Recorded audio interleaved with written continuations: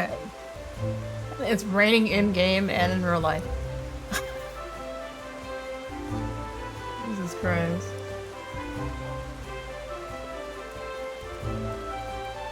Also, I hope the volume is okay. But I'm gonna just jump in this because I meant to get on earlier, but then we had like thunderstorms and tornadoes, so I was like, I need to make sure my internet is going okay. I think it's stable now. I don't think our power's gonna cut out, so I was like, I wanna do some story to calm down.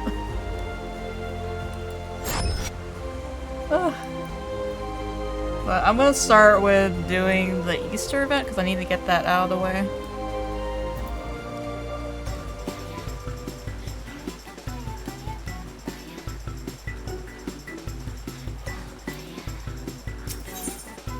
Was that a hat?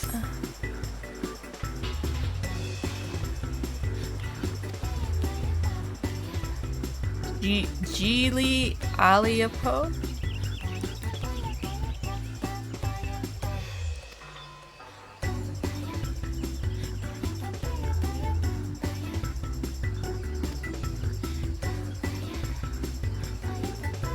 I'm not gonna read all this, I'm just just gonna go through it.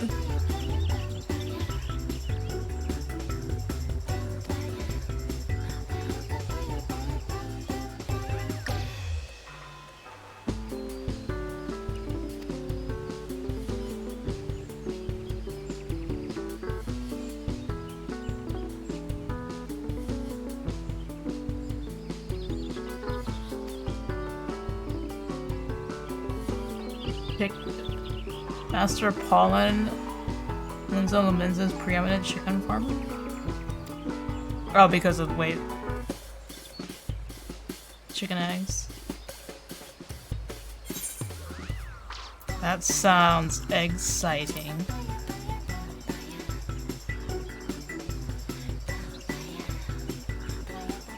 Spectacular. Jesus Christ.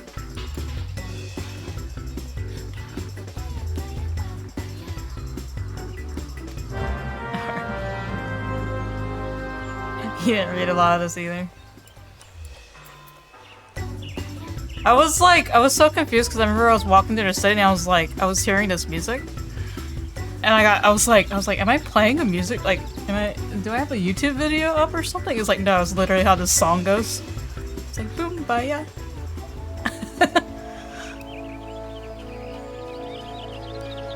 It's so chill. Wait, Chet, how far do I have in terms of like time-wise with the 6.1 story after the Alliance raid? Like, is there a lot after? If you know? So I haven't touched the main story since I opened the Alliance raid. Who's this person? Oh.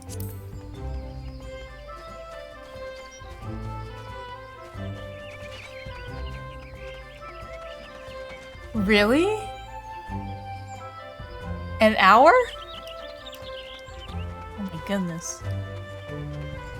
Guess maybe I'll wrap it up then. Depends how fast or slow. Oh, I thought we had more than that. Okay. Oh, did he just say exhausted?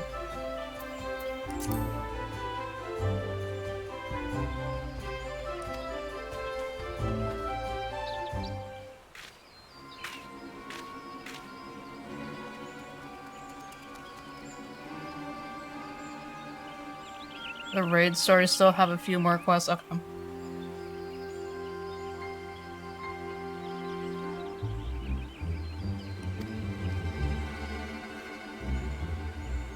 Dude, I can't. These egg accessory hats.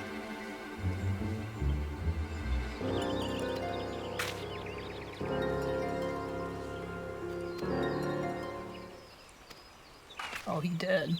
Oh my god, he's in his underwear. Why is he naked? What are those? The heck is that?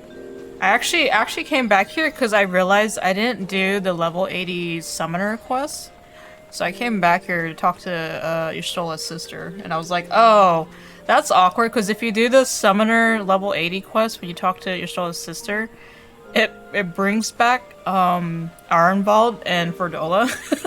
And I'm like, oh, hey Arenvald, and Arenvald was still standing, you know, this is like before the incident where he gets in the wheelchair and stuff, and I was like, man, this is awkward. But hey, good backstory, I guess. Or more backstory for that.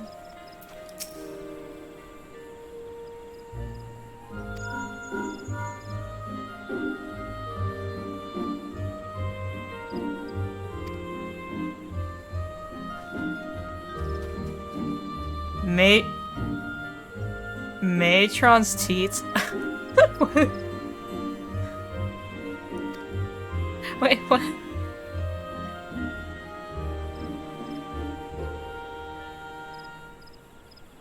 Did he just say Matron's tits?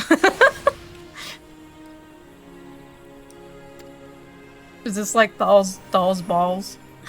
Is this the lingo now?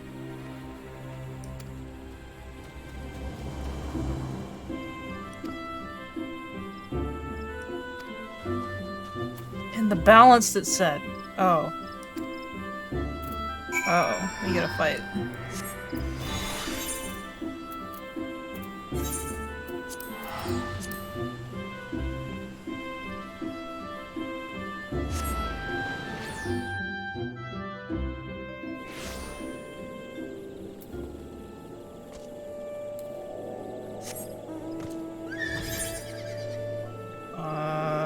Where?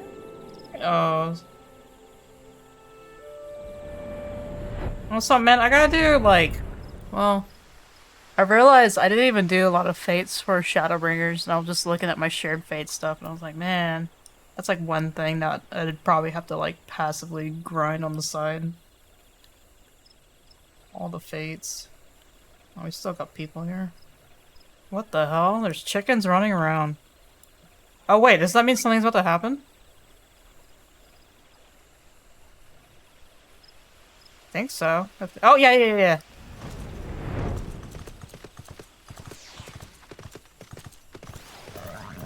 Talk to the dude.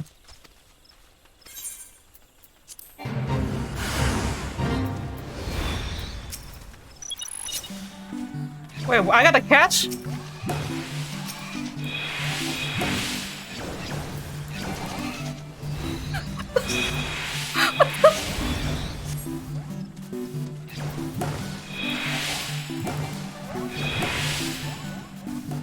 Am I even getting anything? I feel like I'm not getting anything.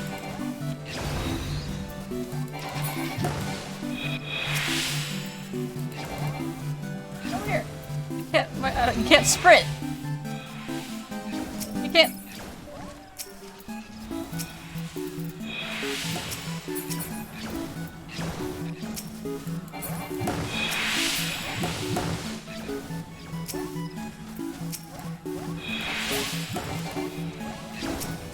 Just run around like idiots.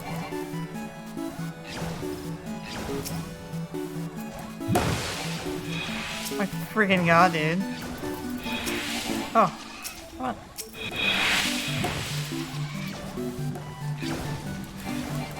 Oh my freaking god.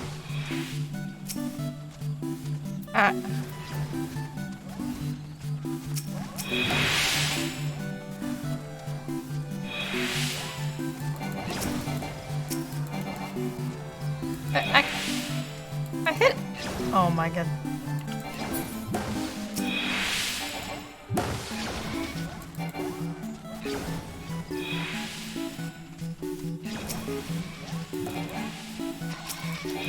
Good music, bro.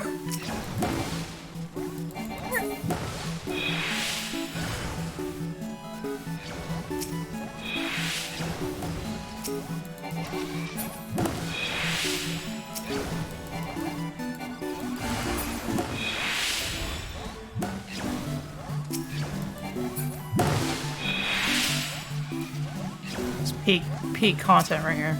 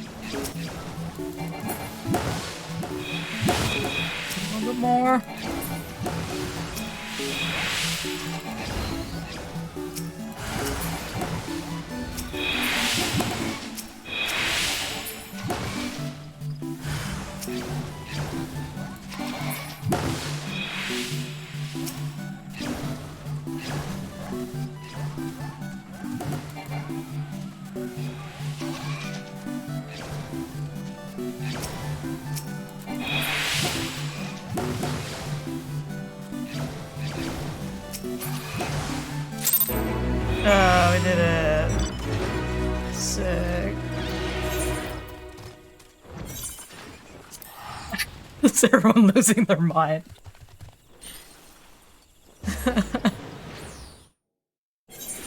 Good morning. Did you just wake up, Tana?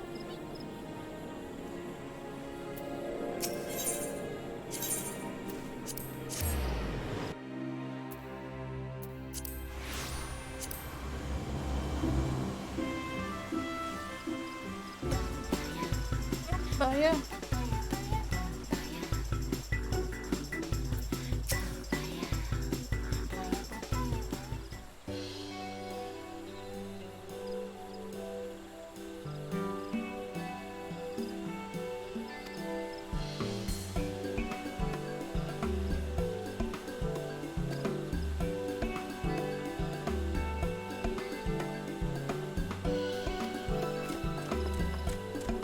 He's still naked. This guy's still naked.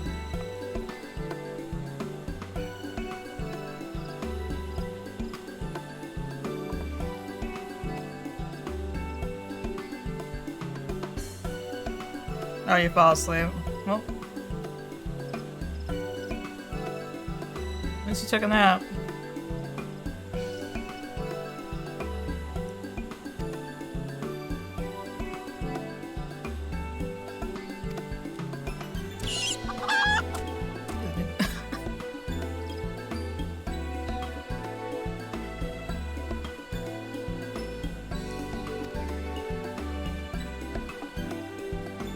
That's his life now? He's just gonna be the naked chicken guy?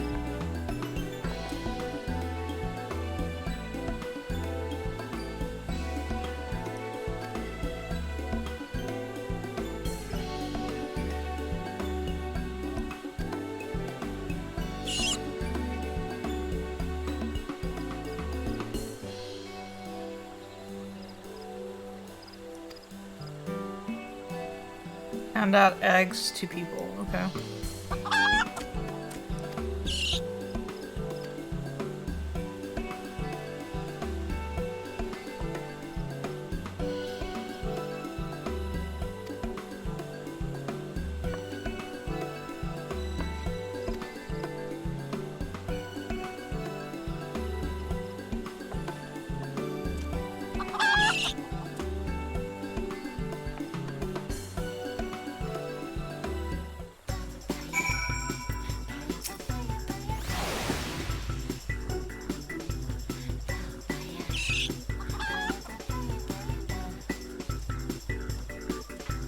Oh. Where will I go? Does it matter?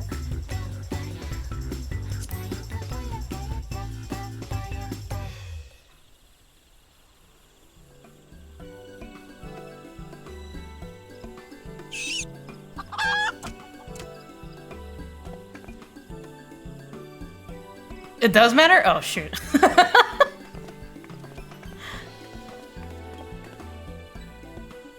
Oh, but I can choose it all? Okay, thank God. What the heck? That's an Ellison. Or someone's in the... They're standing like an Ellison.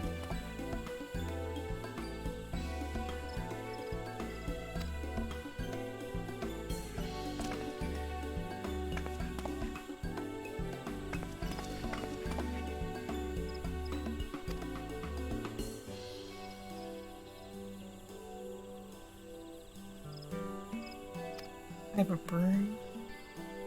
Is that Connie Senna? And the dude in her guard? Yeah. Yeah, wait, that's the guard!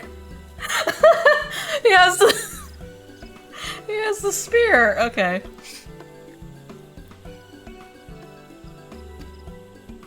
I'm not sure who this is. But he moves like an Ellison, so I'm like, okay. Someone who brews tea and makes sweets. My brain. It looked like her cane was like clipping, like it looked like her tail was like holding her cane. That's funny.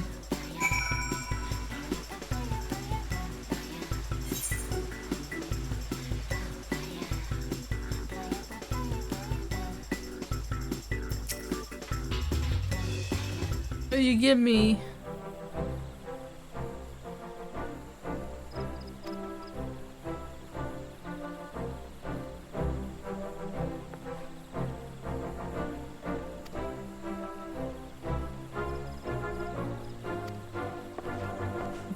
Yeah, every time I see the freaking shirtless chicken dude.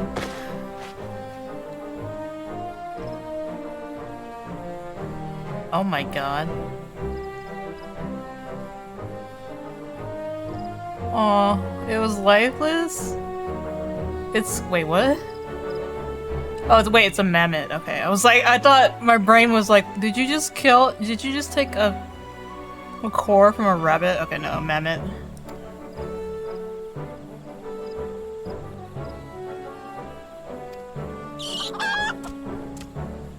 Looks a bit cursed, but okay. Sure. Okay, it looks better from the side. From the front, it looked kind of creepy.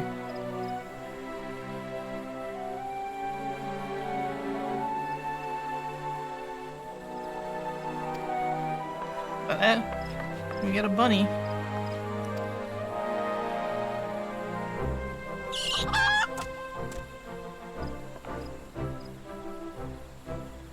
I'm gonna like spend a little. I'm gonna spend a little bit just looking around here because I'm like I want to see who's in the event. There's people that were like looking around.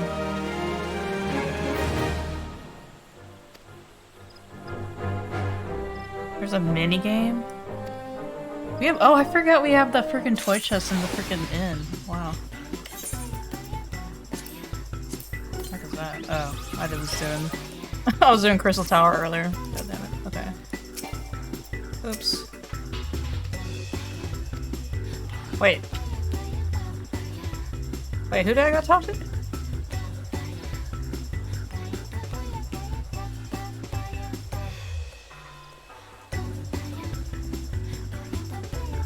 Speak with...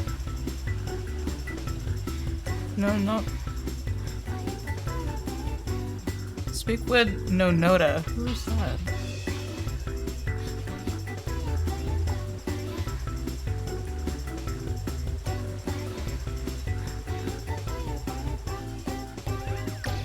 Oh, her. Okay. What's this? Eat egg. Oh.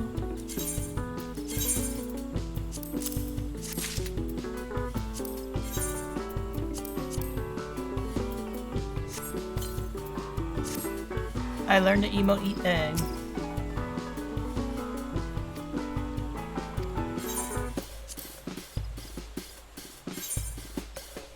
Oh, there's more.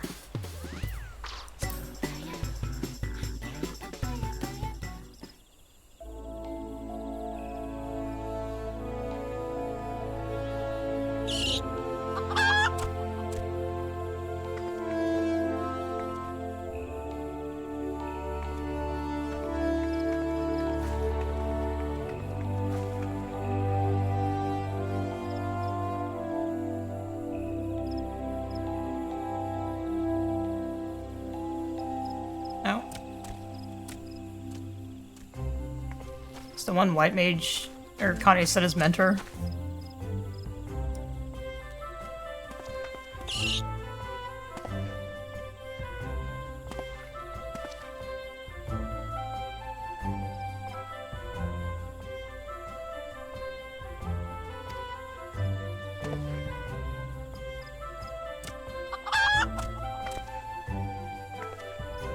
They're just like, they're just giving eggs to the kids.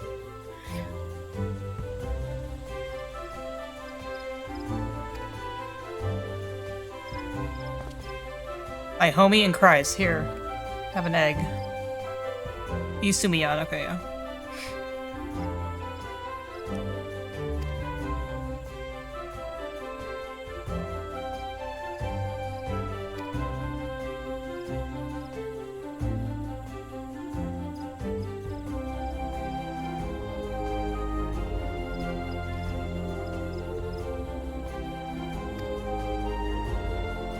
Traveler rabbits.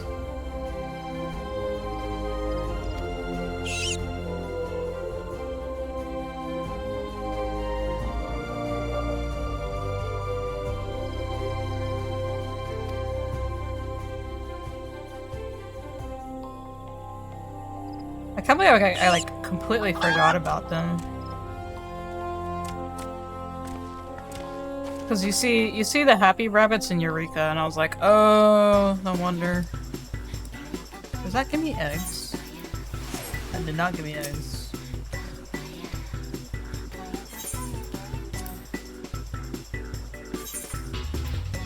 Okay, so I did this one.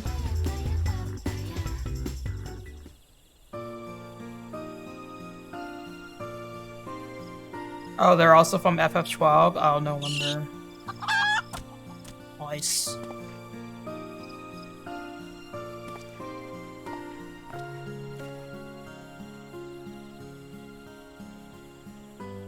Like, in Eureka, you would do this fate and, like, follow them.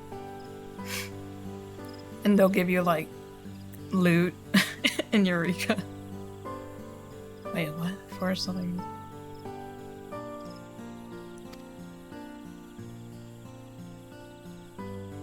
Oh, it's the Carpenter and Botanist Guild Masters.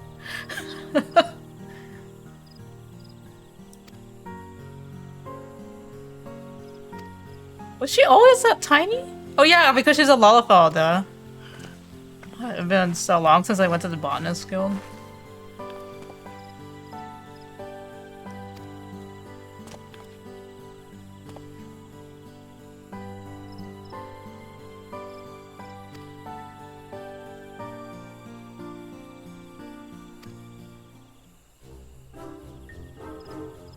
Wait, what? A little bird told me that creatures bearing no small resemblance to you were running wild through the streets of Gardania, trampling our precious greenery. Oh no. And nibbling at the bark of our precious trees. The most disconcerting story, if there's any truth in it. Oh no. They backed up.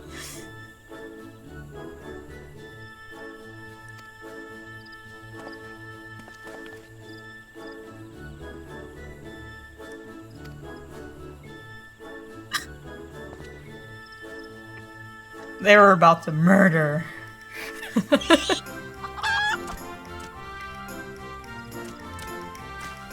No, that you didn't do the carpenter. Yeah, no, that's the carpenter guy. He's like this Alizon dude with really spiky hair. Because the Carpenter Guild and the Dragoon Lancer Guild are like the same building, so you would see them always like doing crazy stuff. Or like they're in the same area. Freaking Estinian's adopted dad is always there with him. That's why I know. Okay, I did that. Where is this? Whistling Miller.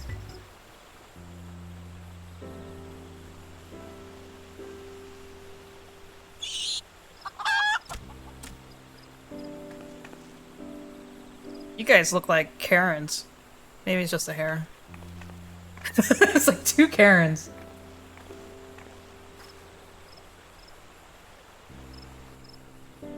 Oh my god, it's Biggs and Wedge. But they're not dressed up.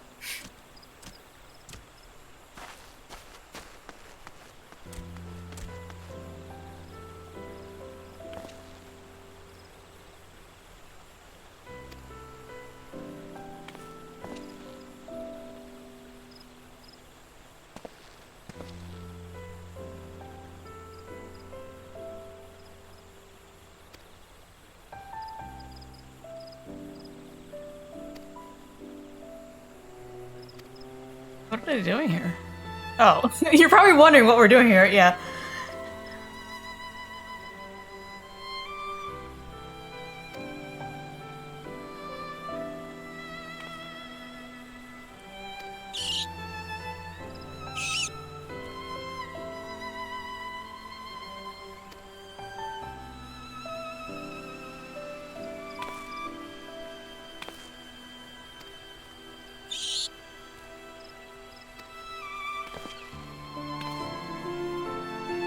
my dearest Taro be here for the festivities too? Oh my god. Dude, what? He just ran! Damn! What? He just- wait, he just- okay. You're supposed to follow the bunny, bro, not run. Oh well. There goes Wedge. The idiot. Wait, so what do how do I get more eggs? Do you have to do the fate?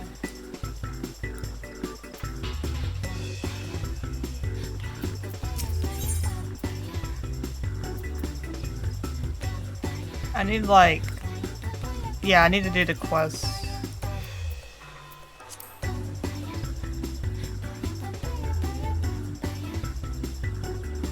Saving the date, the gate, yeah. Okay. Let me get back to Central then. I think I just need to do it one more time. And then I'll start the... see where my next main story is. Yeah, I was gonna try and get on earlier today to do this. And then the weather was getting crazy. Oh no, it's up! Oh no! For me?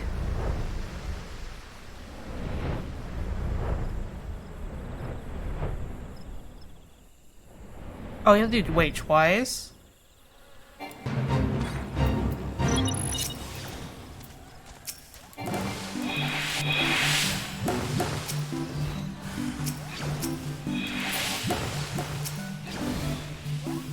Where's the chickens?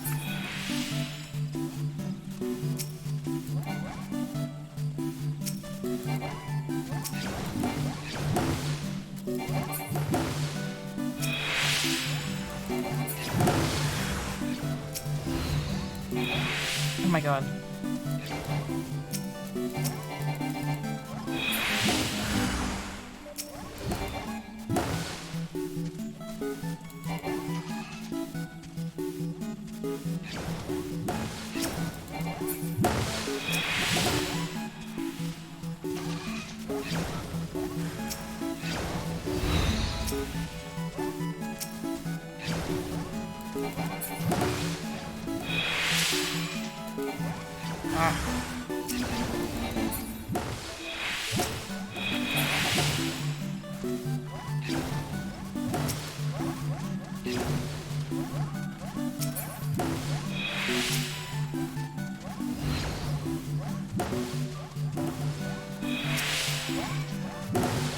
Oh god.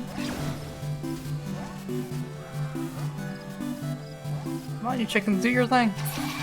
Oh, they're stacked, dude.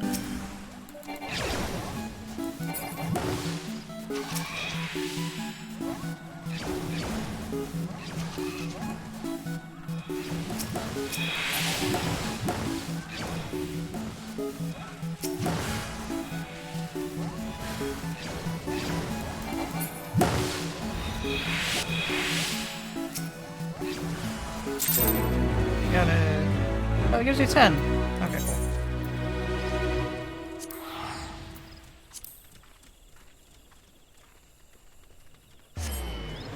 Oh, one more, okay. Gotcha. Done. And then I need to remember where I left off in the story. He literally stands there naked. Oh wow. Oh wait, I was with the book. I need to look, I need to see where all the NPCs are at.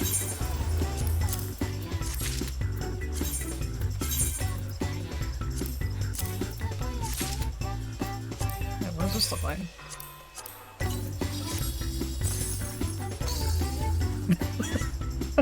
Okay. I don't know. I don't know what I was expecting, but yeah. I'm guessing the NPCs are throughout Gridania? I guess let's just walk around. Aha! They are.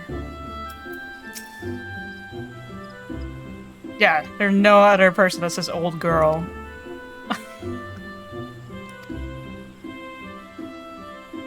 And Harshifon's bro.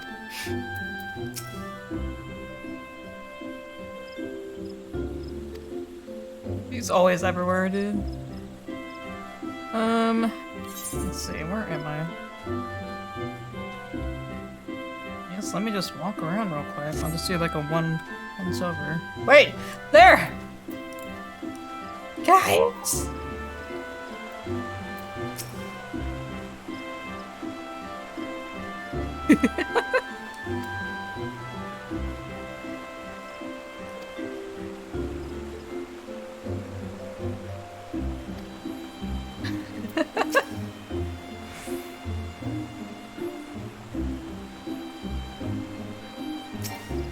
Oh, I mean, oh.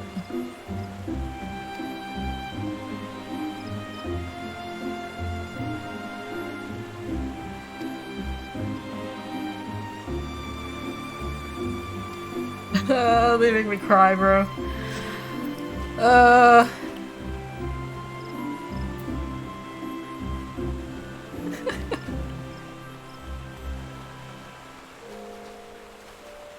It's something. Oh, they're so cute.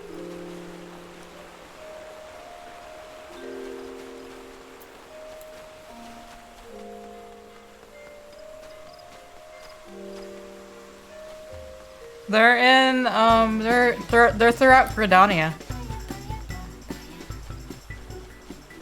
There's some more. I'm looking around. What the hell? What? Thrilling way.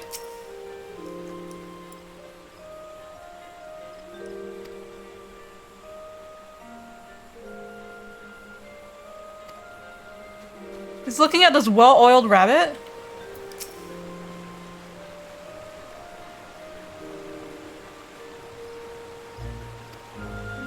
Wait, who's that? Who's this?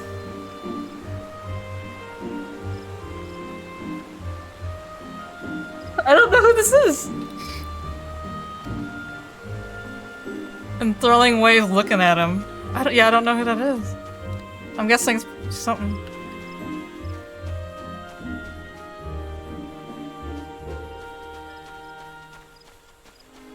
From a quest line I have it then?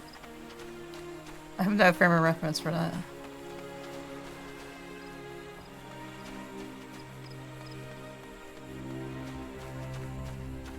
I kinda met him before. But not like that. Not naked and oiled? I don't know who that is. What's that?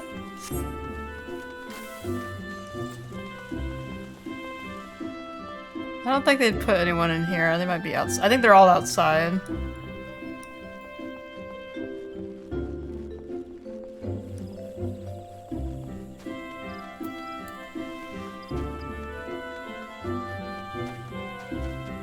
I think who else was here? There was more. There was like, a few more.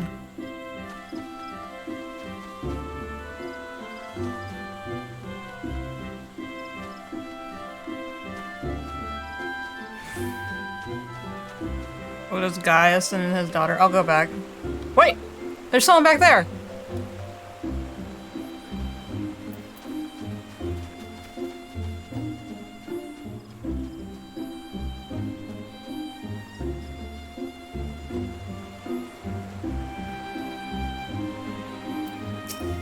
I passed one?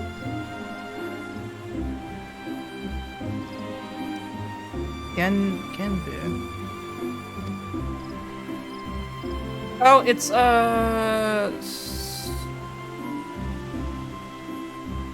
Soroban and the turtle dude.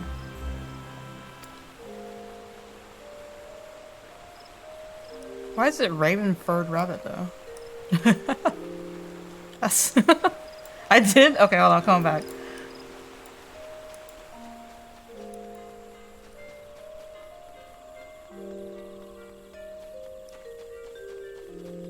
ever since we became one.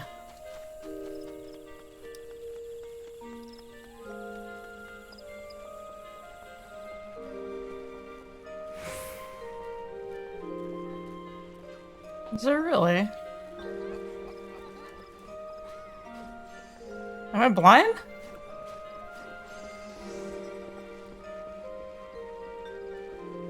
Oh wait, the tiny rabbit! I was like, where? I'm looking above my eye line. Oh, I'm so sorry. Wait, what?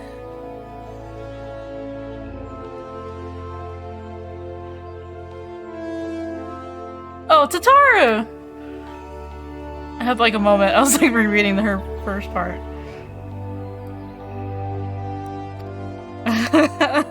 I'm so sorry. I was like looking above. I'm like, where? I'm looking for like a tall rabbit. I'm like, no, it's a Lalafell. I'm so sorry.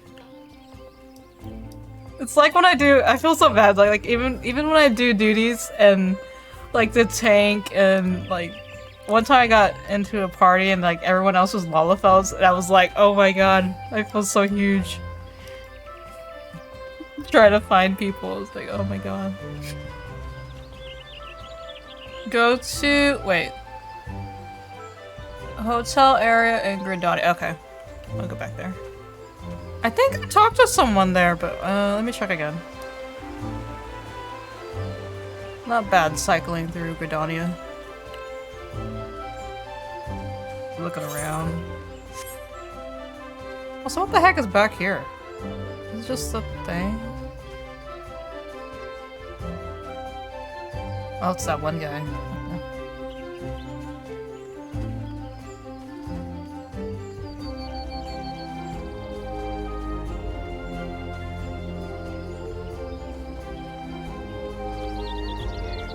There's a lot of people down there, yeah.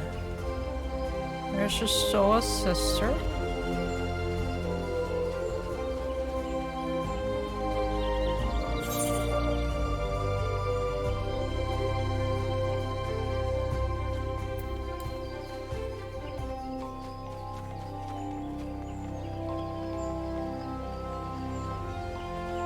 But this is, I think I forget his name. It's Harshpant's bro. And his retainer.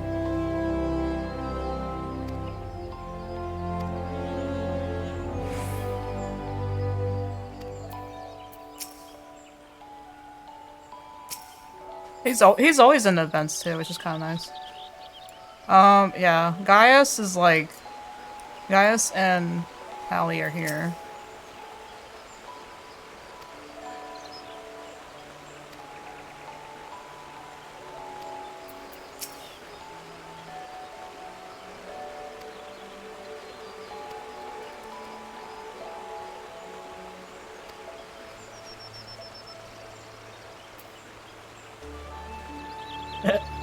Hold on. How do I do this?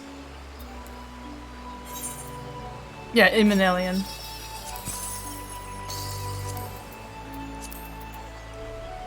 Oh god.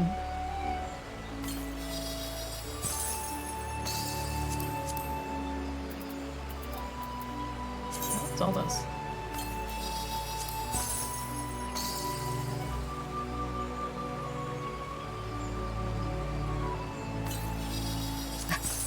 Wait, eat egg. What's this emote? What is this emote? Oh, whatever. Yeah.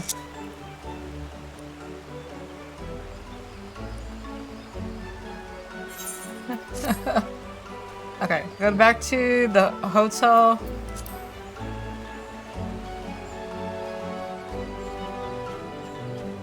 Hotel area in Gridani, okay.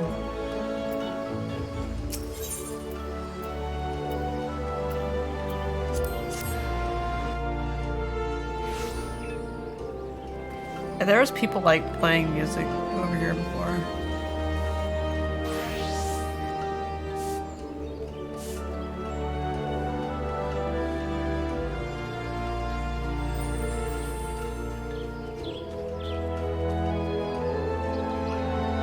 here? Oh!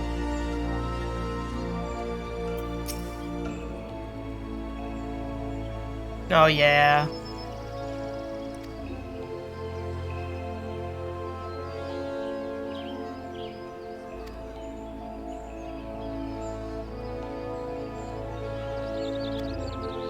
Man.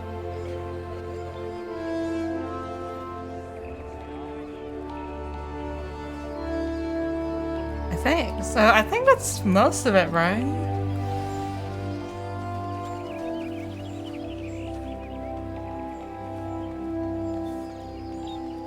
The 3 other lore?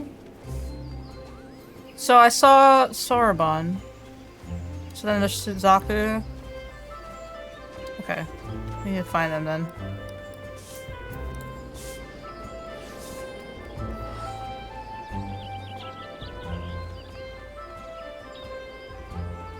Check the airport? Would they be down there?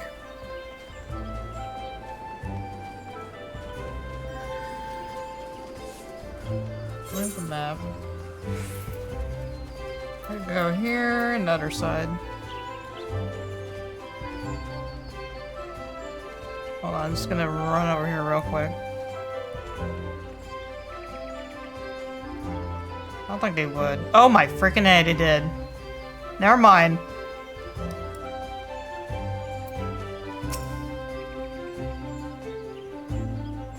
Oh my god.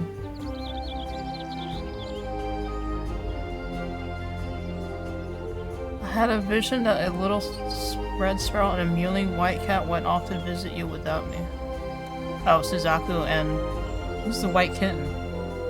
Oh, wait, Byakko?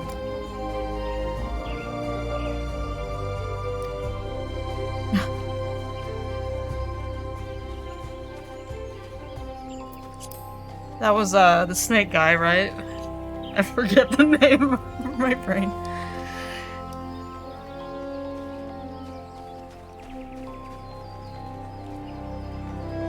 Seiryu, yeah.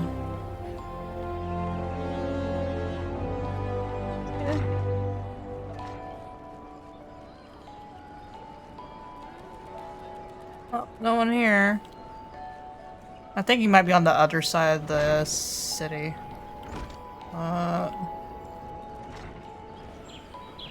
Yeah.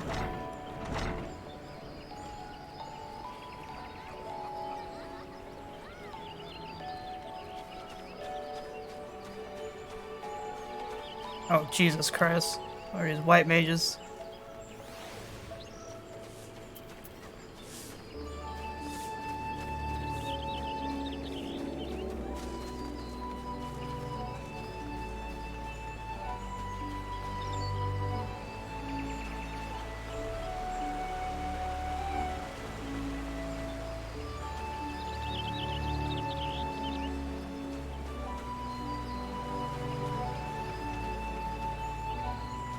Here.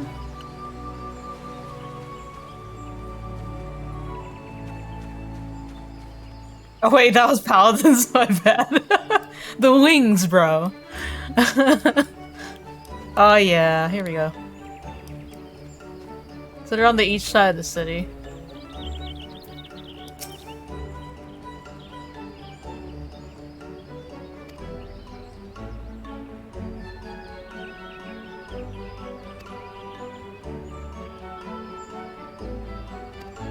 So that would be Byakko. That's cool. There you go. It says... yeah, no, Byakko's over here. Byakko's at the White Wolf Gate. Is there one at the botanist? I think I've looked at... it. Let me do one last check.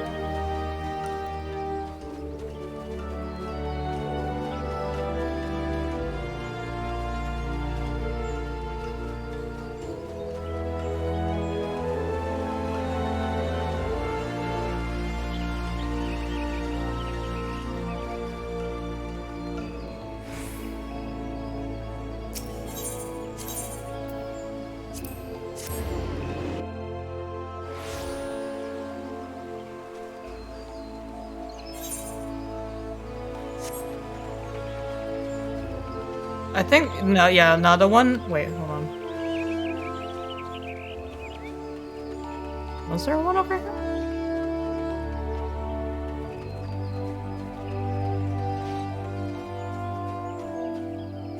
It's a guild master. Wait, did you say left of the botanist? Yeah.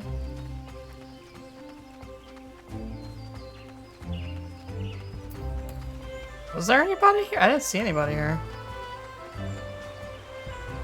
Yeah, it's empty. I didn't go to Conjurer's Guild? Okay. I will look. Oh. Yeah, I don't see anybody here.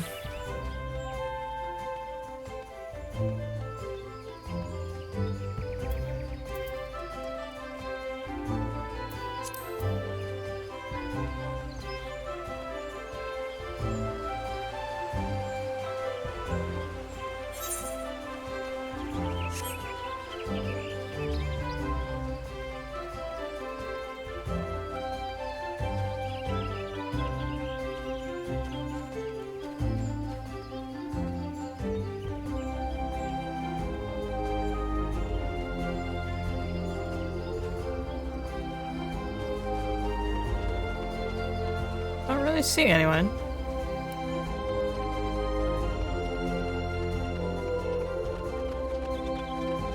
Like outside of the story quest.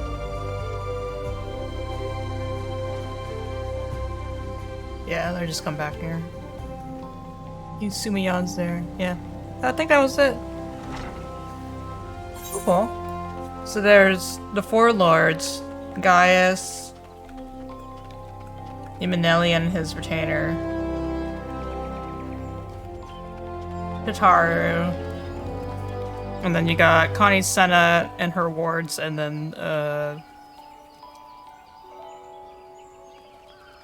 what else am I missing?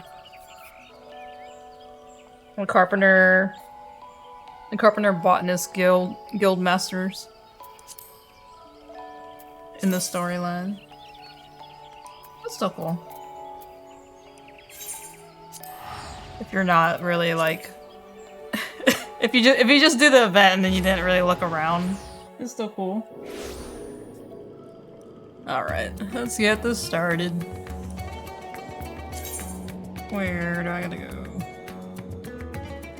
Oh right, I gotta go talk to Sean.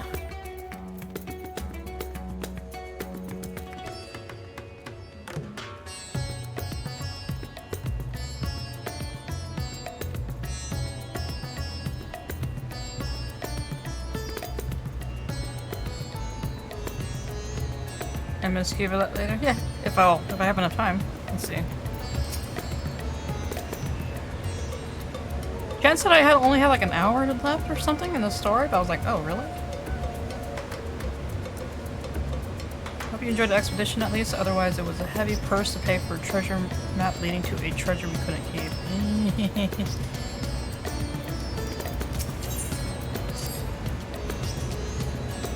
Shall we begin? If we are to spend the treasure wisely, then we must first determine which groups would benefit the most from monetary assistance. Some of my citizens may find it intimidating to speak with the satrap directly, so I would ask that you act in my stead. Okay. We're to visit Akiali and Yeldamad, speak with Matzel and his people and listen to the grievances. Okay. Justinia, I bid you to do the same at Palakistan. I will be conducting my own inquiries at the Giant Skull grounds. Okay. Once you believe you have ascertained the needs of the populace, we can reconvene at the Megaduda.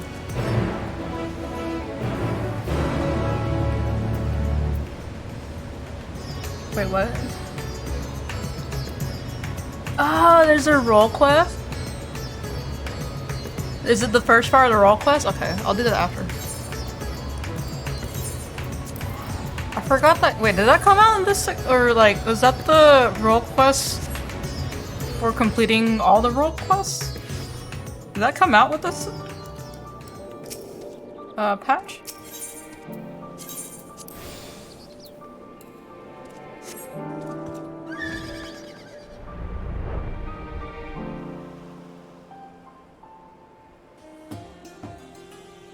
It did? Oh. Also, Christ, is there a freaking train in this area or something?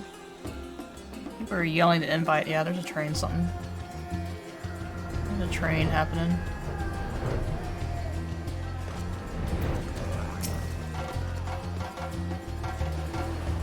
I'm so glad to see you had returned unharmed. You finished with the boat then.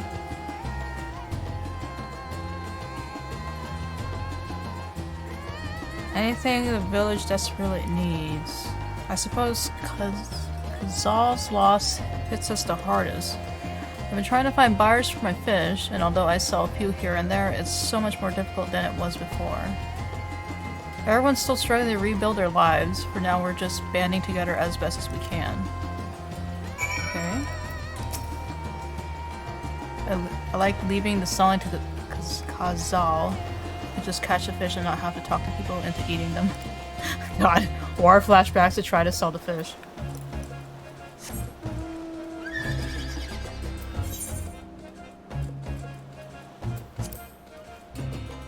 Wait, what? Oh, there's a world boss on the island. Okay. I don't need it, because I already have the gear.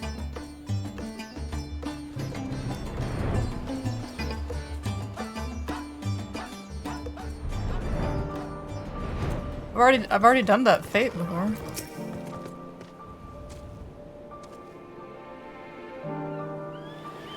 Wait, what? Is this the same guy? Wait, what? What could such a wonder cost, you wonder? Normally I part with 3 bottles for a generous price of 19,800 gil. But for you, I am willing to go as low as even 10,000. What is going on?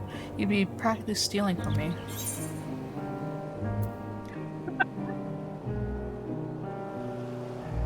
I am not a city.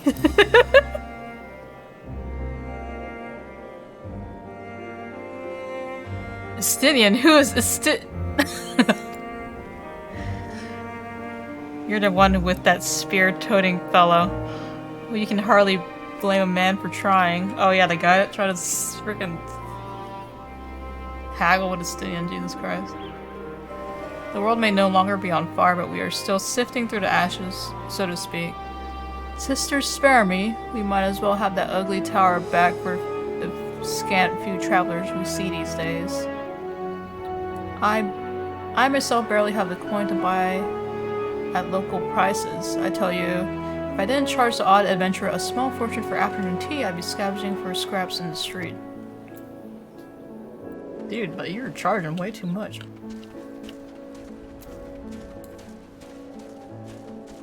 Or like a lassie drink.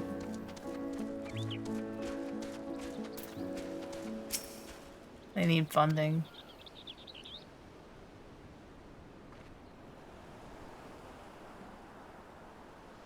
How fares the port? Well, it's in shambles, isn't it? The trade routes are open once more now that the danger has passed, certainly. No small number of merchants have had to sell their ships to make ends meet in the short term. Add to that the sailors we lost in the final days, it's a little wonder that the flow of exports is no more than a pitiful trickle. If Kazal and his consortium were still with us, I'm sure he'd have found a way to turn our fortunes around. Now that was a man who got things done. God's rest his soul. Okay.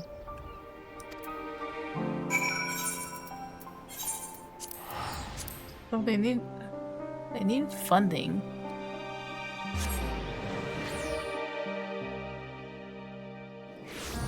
Or they're just like, they're struggling to make ends meet. Where is he?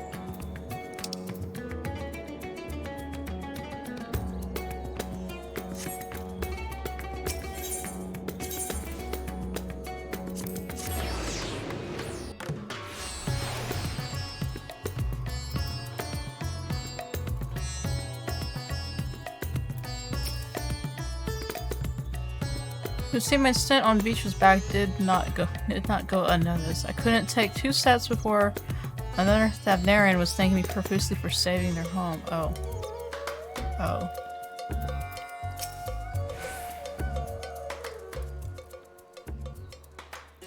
Not hard to see a freaking dragoon riding Vitra, though. My advisor's returned. I've just made it back myself.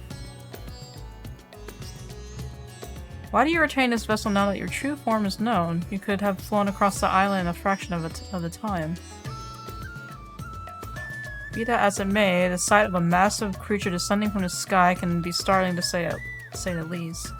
And there are few places I can enter comfortably without risk of flattening some cart or stall. Vitra is so nice, bro.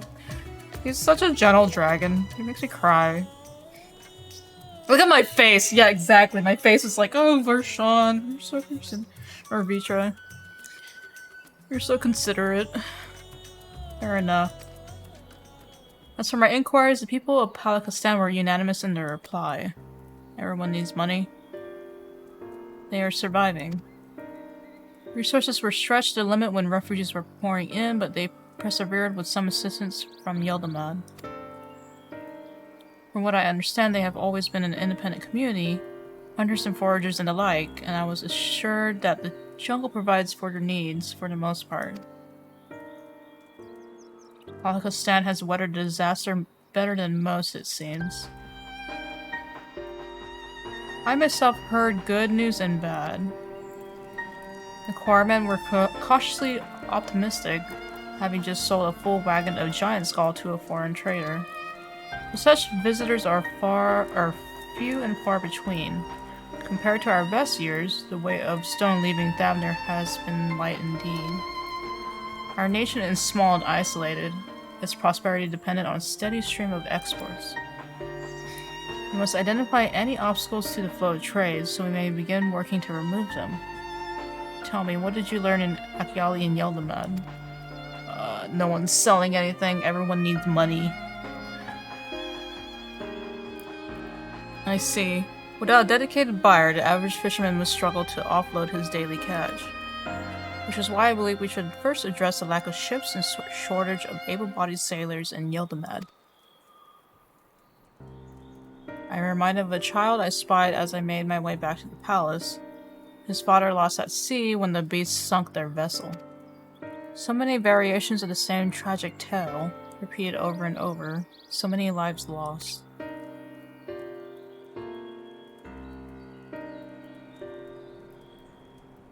The kid.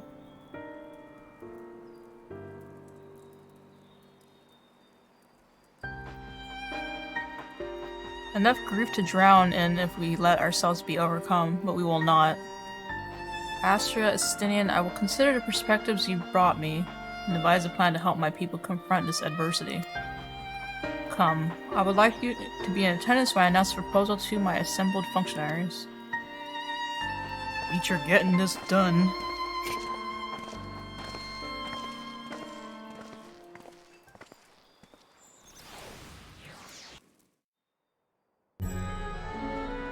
Oh, bro. Look at me in the city. I'm taking a screenshot. I thank you for your attendance. Voice acting. The riches the Radiant Host have retrieved were hoarded in Al-Zadar's name. A fortune I set aside for a future day of need. And lo, that day hath come. May it aid our wounded city in reclaiming its vibrancy and vigor. In better times, I would leave such a task to our capable Ahawan. God's rest his soul. Finding myself bereft of his counsel in the here and now, I will assume the responsibilities of mine office directly. Firstly, the treasure shall be sold for more convenient currency. Thence, invested into the trading port of Yedlamad. Our merchants must have their operations restored, their ships rebuilt. Commerce must flow once more. None were spared the tragedy of the final days. Of this, I am well aware. But an absence was created by the loss of Karazal's consortium. And by filling it, we provide new means for our fishermen, our artisans, and others to bring their wares to distant markets.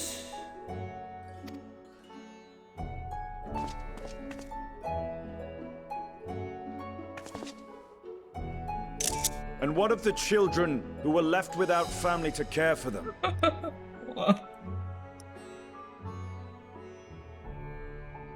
I was like, just sitting and looked at me. I'm like, all right, screenshot. Okay. That is a concern which weigheth heavily upon my mind. A simple gift of coin will soon be exhausted, leaving these young souls adrift on the fringes of our society. Nay, a proper solution is needed, one which doth guarantee their welfare for years to come. Thou hast surely seen how other nations rise to meet this challenge, adventurer. What dost thou deem the wisest course?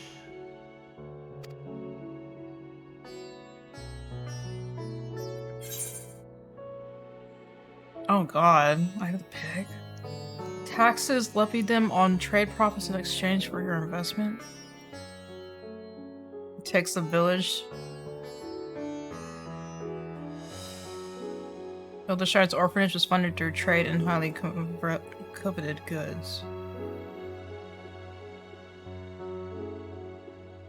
Oh god, why do I I'm like, the fate of these kids, bro.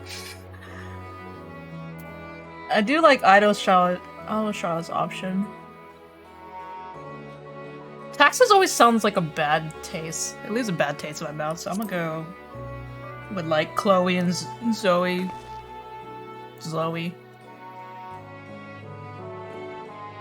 Of course, we can draw on trading profits to build a new institution. Let us put this idea into practice. A contract shall be written, requiring all who receive of Al-Zadal's treasure to commit a portion of their future earnings towards the running of an orphanage.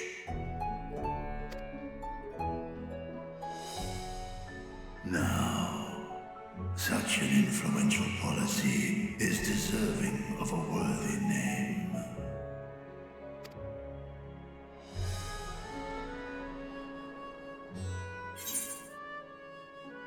Oh?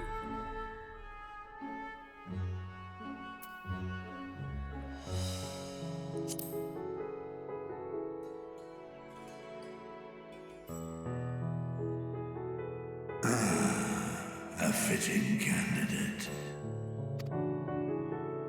Karazal should be remembered, not as the blasphemy which terrorized Thavne, but as a hard-working and generous man who brought much wealth to our shores.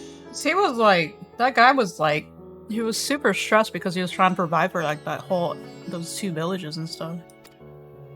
Do any among you object to this proposition? Many here lost loved ones to the beasts.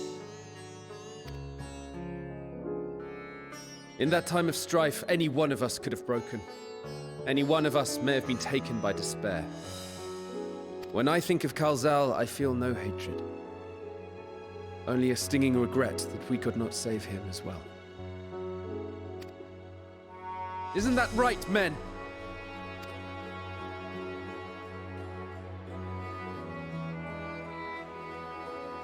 This bodes well for that boy. Murad, was it? Perhaps he can cut ties with that shady peddler. Is he smiling? Is he freaking smiling? Is Stimming smiling? character development. Then let it be done. Henceforth, this initiative shall be known as the Kalzal Foundation. Hell yeah. This is some, like, Bruce Wayne stuff. The Wayne Foundation. Nadine, thou art to assemble a patrol and ensure that no child in this city liveth in squalor. Nice.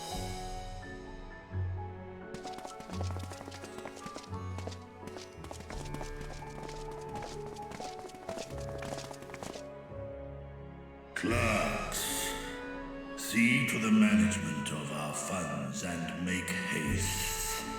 Our citizens must not suffer a day more than is necessary.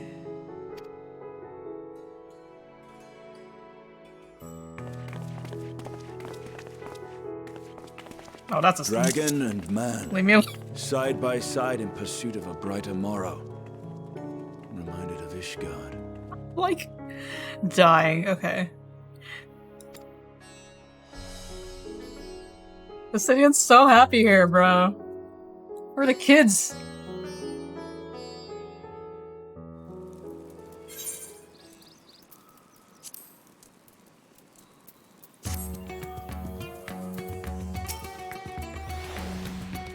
Oh, he just said the same thing. Oh.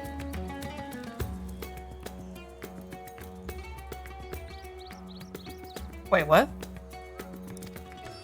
Wait, why is it repeating? Hold on, why is it repeating? Wait, why?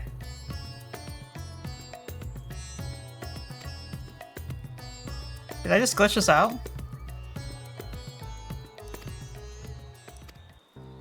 Wait, what is going on? Why is it repeating? I just went through a cutscene.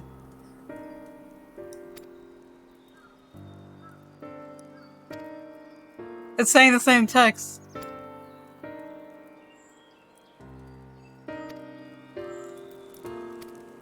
Wait, is it gonna make me go through the cutscene again?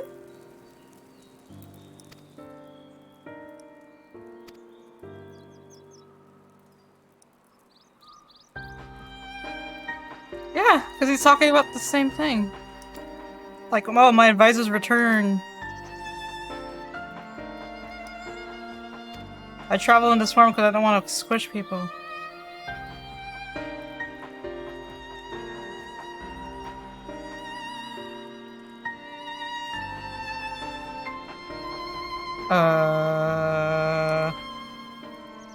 Hold up. Wait, hold up. Hold up, I don't know. Let's see. Nani! I just went in! Huh? Okay, what? They gave me the same thing. What? Okay, now it moved. It just, what?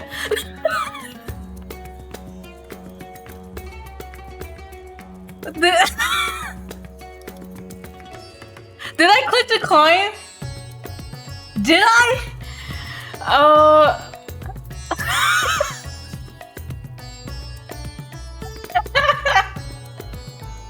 Okay. Did I, like, I was completely just trying to click on the money. Oh my god. Beecher is warming to his role, Satrap. And clearly all those years behind the curtain were not spent napping. Oh my god, I was dying, dude. I was like, did I just do a bug? Jesus Christ. Thank you for putting forth Kazal's name.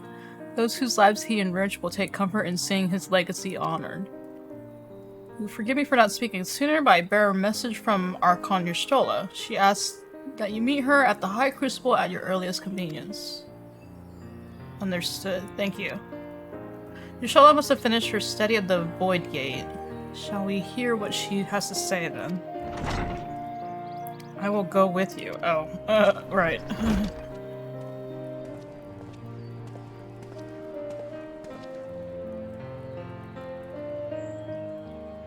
Thought the Setrap would be too busy setting up the foundation. My clerks have been the well-oiled cogs of this administration since before Al-Hewan assumed the office. They understand what needs to be done.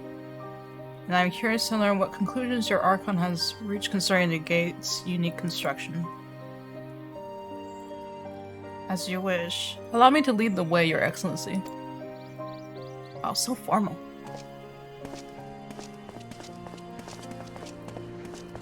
I clicked decline. You did? I did? Oh, okay, that makes sense. Brain no function. Been a long day, bro.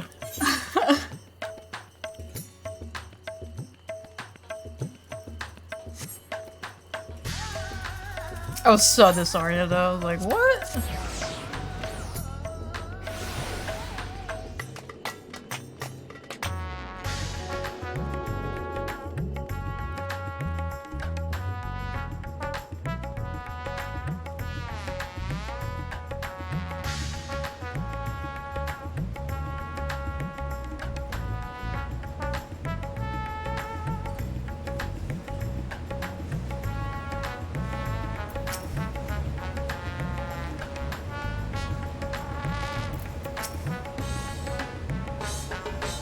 For one who claims that it's too late to save his sister, Rachel seems awfully interested in whatever revelations your soul might have to share. I mean, it doesn't hurt. He really wants to save his sister.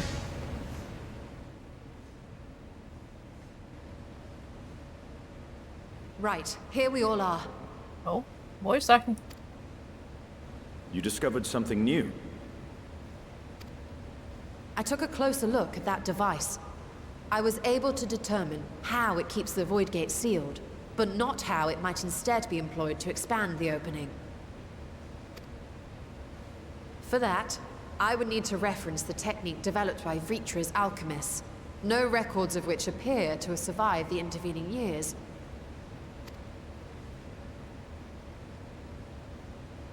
We know this, so why have you sent for us? Have you learned aught of value or not? He's so straight to point. Patience, good sir. One must introduce the subject before launching into specifics. Oh, From what we God. understand, travel between worlds is accomplished by passing through the nebulous rift which exists between them. Picture, if you will, the moment you were called to the first. Oh god.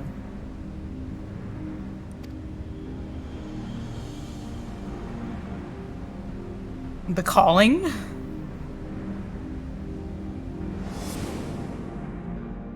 When Graha Tia was doing You a touched a freaking focus gotcha? of some kind to help the Exarch pinpoint your location. His summoning spell then channeled the energies of the Crystal Tower to begin your journey to his world. That's damn. The magics tore a hole in the wall separating source and shard, and cast you into the intervening nothingness. Look at all these screen cuts. Look at this. We got Stormblood, Realm Born, Heavensward. In that place, the laws of nature hold no sway.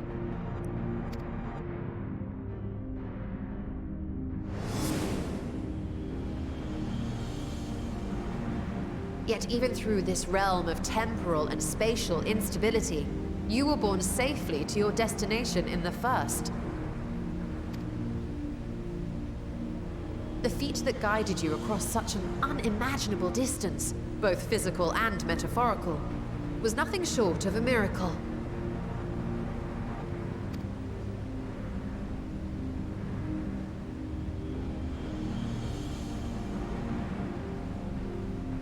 Then what of the many voids sent found in the source? Who guides them here, and how? An excellent question. Though there are several methods by which the Void's denizens might intrude upon our world, the rituals of summoning are the most typical. For example, let us consider the Gargoyle, a creature of middling power.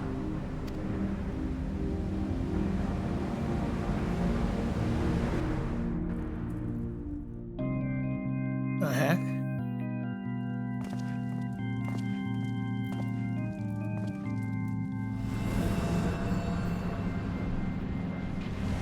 call upon such an entity, the prospective summoner must force open a void gate.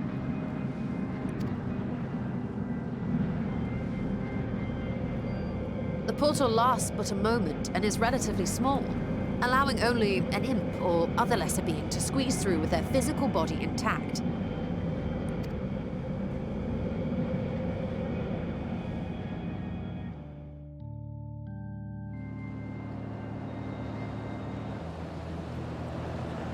Our more powerful gargoyle, however, is too large for that. Creating a gate big enough for him would require vast amounts of energy, far beyond the reserves of any one mortal practitioner.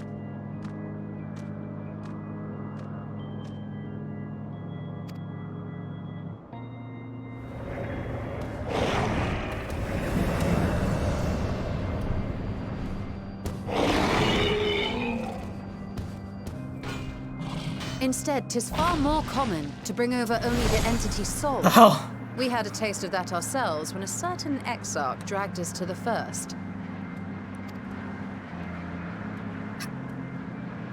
They're going way in depth for this, so this could be important.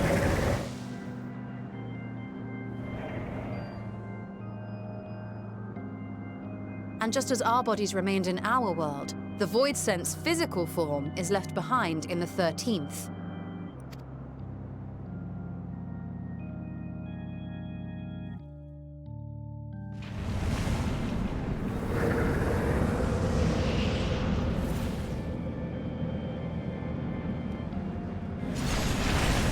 And they put the soul in a statue? Once at its destination, the summoned soul is granted a temporary shell to inhabit. In the gargoyle's case, a stone effigy has proven a suitable vessel.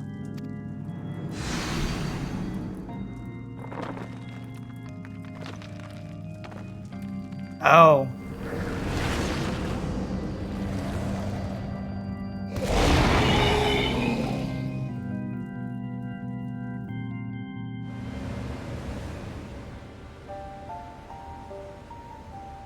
Wait. You said that Voidsent must be called here deliberately by someone in the source, reeled in like a fisherman with his catch. Exactly.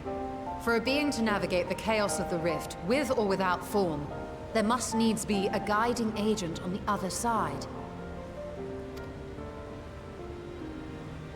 Did someone call Vicious sister? When the hordes poured forth from Alag's Great Gate, it was the technologists who drew them through. Though to my knowledge, planar fissures are in essence natural passages between our world and the void, which require no such guidance to traverse. Why is only the boundary between the source and the 13th so fragile? So much so that it often tears open of its own accord. I believe solving that mystery is key to understanding travel between the source and its reflections. Oh boy, dude. And how do you intend to get your answers? No, the danger is too great. Oh. Perhaps. But what some call danger, others think of as adventure. The music starts playing. It just looks at Are you me. not listening to my tale? Never mind that the means to expand the gate has been lost to the ages. Even could you force the portal wide enough, you would be greeted by an army of murderous horrors the very instant you step through. I assure you I was most attentive. And I agree that to go alone would be certain death. But if I were to bring along one who has already braved the 13th and humbled the cloud of darkness, well, I imagine my chances would be much improved. Wait, what?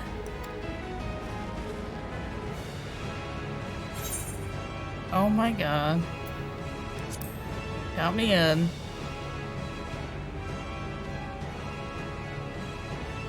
I had a feeling you might say that. What are we doing, Yashola? Once again, I put my life in your ever-reliable hands. What? That said, as much as I would like to march straight back to the Void Gate, there is the small matter of being unable to open it without the Satrap's personal authority. Let's zoom in.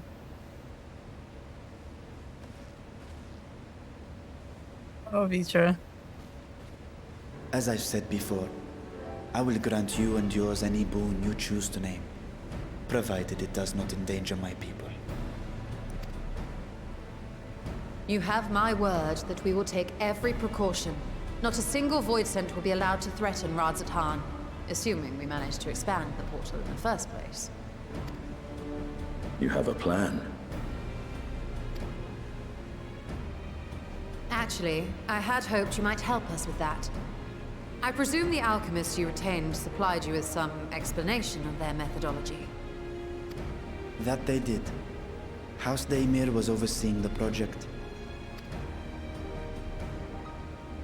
Daimir. Ah, yes. The family associated with the great work.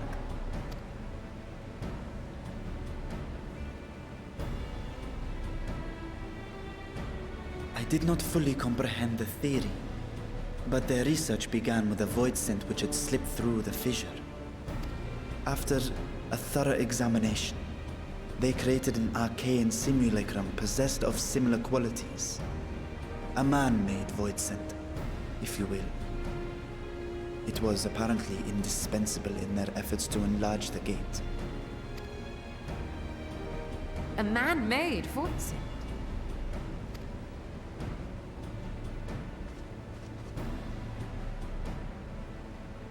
Yes. Being great admirers of the Archons, House Daimir submitted detailed notes to Charlene's official committee. They expected praise and accolades for their simulacrum, and were thus devastated to be informed that their work had been classified as prohibited material. If that's true, then those notes might still be stored in a forbidden archive somewhere.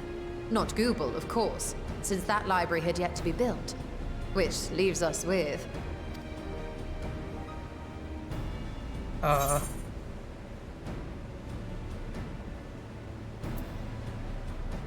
What's Graha's favorite place to sneak around?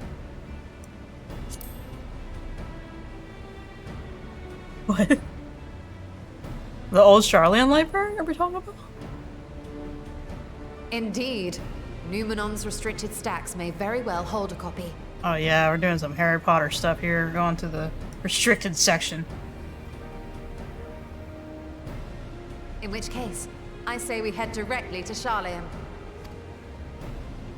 You get cut to the trailer. That cut to the trailer with Graha sneaking around the vault. Unless you anticipate needing help to reach the high shelves, I see myself being of little use. Go on ahead. I still need to find Mirad and tell him about the Kalzal Foundation. Okay. Estidian's like, books. Leave me out of it. Alright. Let us be on our way as well. We get to hang out with Justola. I guess Vershawn is gonna chill here. They are resolved to venture into the void. Do I sit idly by? Boy. Oh boy, oh boy.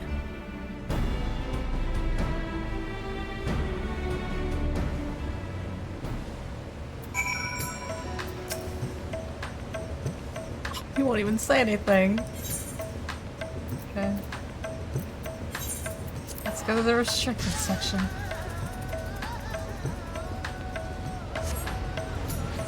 The star still has secrets to tell.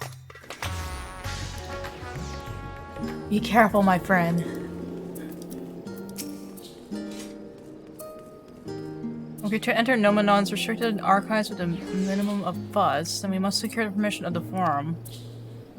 First, however, we shall need to enlist the cooperation of a member to broach the matter on our behalf.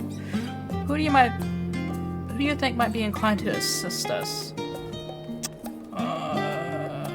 No one springs to mind. What if Scholar oh my god, I can never say his name. Montechine? Chain? He did come to Graha's defense during the inquiry after all. Settled. Let's head to the phenomenon and see if he's willing to help us once more. Your stove is now accompanying you! Oh yeah.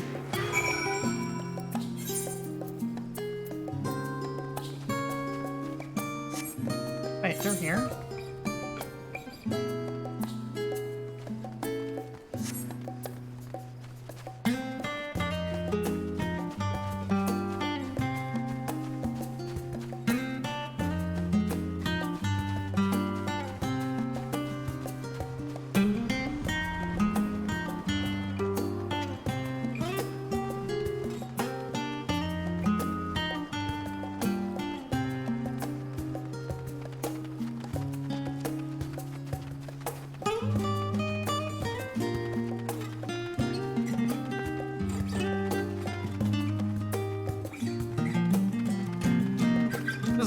This is all leading to us just going to the different worlds, man.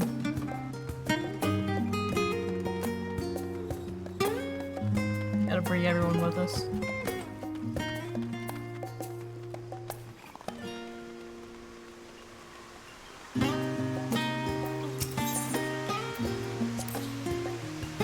I apprenticed to Master Matoya at the age of 7 and labored under her tutelage for a full decade. I never had a chance to attend the studio. Oh. Near did Thancred, as I recall. Soon after Master Louis Suave took him in off the streets, he was put into the care of another Archon. He was a rigorous and practical... Oh, his was a rigorous and practical education in the arts of espionage and survival. I sometimes wonder what my life might have been like had I pursued the studies here instead.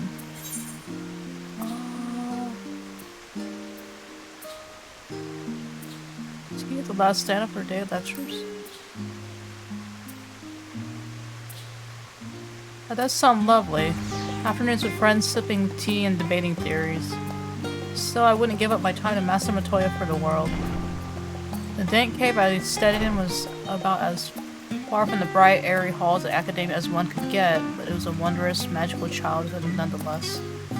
Damn, she was 7 years old when she entered it? God.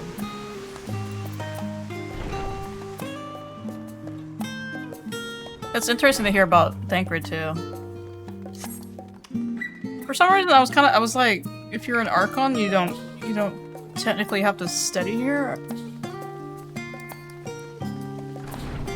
but you're like studying under another person.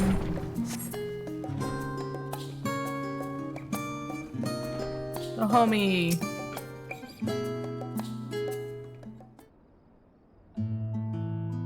Does he have a voice actor? I think he did, yeah. Visitors, and quite esteemed ones at that. What may I do for you? Pray forgive the intrusion, Scholark. Oh, Scholark. But we were hoping you might help us secure permission to enter Nomenon's restricted archives. Oh ho! No further forays into stacks this time.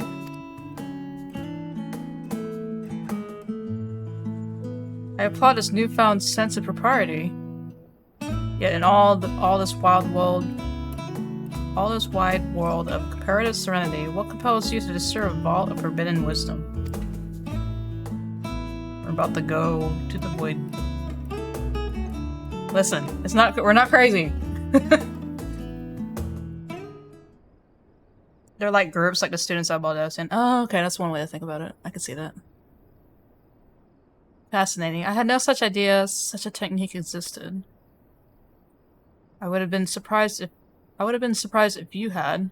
If my assumptions are correct, the research left behind by House Daemir has lain dormant in Charlian's archives for many centuries. And if you unearth this research, what then? Surely you don't intend to cross over into the void. Yeah, we do.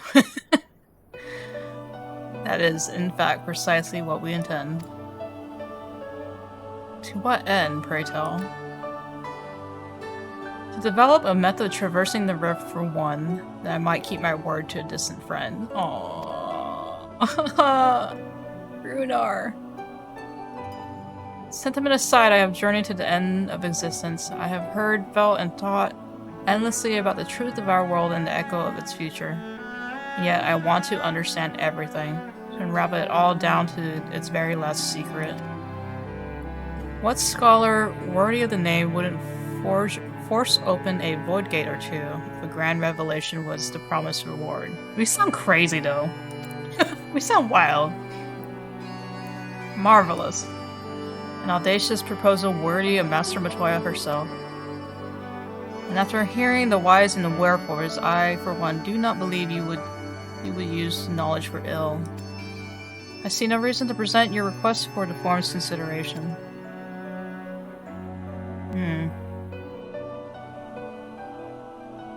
Although your petition would be better received if you also had the support of another well-placed acquaintance. Who? Oh, Master Fortunato! No! Of course! Ah! He can hardly ignore an earnest request from his dear children's most treasured comrades. Can he? I haven't talked to him since I took his kids to the end of the world. I was hesitant to approach him directly, but there's no denying that having Master Fortunato on our side would tip the balance in our favor. Very well, we will pay a visit to the Levier estate and plead our case. Yeah! I was like, dude, we haven't seen Ellie and freaking Alphino. Oh god. One last thing before you go. I would consider it a personal favor if you might share with me the discoveries you make in the void. Oh. My appetite for knowledge is a bit as insatiable as yours, I'd wager, so if you could see your way to indulging an old man's curiosity. Not sure you want to hear it, though. But okay. Of course, Scholar. We will be sure to pass on any revelations. It's just gonna be hell. We're just gonna go to the gate and it's just hell.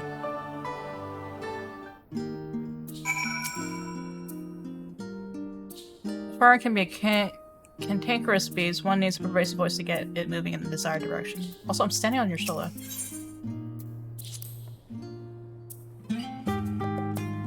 I can never say his name. Montachain seemed optimistic, but I doubt convincing Fortunato to champion our cause will be as simple as showing up on his doorsteps.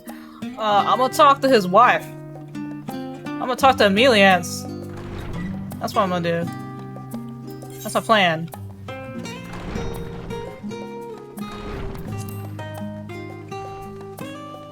We're gonna gang up on Fortunato. Gonna gang up on him.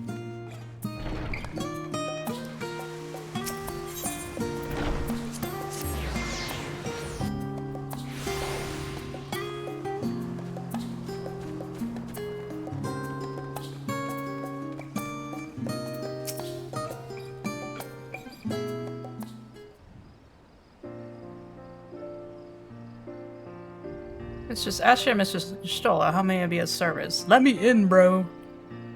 You come to speak of Master Fortunato. Is he home by any chance? Yes, the master is in residence. I shall inform him that he has guests.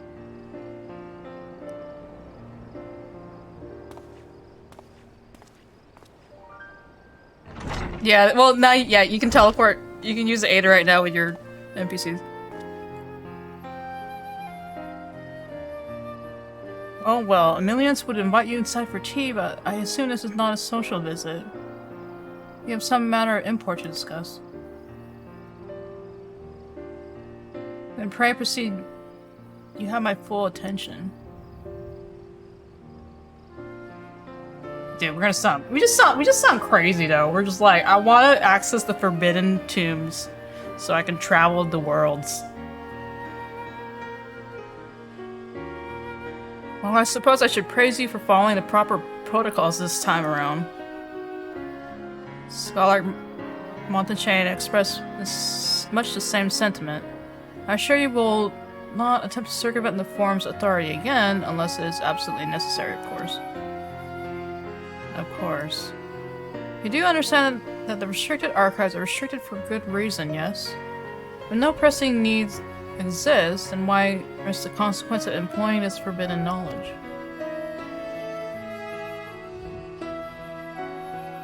For a brother who misses his sister... Oh. She was his guardian and his friend. A selfless hero who crossed the rift between worlds to save her homeland from horror and suffering.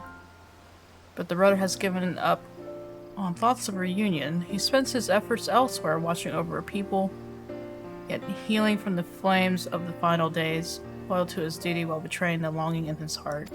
Damn. There's no vital mission perhaps reuniting these siblings, but it feels a worthy cause to pursue all the same. As one who feared losing his own loved ones and spent years in research to prevent it, surely you appreciate how painful such a separation must be. Damn. Damn! Your shot went in. Your reflections are still very much a mystery to us. Offering to share your experiences in the first should constitute a fair exchange for our cooperation. Oh, sick!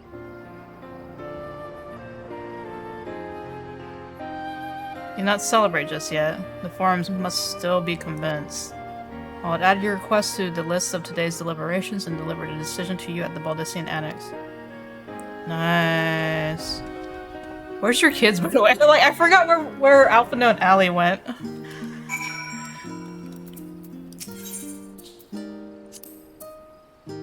Matters out of our hands. All that remains is to return to the Annex and wait for the word of the forum's decision.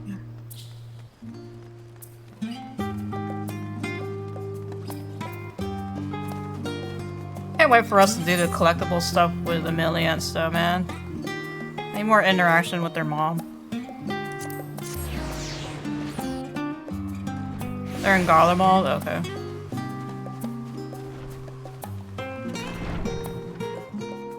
Been forever.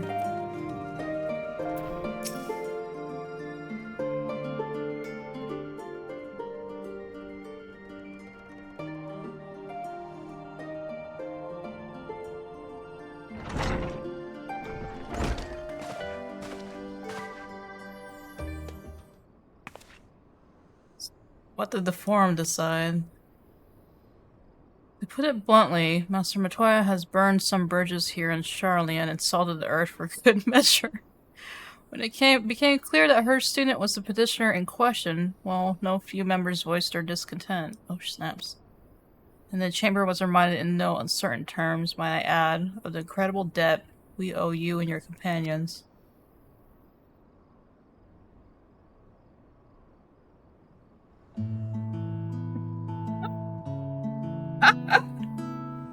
Dude, that slow turn!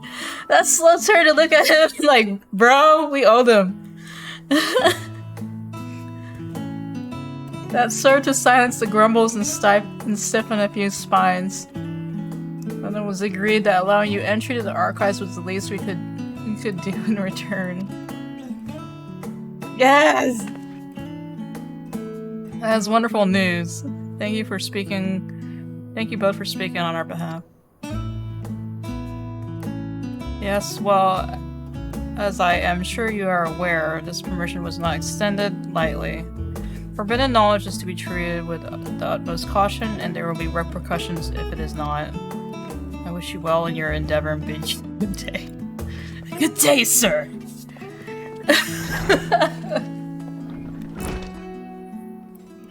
Never the same, that one.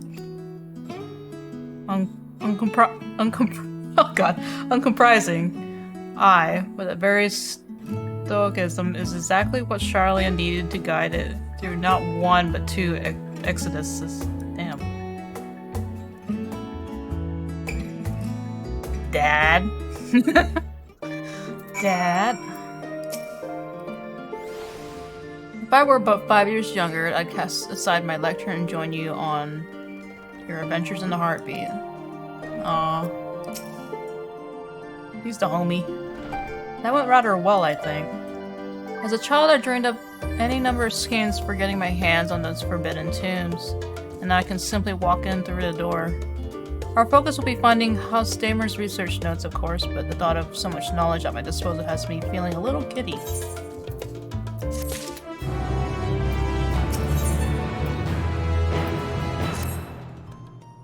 We'll be heading directly to the archives from here, I presume. You presume correctly. And you'll want to speak with the index page. when you arrive. It's been instructed to grant you access to the restricted section. Excellent. Once again, we thank you all for your help. Oh, it's my pleasure, believe me. May you find the knowledge you seek. Thank you. Shall we?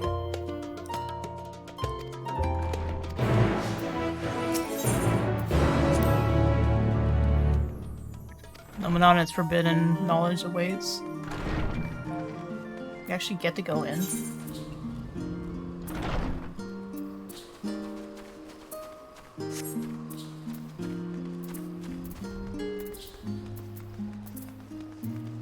I swear, this area, every time I come to this area, like Old Charlotte, I'm just like... Remember, it's what you feel like when you go to uni. And you have dreams. It's exactly what it feels like. But then you get out of uni and it's like... I had dreams! Then you gotta pay taxes, yeah.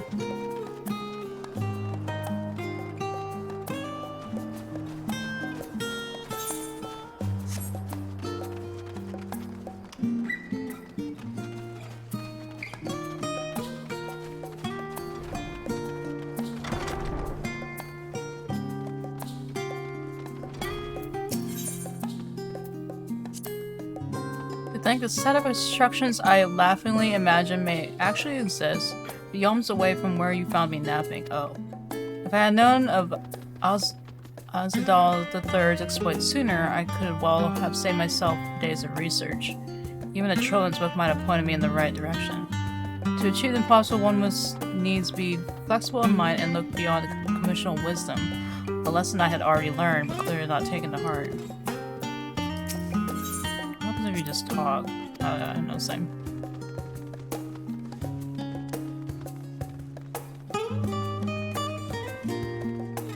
This is where it's at? Oh my god. Archon, your stolen guest identified. Do you wish to proceed into the restricted archives? We can go in? Follow me, if you would. Watch your step and please note that the use of naked flames is discouraged. Don't light the paper on fire. Oh my god.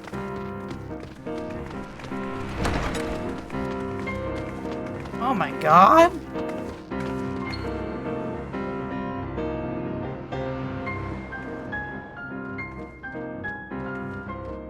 That walk.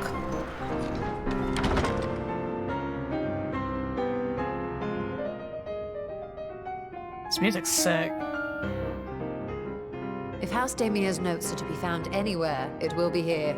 Let us begin.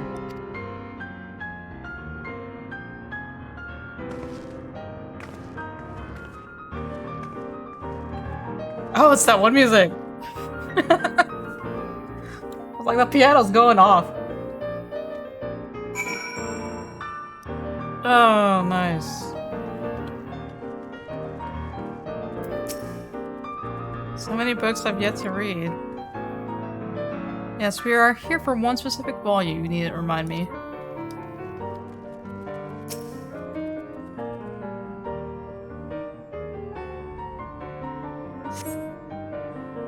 Today, in a world not my own, I met the most beautiful void-born creature. She was so unlike her ravenous brethren, eyes blazing not with hunger but trembling like a candle's flame, threatening to flicker out at any moment. I wonder if she is even the proper word. Such distinctions seem inconsequential, insignificant even.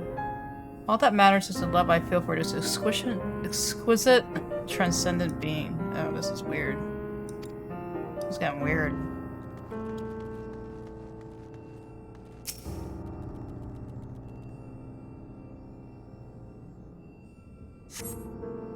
In the year 1564, the 6th astral era, the Mauja summoned Ifrit, their patron god. Accounts describe the being as a gigantic lizard-like being with a potent command of fire aspecting magics. If we consider the primal summoning as an act fueled by faith and prayer, it is unsurprising, not expected, that the resulting deiform entity should manifest the appearance and powers with which it is attributed by its worshippers. What then might emerge from the Aether should one who believes in an almighty omniscient attend the same ritual? Would the scholar himself grace us with his presence? Some other embodiment of divine sagacity? Could this man-made god truly be all-knowing? And if it were, whence would such knowledge arise? I myself have many questions concerning the nature of the ancient world. With no spell to transport me back to the days of old, could I instead summon a being possessing encyclopedic wisdom of every age, yet no means to verify its pronouncement? How could one be certain they were true? That was very in-depth.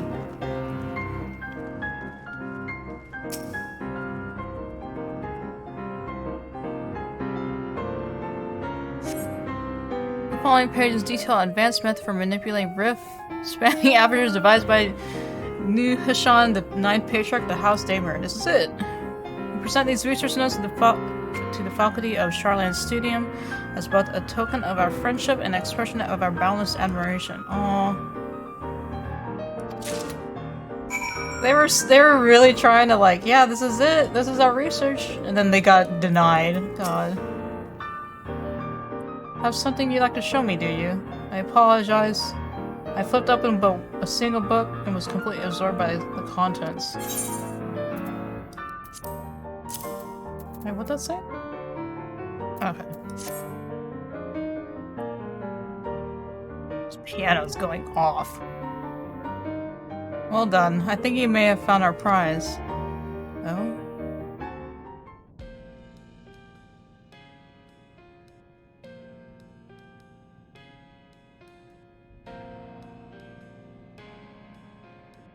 Yes, the ether signature is unmistakable.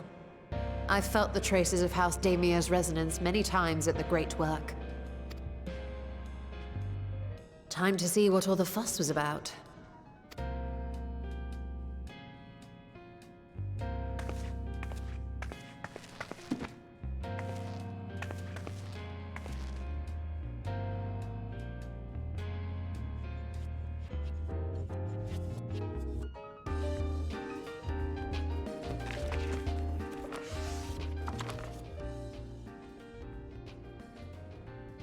Among the ranks of the Voidsent, there exist entities with the power to call forth their brethren from beyond. The species known as Atomos, however, is uniquely prodigious in this regard.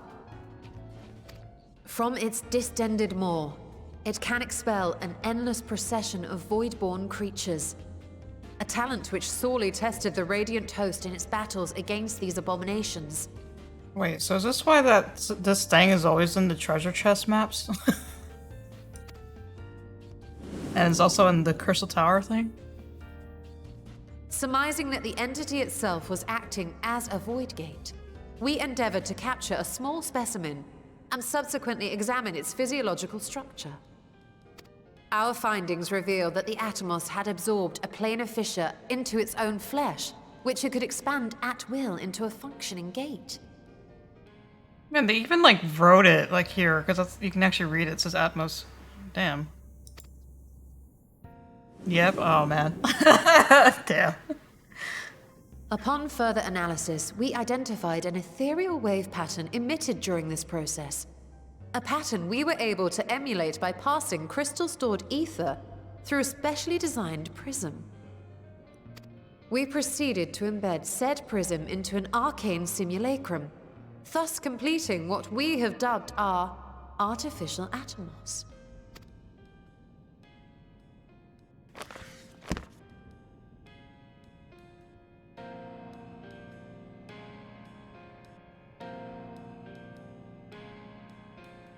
How could I have been so blind to the possibilities? This species, not to mention its ability to summon Voidsent, has been discussed among academics for years now. Oh, really? Just before the advent of the 7th Umbral Calamity, we received reports of Atomos sightings from every corner of Eorzea. Surely you've at least heard the tales. Did we?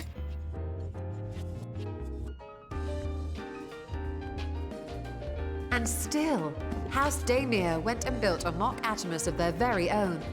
I'm not surprised the Archons consigned their work to a restricted archive. It was no easy task, but at last we've unearthed the volume we've been searching for. Do we bring that with us, or do we just leave it? I'd be lying if I said I wasn't tempted to stay longer. See what other forbidden titles might be lurking on these shelves. Ah, but that would be abusing the very special privilege we've been granted now, wouldn't it? Better not. Aww.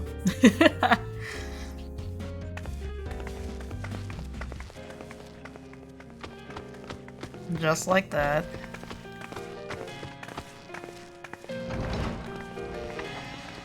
Now I need to go watch the Endwalker trailer to see where if this is where Graha was standing or not. When he was snooping around.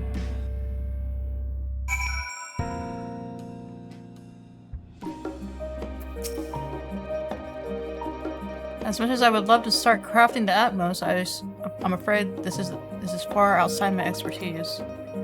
Fortunately, we know Hannish alchemist would be delighted to involve herself in our House Daemir project. Okay. Our business here is concluded for the moment. Please pass on our regards to the forum. Your message will be conveyed. Should you wish to indulge in more forbidden literature, I will be here. Patron mode disabled, security mode engaged. Oh. If anyone can help us, did Hana can. I say we return to Davnir and look for her at the Great Word. He was super low in the library. Oh, he was in there.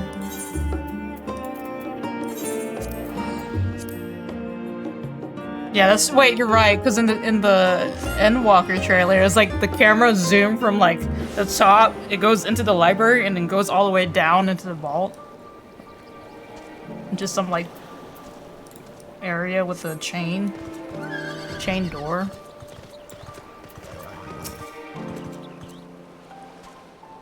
All these sallow, sleep-deprived faces, but their eyes still burn with fiery zeal.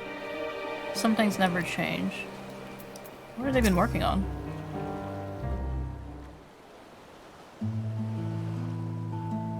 Shola tells me you're pursuing a most fascinating study, and that you want me to be a part of it. I have no doubt you will be interested. This research log should speak for itself. Hello now. By the sisters. This is the mark of the House Daemir. I never even knew such a work existed. Few should. It was sequestered in Numenon's restricted archives after all. It was, but that means every word within is forbidden knowledge. Forbidden tomb filled with forbidden research, and you put it right into my unsuspecting hand. Yeah! I can hardly wait to read it. Was I laughing? Was that a laugh?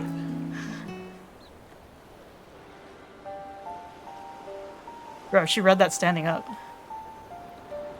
To think that Daemir were developing such a marvelous technique so long ago. How many innovations have been lost over the centuries, I wonder. Now that you've glanced over the notes, what say you to helping us build a new mock Atmos? I'd say yes, 1,000 times yes. Work on a Daemir project that had even the redoubtable scholars Charlene trembling in their sandals? No alchemist of the great work could resist. You're a woman after my own heart. I suppose I should ask, what do you mean to do with this big mouth simulacrum once we've built it? There's a secret void gate, and it's sealed in the ruins at the bottom of the bounty.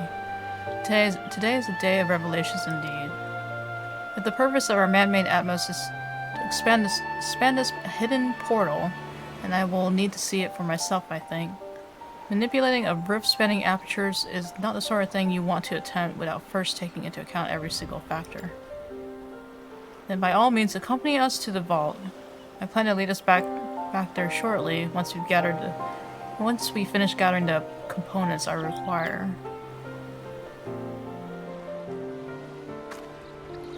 Charlian's markets provided the raw aquamarine and pure water crystals. But I might need help attaining a small quantity of astrally infused water. For such a liquid, you need go no further than the Font of Maya. The Aztecs of old once favored the place for their mediations, and the water which pools there now is known to enliven the flow of Aether. That sounds perfect. If you would be so kind as to fill a flask at the pole, I would petition Vitra to join us. The idea I have in mind won't amount to much without his authority to command the Void Gate. Shall we be about it then? You meet back here anon. Okay. I feel like we're like starting this stuff and then we're kind of like trying to like edge Vitra to like, hey, we're about to do this. There's no greater joy than having a new puzzle to ponder. So where I gotta go?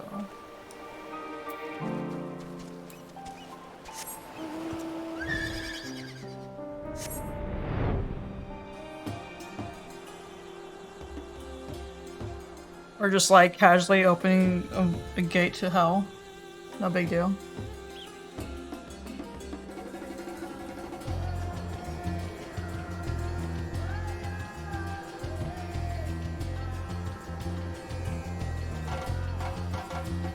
Oh, this thing. Oh wait, no, wait, is this it? Oh, it is it.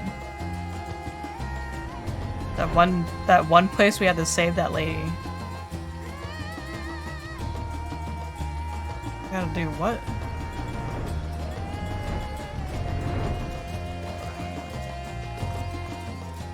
That's really dense pocket.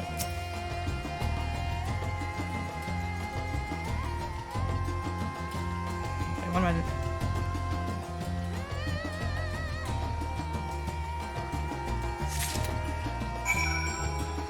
Oh, what?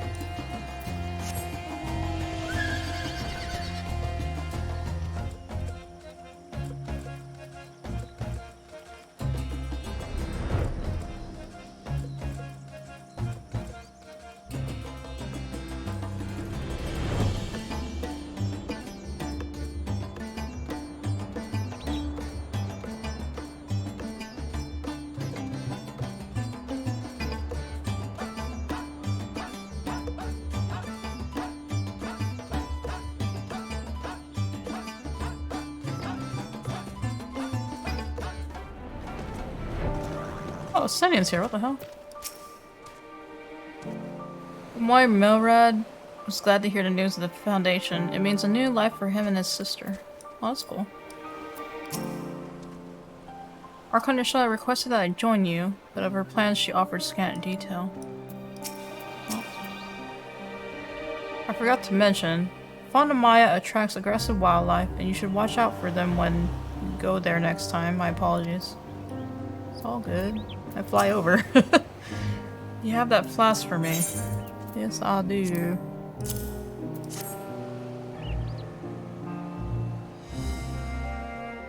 Yes, this should suffice. Thank you. Yeah, what you get? What you get? No, I don't need any of these. Does he say the same thing? Yeah. Oh god, what are we doing? Void theory? Look who I came across. Estonians seem in need of the Virgin, and we, in turn, may have need of his lance. Oh boy. Right then. Now that our little party is assembled, let's make our way to the ruins. Will we have need of Matsu's boat again? Not this time. Once Ishola informed me our destination, I arranged for a vessel to be made ready at Akyali. Your Excellency is ever the gracious host, shall we? Okay. Like, I feel like I don't want to do anything without Vitra's permission at this point, because I feel like we're about to do something really stupid. That's what it feels like.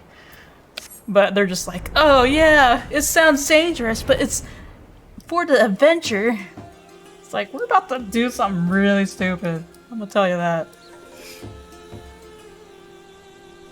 It's for science. It's literally like we're doing this for science.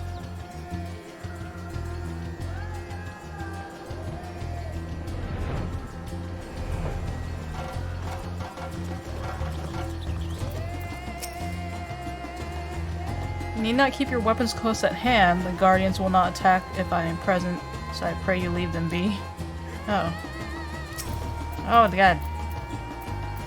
A chocobo.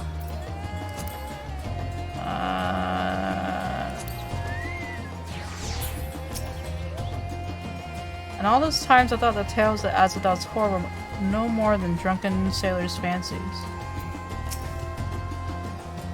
It's likely not needed with Barshan along, but I held onto the map against the chance we might return to the ruins. Onto the boat, if you please. We can chat on the way there. Okay. The ship is yours to command.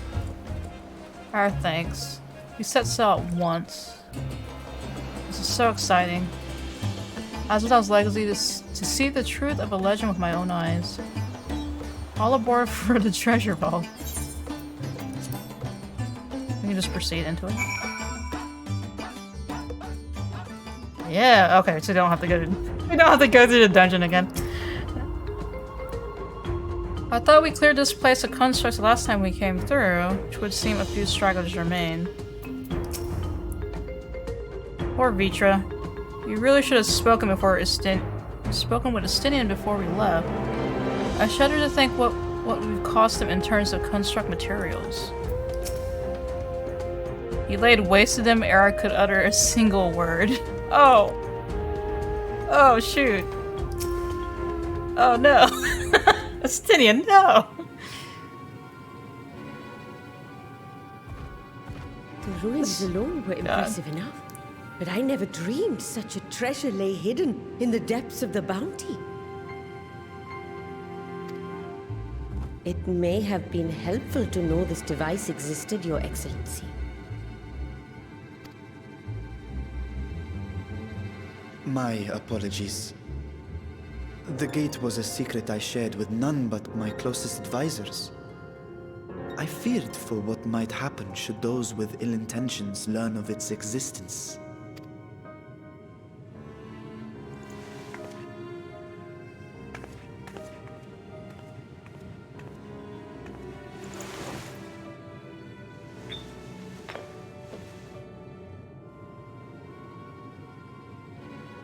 What is it you're doing now? There's something I wish to verify. The NOAA reports claim that a short stint into the void carries little risk of etheric imbalance. Should one suffer an injury, however, or if one's expedition drags on longer than intended, that risk becomes significantly greater. What are you scurrying about, Chan? Graha theorized that a warding scale would confer protection from the void's corrupting influence. But I would prefer to test that hypothesis before we set foot in the 13th ourselves. So, this is an experiment of sorts. Oh my god, Estinian is so 2 brain cells. He's like, Yes, oh, okay. an experiment. Tell me, how would you go about testing the efficacy of the warding scale? Do it with water?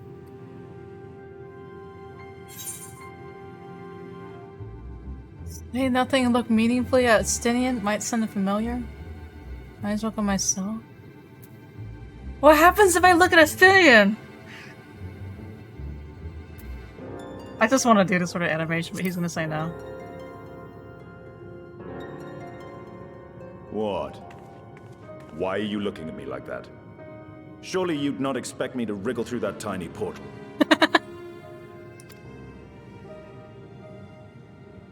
We needn't attempt anything so drastic. A small familiar should serve well enough. Worth it.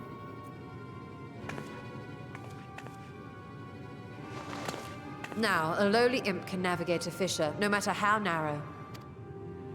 Which means an arcane entity of similar stature should be able to manage the same. I hadn't wanted it to come to this, but no other familiars will do, I'm afraid. Wait, what do you...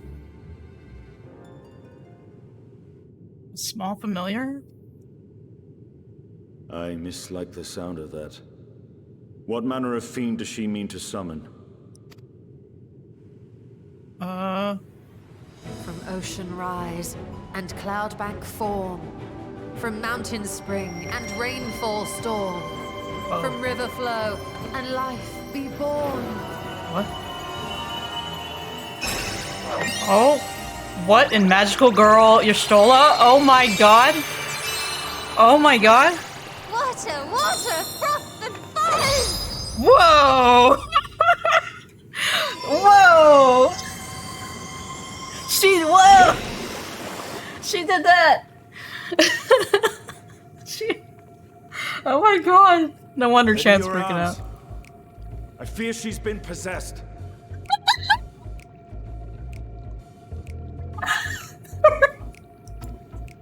Ready your arms! Now, that was adorable. Beatrice just shook. Oh!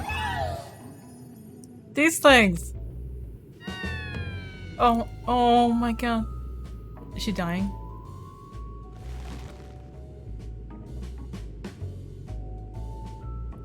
Oh my god. Though not my first choice. These familiars I conceived of as a child have the best chance of fitting through the gate. She was... I only wish my younger self had considered a more dignified ending to the creation ritual. Aww. Baby Y'shtola is adorable. In any case, these two should serve as well. Hell yeah. This one will bear a warding scale. Oh, we made a control? We made a control and experiment? Oh, Jesus. And when they return from the 13th, we can observe how the talisman, or absence thereof, has affected the progress of the Void's corruption. If I could impose upon you to open the gate. Your Excellency? Dude, Vishra is shook. He's still shook. His mouth is open. Yes, of course. We should also be wary of void scent slipping through while we conduct our experiment. Estinian, you are to keep Nadana safe from harm. As you say. You had best be on your guard as well. Alright. I'm looking to, like, I am looking forward to, like, so much more animations on the after patches, man. Froth and foam!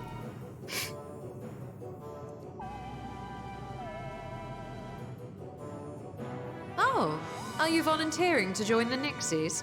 Oh god. I could shrink you down, you know. Let us begin, shall we? I'm just gonna kick my ass, dude.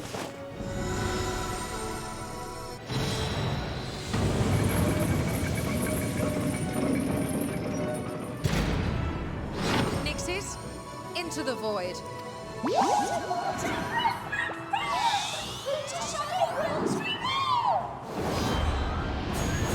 Holy Christ.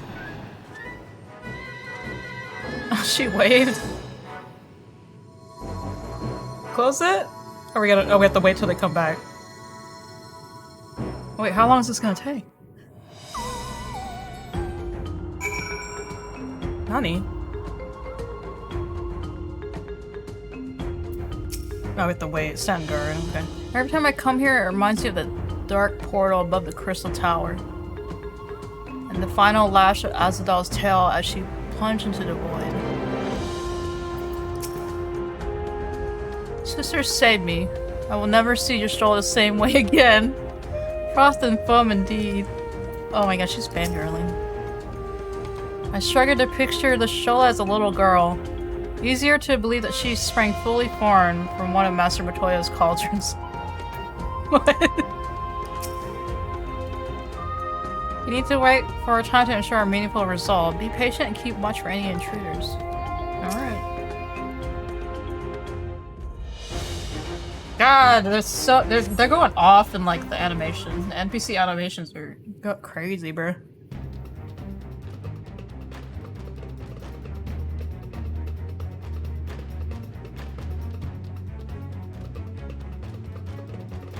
Then Hana's so excited.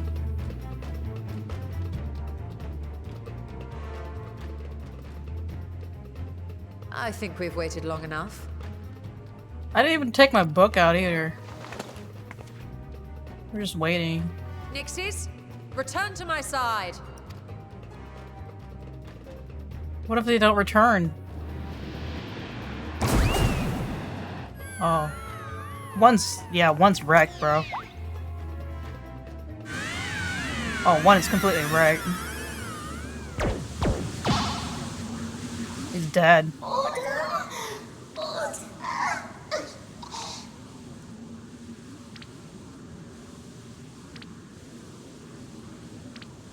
The warding skill worked then.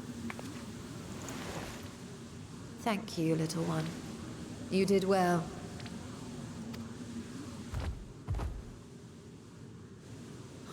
Poor thing. Its essence has been irrevocably warped.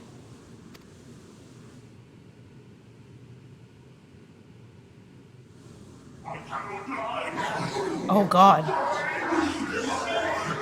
Oh, we gotta close it.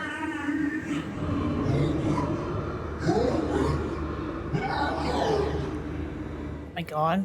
Close it! We're out of time. I must reseal the void gate. Close it! I wish I could help him.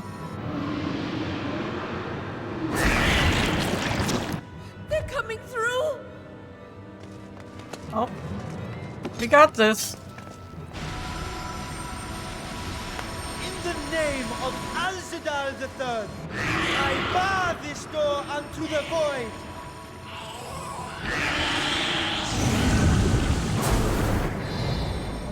Damn, he was going off.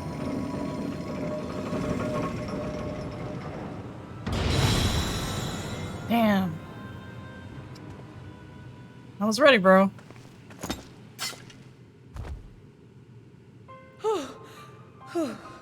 Well, that was a sharp lesson in the dangers of void gates.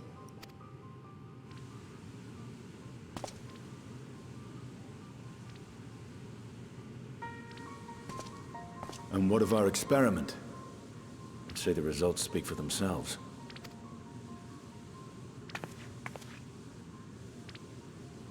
The unprotected Nixie has suffered extensive etheric corruption. As Nidana observed, it's well on its way to becoming a void scent. The one merged with the talisman, however, appears unaffected. I sense no changes to its equilibrium. So then it's possible for us to go through. Rest now, little ones.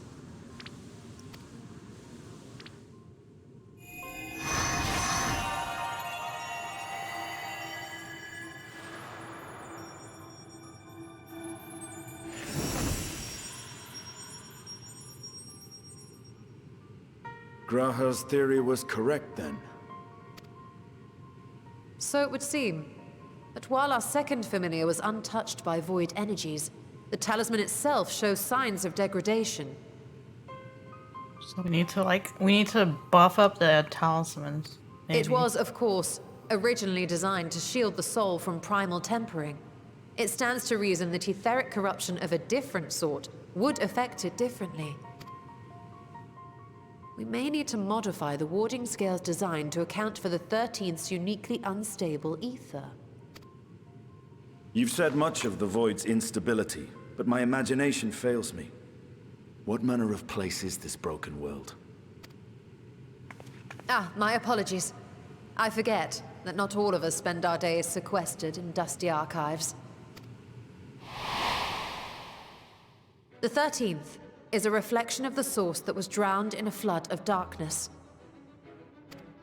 In Emmett Selk's own words, this tragedy was a result of the Ascians' attempts to force a rejoining. They erred in their haste, and made of that world a useless void. Yeah, it's playing the Crystal Tower music.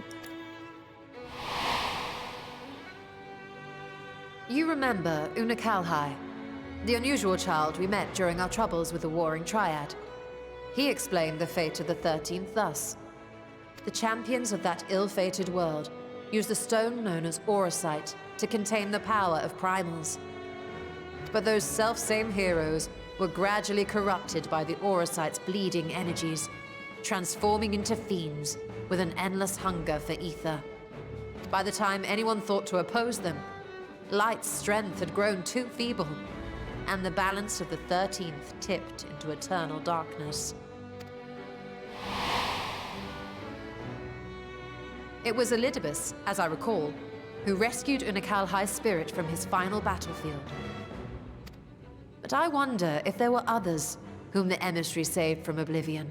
Oh, dude, I like completely forgot about that.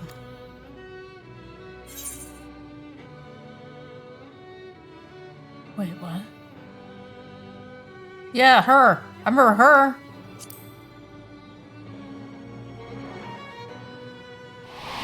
I was like, forgot her name, but yeah, her.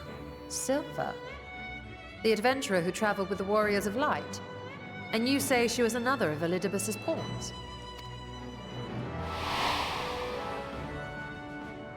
I forgot that it was Elidibus that saved him, though. I see. So Ciela, or rather Silva, was beguiled by the same dreams of heroism as Unakalhai.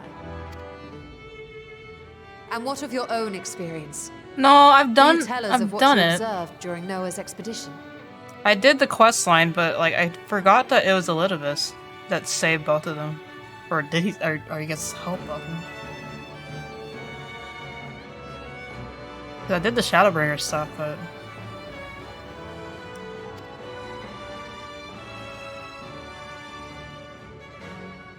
yeah, I just remember him.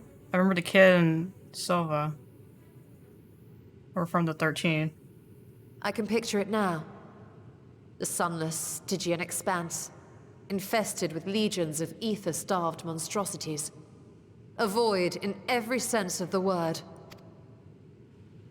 What you have described in such lurid detail is exactly why I hesitate to encourage you.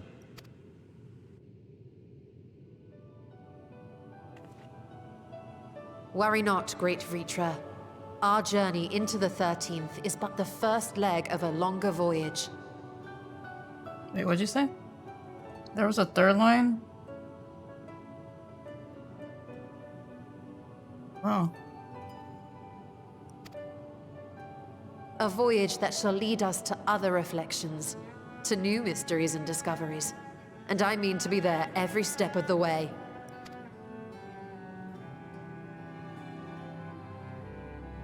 But first, I must focus on refining the warding talisman. Then I can begin work on constructing an artificial Atomos.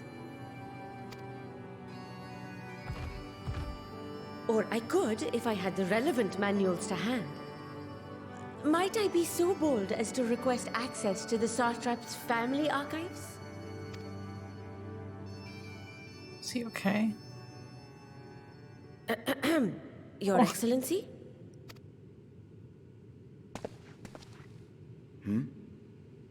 Oh, yes.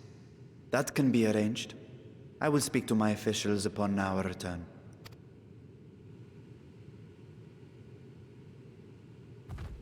I'm so We will worried. see you back in the city then. I'm so worried about Vishra. Is he okay?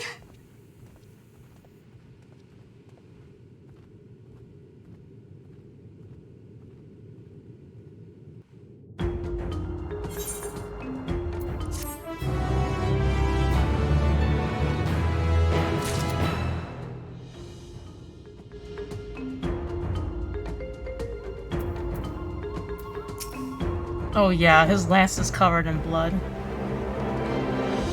Seeing the Void Terrors firsthand was an experience, but I doubt such creatures is at the root of Beecher's hesitation.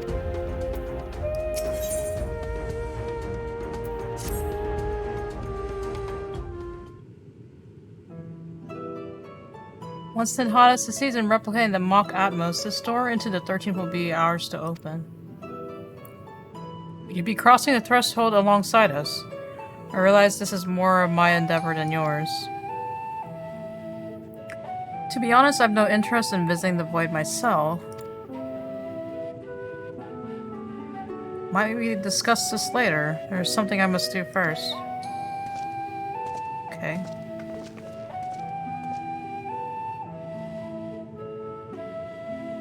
Why does everyone insist on being so secretive?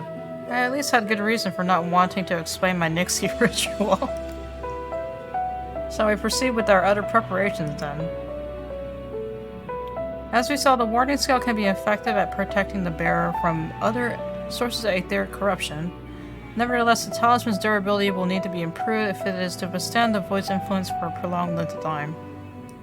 And I think that is a problem we can address without involving the brilliant but busy alchemist who created it. Who do we know who excels at this kind of structural augmentation? Garland Ironworks, the Alligans. Maybe Sid? An excellent suggestion. As I recall, Sid himself is no stranger to the void and his volatile energies. With his experienced hand at the helm, I have every confidence that the Ironworks can straighten the warding scale. Also, he's a genius. Let us visit their Operation Rockets region and commission their best and brightest.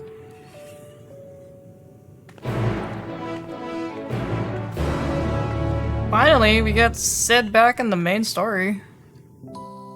Oh, it teleported me there automatically? Okay, cool.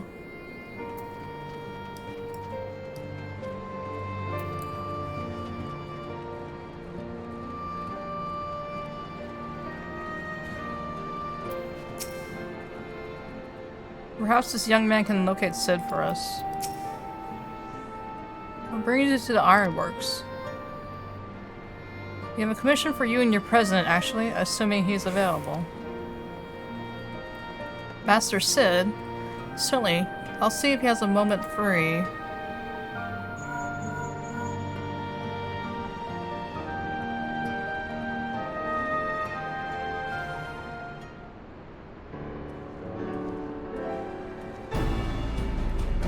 The homie. I wonder if they stuck with his new voice actor.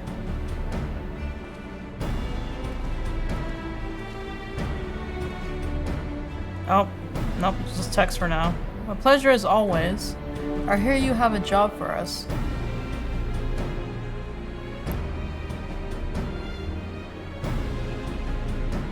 Heading into the void to find a lost dragon.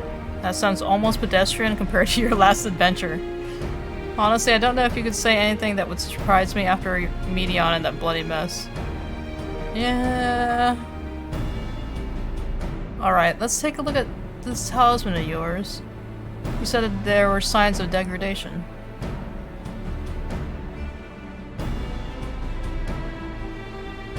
It seems some manner of corrosion has set in around a scratch on its surface, much as the void's corruption seeped into Nero through his wounds.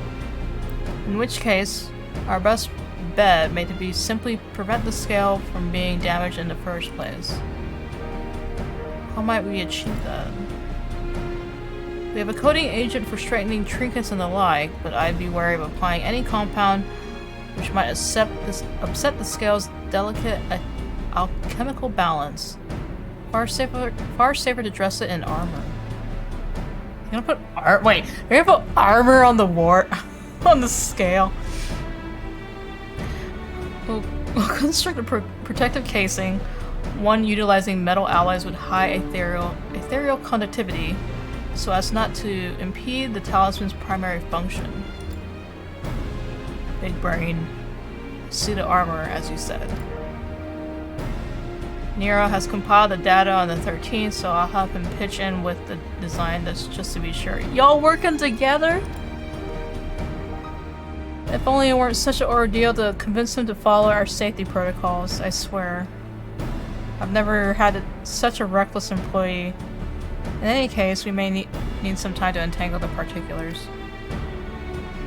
Understandable. We know how busy your schedule is, and the final result will doubtless be worth the wait. The hard part will be ducking Jessie and her constant barrage of demands while we sneak about doing the fun stuff. We'll see what we can do.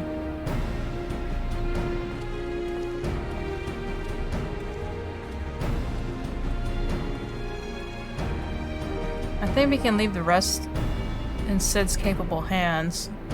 Let us return to the great work and see how Nidhana is getting on with the mock Atmos.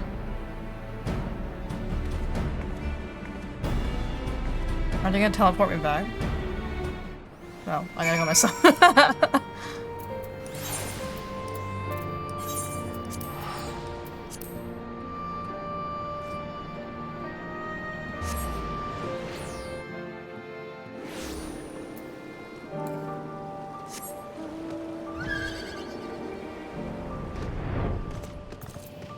Oh, Bertrand's here.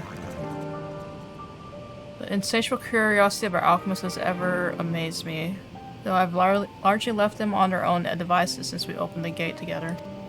Okay. I hope Nihana has good news for us.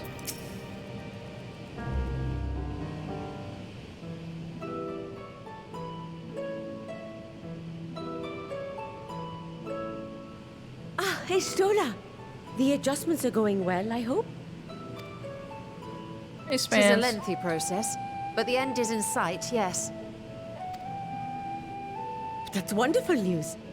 I myself had some good fortune searching through the Satrap's private records. What I found was a transaction log dated around the same period as when Alzadal's legacy was built. It included a purchase list of highly exclusive alchemical components, and I knew I'd discovered the key to making the artificial atomos. What are you talking about, Spence? I then visited the High Crucible to commission the materials. After I'd explained my requirements, I was beset by volunteers insisting I allow them to help with the entire project. The usual reaction to someone forcing open a void gate is to run for the hills. Harnish academics certainly are a different breed.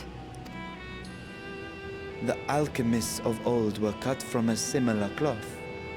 The unknown held no fear for them. Indeed, they were ever eager to seek new knowledge, regardless of the danger. And were you not also fearless, heedless even, in your determination? Oh. Uh-oh. My sire entered his dormancy before I was hatched. And so it was Ashdaya who kept my eggs safe and warm. Oh, damn. It created a bond between us. Even long after I learned to fend for myself, I rarely strayed from her side. Oh man, he really misses her. She was my guardian, my sister, my dear companion.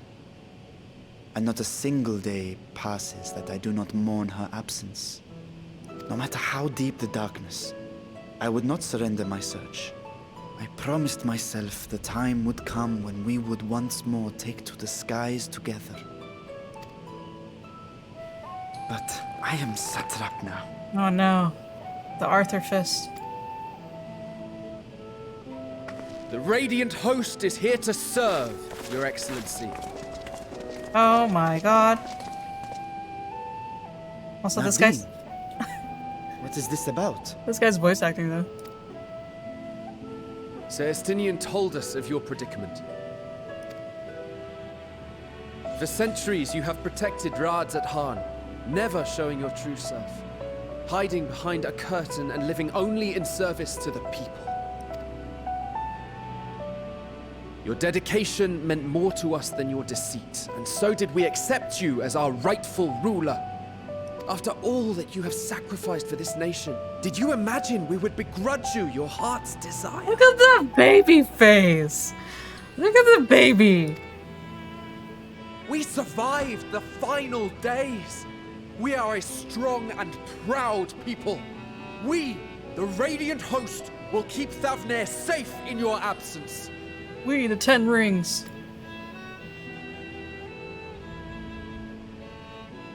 I am grateful for your loyalty and for your encouragement.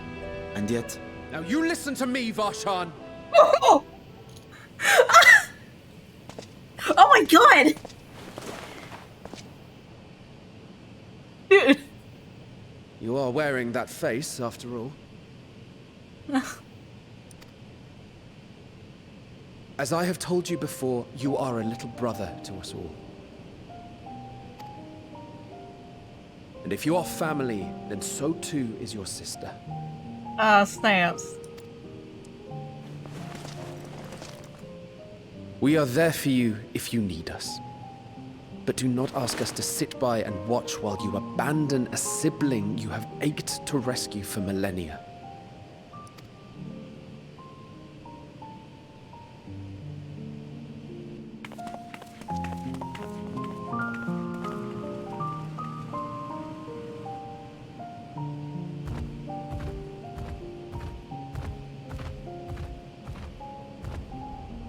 We will succeed in opening the way.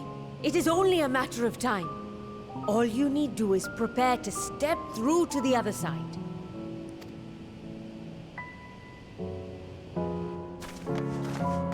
Oh my god, there's so many people. Your Excellency, I wanted to thank you for building the orphanage. It means so much that my sister and I will have a place to be together, safe and happy. And I hope that you and your sister can be together again too.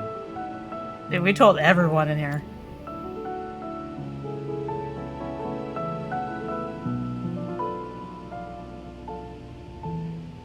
Oh yeah.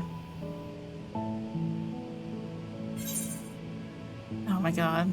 To protect them, Will, you must take heart. Will you wallow in uncertainty forever?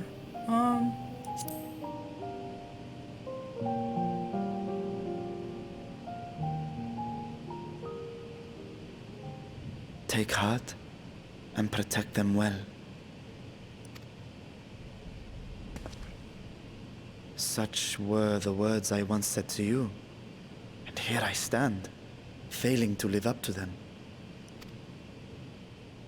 If my heart is torn, I am fit to protect neither Ajdaya nor Radzatan.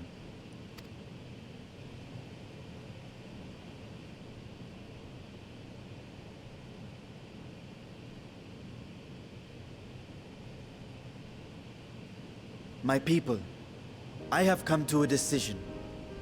Vashan will depart Thavne for a time. My dragon self will remain in the palace, but only to conduct the satrap's most essential duties. How's this gonna work? Wait. While I am focused on controlling this vessel, there may be matters that escape my attention. I rely on you, my trusted friends, to watch over one another until I return.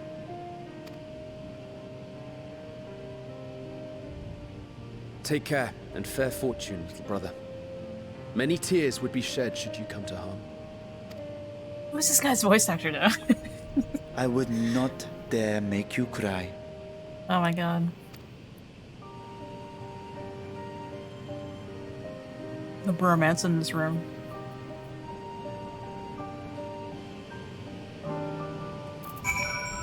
Character development. Convincing others to follow their hearts is not my forte. I would gladly let our more philosophical comrades take the lead, had they been here. I mean, you brought the homies. I will not squander this chance you have given me. I will find Asdaya. He's determined. What? Someone needed to give that boy a good talking to. Dude, he looked like he was gonna beat him up. He was like, Vershawn! And he like ran over. You don't suppose I'll be reprimanded, do you? I did just yell at the satrap. Yeah, he was like yelling. He was like, oh, bro! We'll have that Atmos built before you know it. When a project like this comes along, we'll give it our full and undivided attention. Sleep? Who needs it? That reminds me, I should really finish the other project I was working on for His Excellency. You surprised me, Estinian. Oh god. For a lone wolf, you've shown an unusual degree of, shall we say, involvement in helping Beecher reach this conclusion. 'Twas for the greater good. The worm's thundering sighs were keeping his citizens awake at night, and had Travis believing the palace racked by some unnatural storm. He was sighing.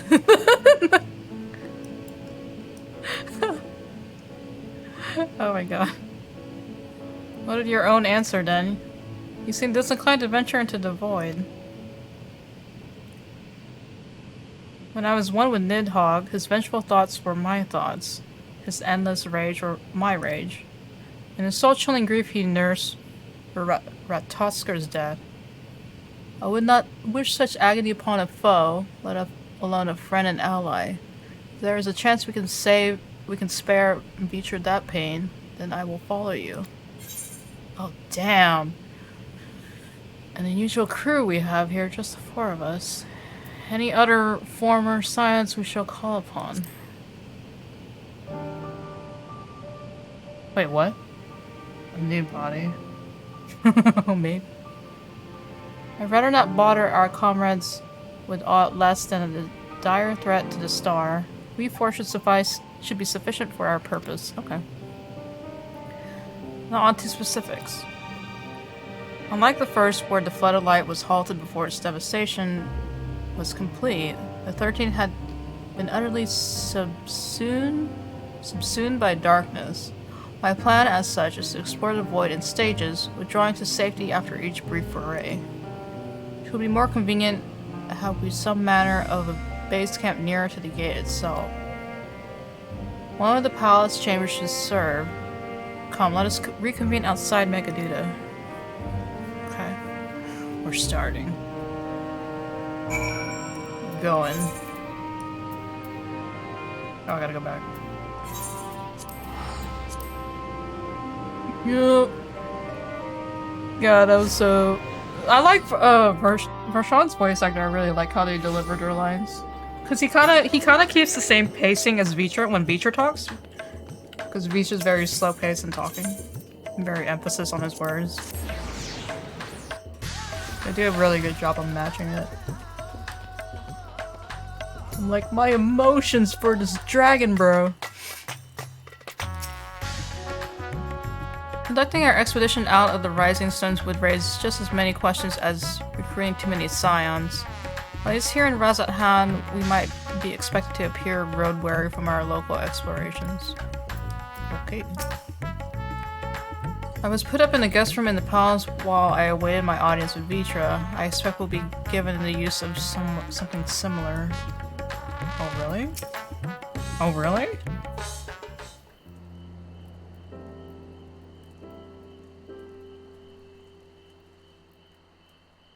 And so, we will require suitable accommodations. Might we make something available for our guests? While the chambers are presently hosting the great amounts of treasure we carried out of the vault, once the Foundation's activities begin in earnest, however, we can redistribute the trove and make a room or two ready for habitations. Good. Please inform me when you completed the arrangements. Are we gonna have rooms on?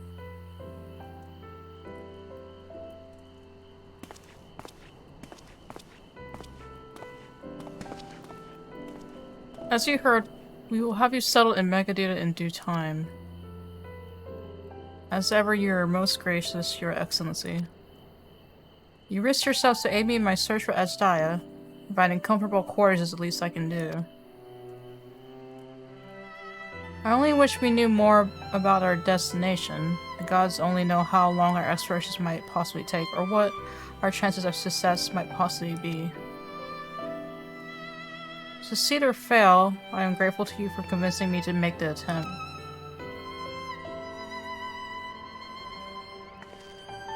On that note, I will turn to the great work and lend what help I can to Nidhana. If you've preparations to make ere we ventured into the 13th, now's the time.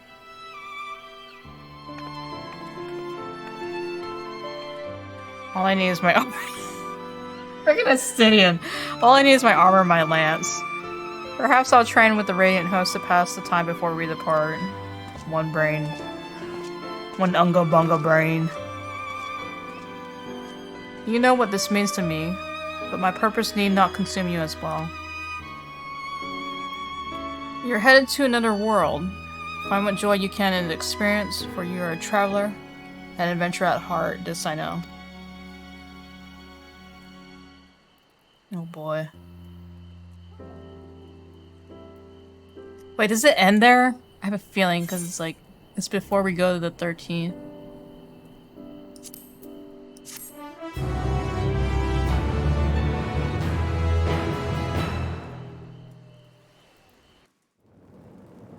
Oh, there's a cutscene. And the 13th. Oh yeah, that has to be the end of the main story quest. I didn't know how much farther I had to go.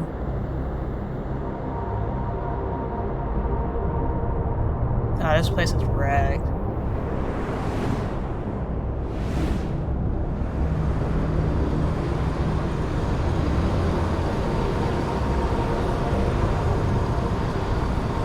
It's a Reaper.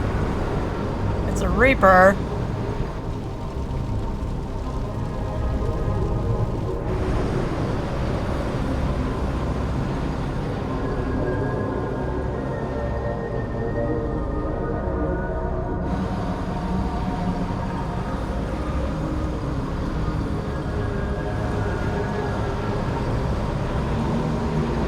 Oh, wow.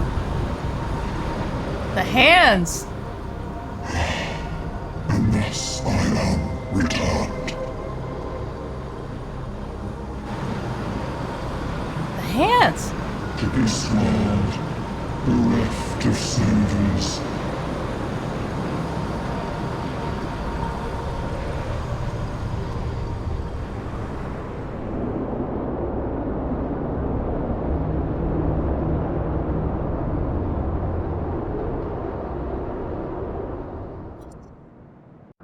What is happening? Oh, yeah. And that was it. Oh, man. To be continued.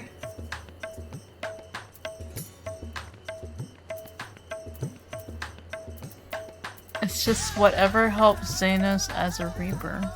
That like well, it's like their Reaper avatar. Our journey into the void promises to be neither short nor simple, yet I will persevere. I've kept my sister waiting for far too long. Oh, I hope they can be reunited. Reaper's powers from a void sent being. That one is just Xenos? Wait, how do you know that's Xenos? Is it?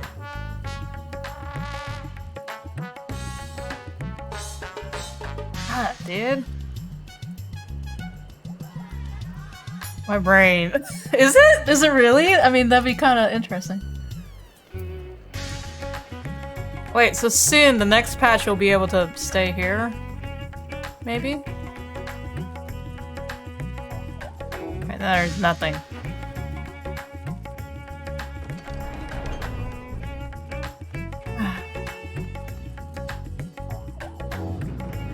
You don't think it is? Well, yeah, but I mean, like, what is... You're saying... Because you said the voice sent...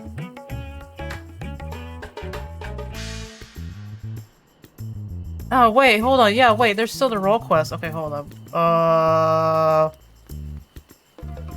Where is... Hold on, let me look. Do I have... Do I...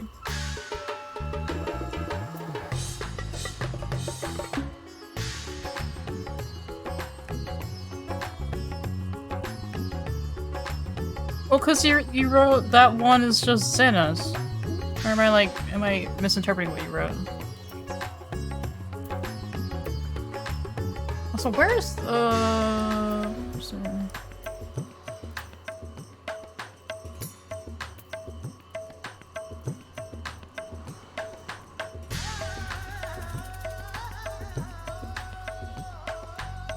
it was Xenos is familiar?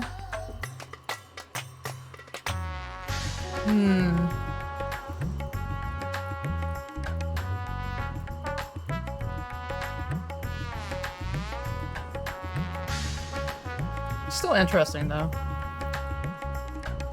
I mean, like, just after we saw, I'm just like, oh, it's a Reaper thing. It's a Reaper avatar, but yeah, the whole Void Sun connection.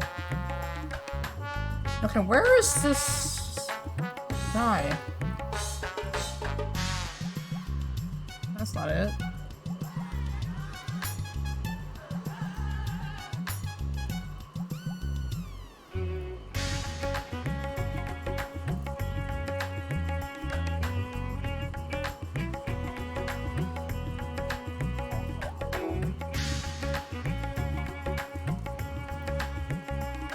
Razat Han 7.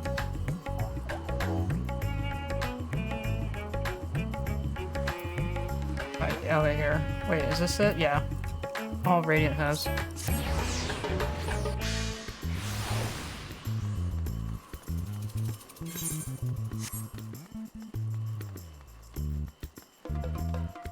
Did I just pass the room? I did.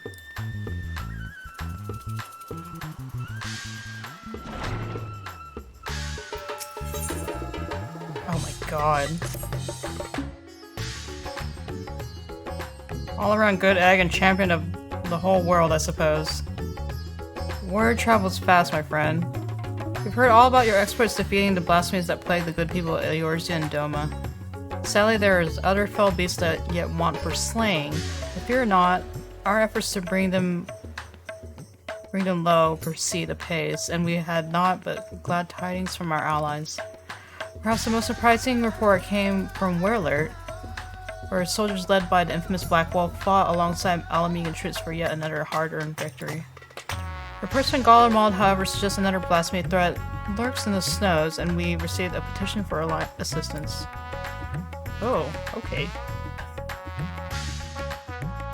Strange, don't you think? When the effects of the final days began to spread in earnest, we encountered a great many monsters in Garlemald, but never a blasphemy. To make matters worse, they say the Garlands who chose to remain and rebuild have begun transforming into yet more hideous creatures. From what I understand, it was you and your comrades who brought an end to the source of the final days, is that right? Even so, it would appear that its effects will linger a while longer. Until this malevolent influence on Akasha subsides, I dare say this won't be the last time we hear of such sightings. As for the blasphemy, we have reason to believe it is a great deal stronger than any we've faced this far. Your strength and experience would prove quite valuable. If you're willing to help, of course. Why, of course I'll help. Is the Istibald contingent not equipped to handle this threat? No, I'm not gonna question that. Our contacts in Charlene would be thrilled to hear it. Though they did not explicitly request your presence, it was clear from the first that they were hoping for it. Though if I may be frank, I was not expecting Charlene of all places to be so concerned with the present state of Garlemald. What with their strict policies of non-intervention. Perhaps we'll find out the reason before this is all over. But that's an inquiry for another time. I'll not keep you any longer. Once you arrive in Garlemald, I should think the intelligence officer stationed there will be more than happy to apprise you of the situation. Nice.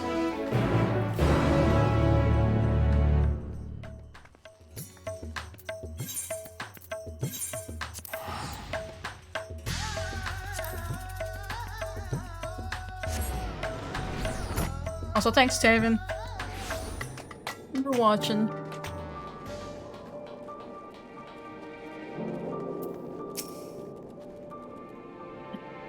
The Astria? God. It's an honor to have you with us. I presume you're come to assist our hunt for the blasphemy. Maxima and Lucy would be pleased to hear it, if you would come this way. They can always contact me, I swear. You have to request to Charlene, man.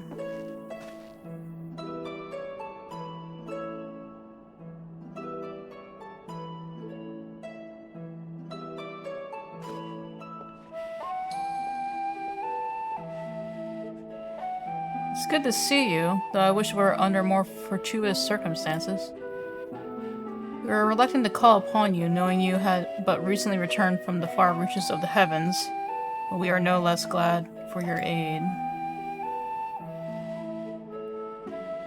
Now then, I believe it best that the man who first discovered this blasphemy explain the situation.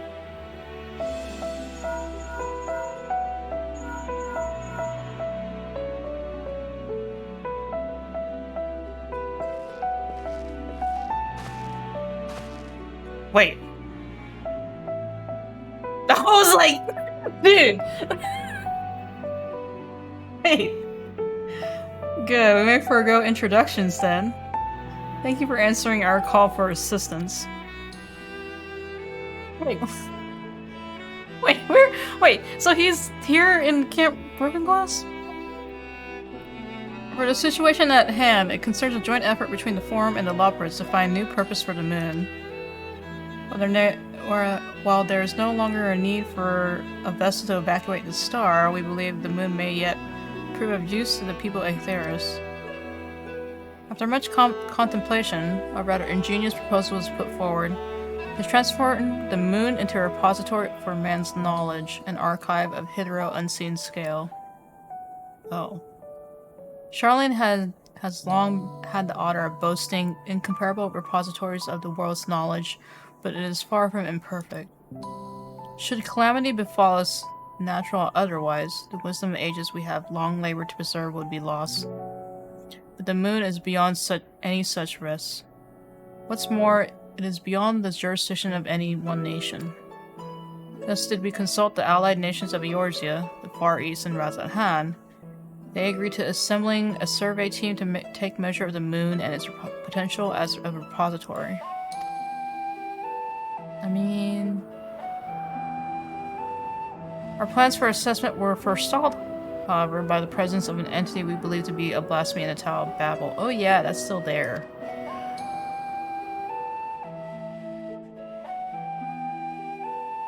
Claims of Garlean citizens transforming into monsters shortly after its discovery only gave further credence to our initial supposition.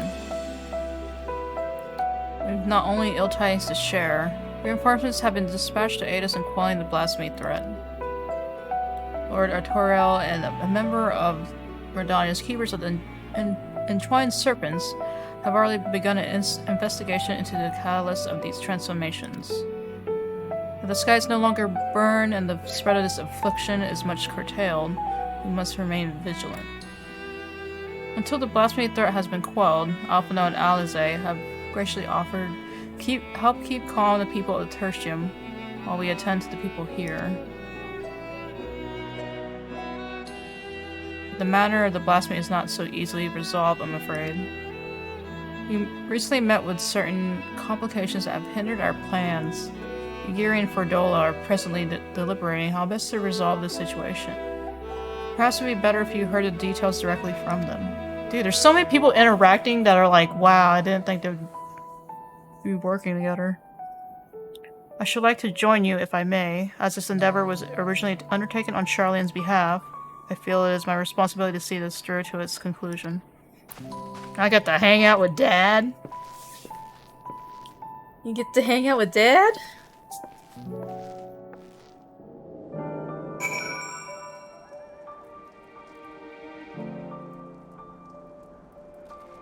Oh, he just... well... we don't get Fortunatos accompanying you? Sag. Gary Ferdola.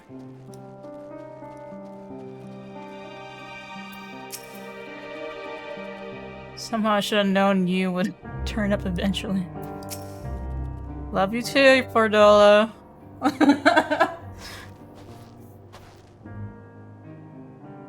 Then I expect to see you here of all places, but I am no less glad for your presence.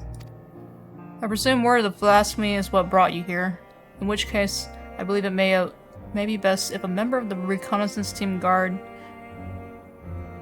explains the situation. Okay. Wait! It's the guy! From the Company of Heroes. An acquaintance of yours. Lawrence. Long time no see.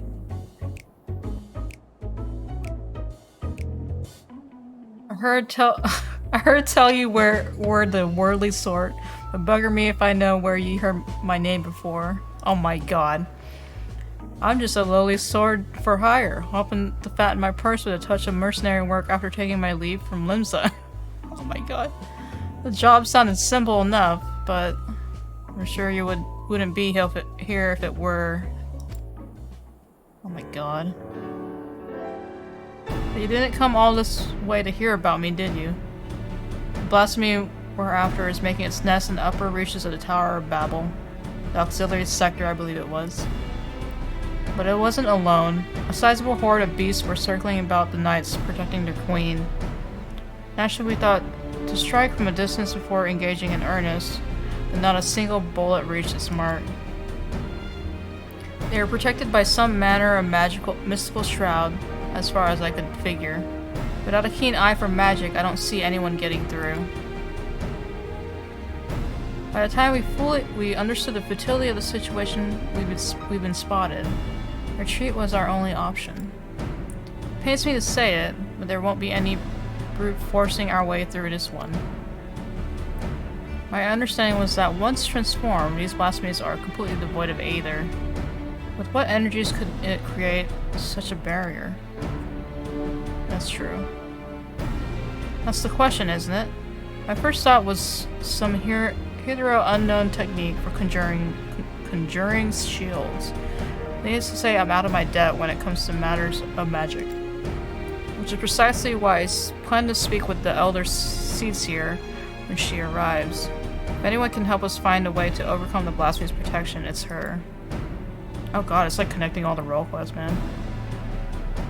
In the meantime, could we trouble you to help with the not-so-small matter of people changing into beasts? The blasphemy's force was large enough when we first found it. We can't afford for more to join its rank. Very well. We shall reconvene with Lord Artoriel and discuss strategy. Yes, Dad. Before you go, there's something else you should know about the tower. From the moment we set foot inside, I could swear there was someone or something watching us. I shrugged it off, thinking it a figment of my imagination, but in hindsight, I'm not so sure. Something watching us in the Tower of Babel? Nothing to worry ourselves about now, but best keep on your guard when we do finally return to the tower.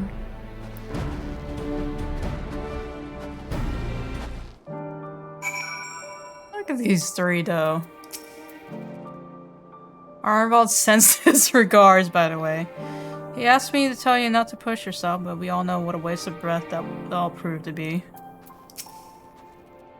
Lord Hien will be arriving ere long, aptly dressed for the cold, I should hope. Gotsetsu would no doubt count himself fortunate to be absent if he knew we were here. What would I give for a nice hot bowl of soup? Oh my god.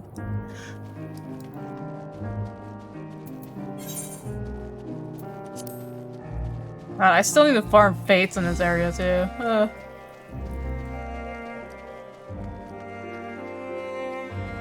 Yay! Under normal circumstances, I would never dream of leaving the Elder Seedseer's side, but considering the nature of these blasphemies and the calamity they bring, she insisted a representative for Gridania precede her arrival. Okay. It would appear their investigation into recent reports of refugees transforming is well underway. Okay. Oh, wrong way. Bro! It's good to have you with us, my friend. Indeed. The road before us is not an easy one, and a woman of your talents would prove invaluable to our efforts. We but recently returned from reconnaissance, wherein we made a few rather surprising discoveries. First and foremost, we were pleased to discover that no one residing within Camp Broken Glass or Tertium have turned. No doubt thanks to the concerted efforts of Maxima, Alphino, and Alize. However, we have reason to believe those who did turn all hail from Locus Amanus. You mean Corvus, the Garlean's ancestral home? The very same. When the ill effects of the final days began to manifest there, a number of Garlean refugees from the region sought sanctuary in Garlemald. But the capital was already in ruins when they arrived. They were offered asylum, but many refused and instead chose to fend for themselves on the outskirts of the city. Oh. We are of a mind to go and speak with them directly if you would care to join us. Perhaps together we can learn what of their recent circumstances has triggered such a terrible change among their people. Did you say the same thing? No, it's different. Locus Amanus suffered greatly in the wake of the final days. It's only natural they would sought shelter at the capital. I can but imagine their horror upon arrival. I am not Garlean by blood, but having been raised in the Imperial provinces... Oh, that's right. I would be lying if I said I am not moved by their plight. Dude, look at this freaking shot, though. Look at this this picture. Time being of the essence, I believe it prudent if we split into 2 groups and cover as much ground as we may as quickly as possible. If you and Master Fortuno would inquire after the people at Victor's Spoils, the 2 of us will see what we may learn at Liminal Station 4. When you have finished, pray meet us there. Oh god, I have to go back there.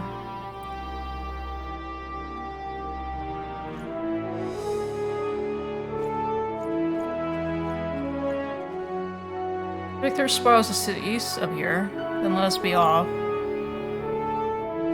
Are we gonna see Fortuno have a weapon, though? Remember that time in the freaking main story quest and he was like escorting the refugees and it was like he was just standing there and they were getting attacked and I'm like, bro. I'm just gonna fly over. I'm like wondering if he can like bring back well, the thing is Alphino has his sage weapon, so I'm wondering if he's gonna ever have like a weapon again.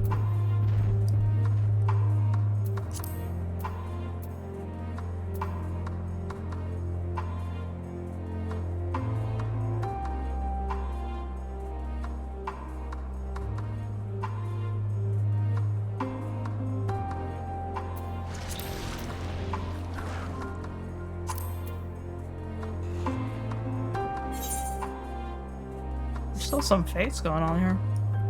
I need to join like another fate train so I can get that Emmett portrait. Dang it.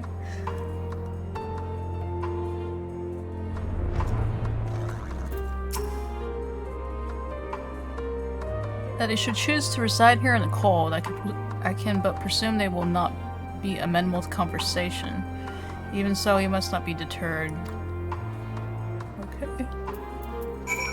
That is a determined dad right there.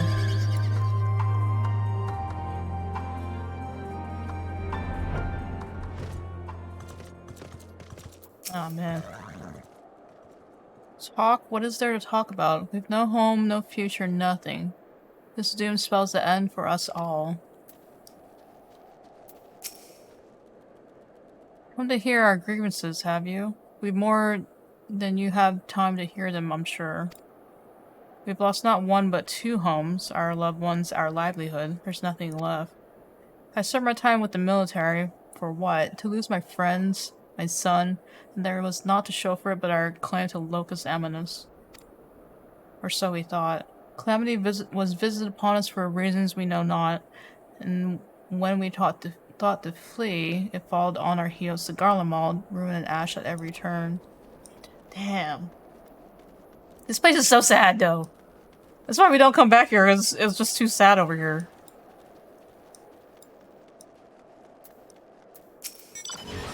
Oh god. Can we meet back here when we have finished? Okay. Can't imagine why you or anyone else would feign interest in our troubles, but if you insist. You'll find a great many of people here who were in the military at one time or another. Some retiring with honors and others without. Sadly, I'm one of the latter. Bore one too many scars in battle. Even so, my contributions were enough to warrant leave to move to Locus Amanus. It was a land of warmth and bounty. The Corvosi rebellion admittedly proved tiresome for a time, but it didn't take long for the second legion to quell their uprising. It was practically drowned in the calm and quiet. Then one day the skies came alive with flame. We were overrun by all manner of foul beasts born of our brothers and sisters. The 2nd Legion barely had time to escape their forces before they were overrun and snuffed out. We barely escaped with our lives. But we were greeted only with more wrack and ruin on our arrival here. And we've not the strength to take our home back from the Corvosi a second time. There's nothing left for us anywhere. Did you learn aught of how they came to be in such dire straits? Oh, man.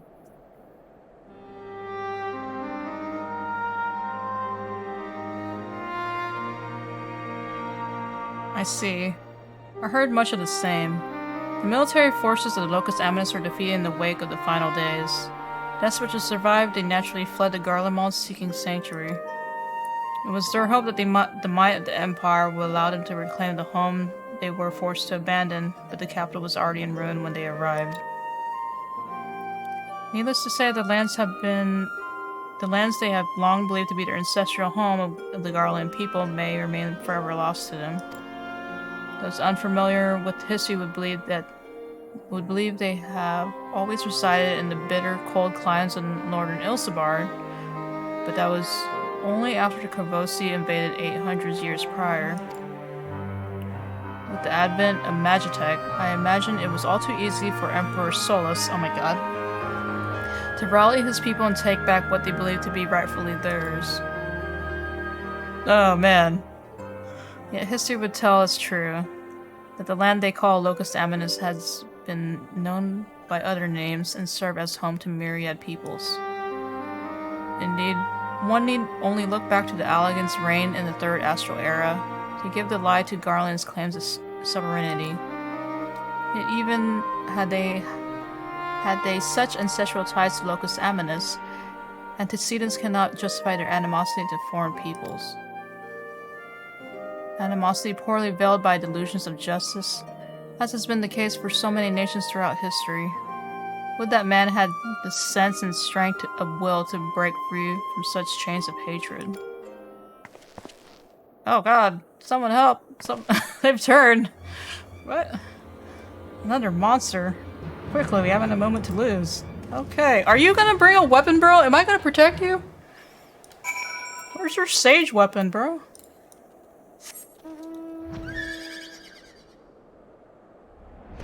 Here? What happened? One of my mates seemed unwell, so I thought to come over and look in on him. Next thing I knew, no one appears to be injured. Did he not attack? He just walked off in the direction of the tower, in a daze as if it were calling to him. He could not have gone far. If you would go after him, I will remain here and see that all are accounted for. Oh yeah, let me go do- okay. I will see the madness here, go and find the beast before it reaches the tower. Have we not suffered enough? This is why it doesn't bring a weapon. I have to do all the dirty work. Where is this? Oh, here. What?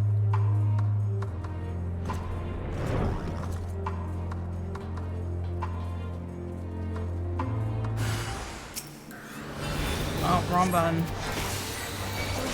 I've been switching too many classes in PvP. I gotta remember my rotation. Okay.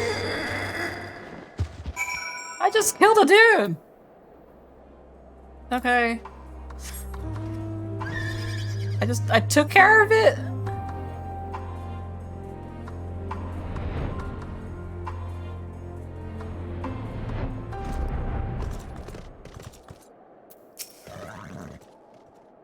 The beast is slain then. Thank the heavens.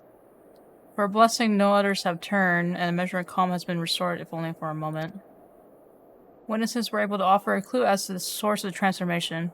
They claimed the afflicted was listening to the radio. Yeah, I was like, is it the radio thing again? Even now, it continues to play the same cryptic message. We need to destroy all the radios. It's been playing this theme song, Empire theme song, for too long. Empire no more. Never again. Rise ashes. Though distorted by radio static, you can hear a voice saying the Empire is no more. Never again shall it rise from the ashes. Oh. How is this possible? There are no facilities left standing that could possibly deliver a broadcast. Anima was capable of sending such a message. The last time this happened, the signal came from Tower of Babel. But I thought we defeated Anima. Be that it may, Anima is no more, and the Tower of Babel has fallen to disrepair, by your hand no less, yeah. Which begs the question, who or perhaps what could be behind this? A moment if you would. Oh, Jesus! Hello! Hey, Amric! Hey!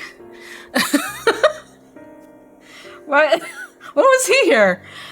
Shortly after we finished our inquiry at the Liminal Station 4, Lord Americ and Admiral Murwib arrived, requesting an audience.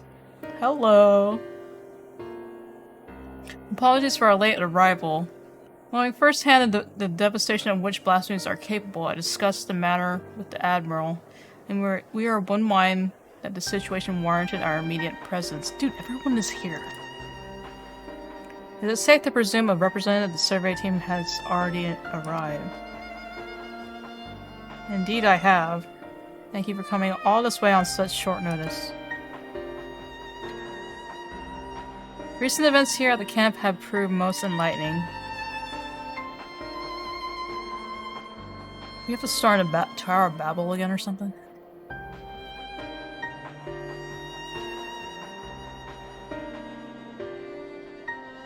And this is the affirmation radio. A harsh reminder of their misfortune. Sufficient to push some wayward few over the edge, it would seem. Can we not just destroy this radio? Yeah, there still remains the question of who is sending this message and from where. Glory everlasting Garlemald. For glory everlasting for Garlemald. No, it couldn't be. You recognize this message? A mantra often spoken by Lord Nerva. Anyone who lived in the provinces under his authority could scarcely forget those words. He sought to claim the throne after the assassination of Emperor Varus, did he not? After Civil War broke out, he all but disappeared according to intelligence. What? We managed to gather. How could he have managed to reach the tower undetected? To have done so and remain unnoticed by the creatures infesting the tower seems a nigh impossible task unless... You think the voice on the radio is the blasphemy? You think the voice on the radio is Nerva?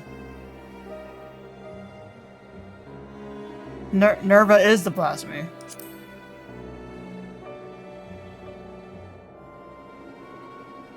I do. And as it was with Anima, these radios are somehow attuned to whatever signal it emits from the tower. What's more, I believe the true identity of the blasphemy is Nerva. Robbed of the throne and forced to watch the empire he longed to command crumble before his very eyes. But such loss did not drive him to the same fate as Quintus. The despair he felt no doubt overcame and turned him. Nerva's illusions of grandeur aside, the Garlean's plight sounds not unlike the Sahajin, desperate to preserve their spawning grounds. Are we- Dude, we're tying the freaking roll quest. Indeed. Though unscrupulous by any measure, the Garleans found solidarity in their ideology, as did the people of Ishgard in the church. Oh my god, we are connecting everything. Adrift without home or purpose, it's all too easy for despair to take hold. We're connecting everything. Would that the remedy were as simple as offering them land as we did the Sahajin? In all likelihood, the Garleans would refuse to settle for aught less than what they believe to be their ancestral homeland of Locus Amanus, a claim the Conversi would rarely take arms to denounce. It would do well not to further fan the flames of animosity twixt them. And perhaps at the very least we can offer them a peace of mind and a means to regain some semblance of stability in their lives. Oh my god. I can't say anything else. I have to say, to offer them true comfort and stability, Garlemald must be rebuilt. Oh, damn. By no means an easy solution, but perhaps the only one worthy of pursuit. Of course, this new Garlemald must remain a sovereign nation, free from the oversight of others. Oh man! I would see no meaning in it otherwise. If I'm not mistaken... Oh no! Wait, can we talk to the kids? Alphanel and Alize have already made strides in helping the people here regain some normalcy in their day-to-day living. The most important first step, but it will mean little without proper leadership. Rather than a single individual, perhaps a governing body of sorts would prove more effective. Want to talk to your kids? There are a number of former Senate members among the refugees at Camp Broken Glass, as I recall. With their help, creating the framework for a new governance is not an impossibility. And let us call the people together and see what they make of our proposal. We're about to make a country. We're about to rebuild a country. Some politics stuff.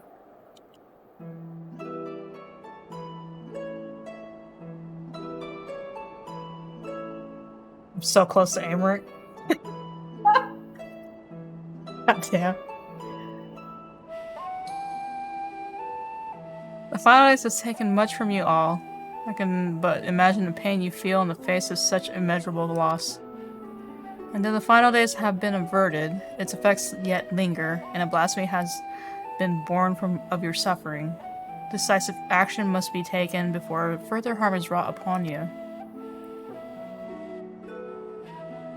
To overcome such adversity is too great a task for any one person, but as people united there may yet be hope for the morrow. While it is not our place to decide how you will move forward, we would offer a small measure of guidance. They're like really picking their words, man. We were told a number of former members of your Senate yet remains among you. Oh. Would you be amenable to an interim government led by these individuals until such time as Garlemald can be rebuilt?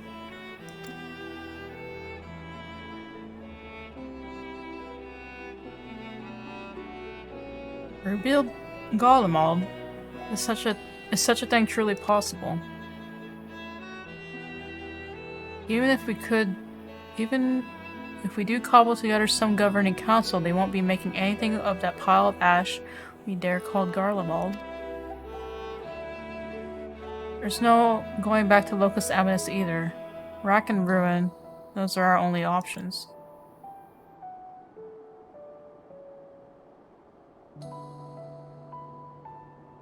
I realize to rebuild Garlemald is a seemingly impossible task, but you needn't undertake it alone. My children are working with members of the First Legion as we speak to begin an organized relief effort. And there are others from the provinces no doubt willing to lend their expertise. You need but ask, not as would-be conquerors, but as brothers and sisters of the Star, and others will heed your call. Damn! The humility. I mean, like, not humility, but you know what I mean. It's like, we gotta work together. If you should still see no merit in the rebuilding of Garlemald, then I would instead offer you residency in Charlian. Oh, damn. I promise you'll be welcomed with open arms. Oh, damn! Dad? Charlian? So now you expect us to go and lick boots in some country we've never even heard of? My apologies if I appeared overly forward in my proposition, considering our strict policies on non-intervention until but recently. It's not surprising that you are unfamiliar with my homeland. It is a nation to the north, home to myriad peoples, which is why I believe it would not prove difficult to accommodate you and yours. To be clear, you would not be migrating to Charlian to live in servitude. You have my word that each and every one of you will be guaranteed citizenship upon entry. Wow. Why exactly would you go to such lengths for us? For the conquerors you barely know.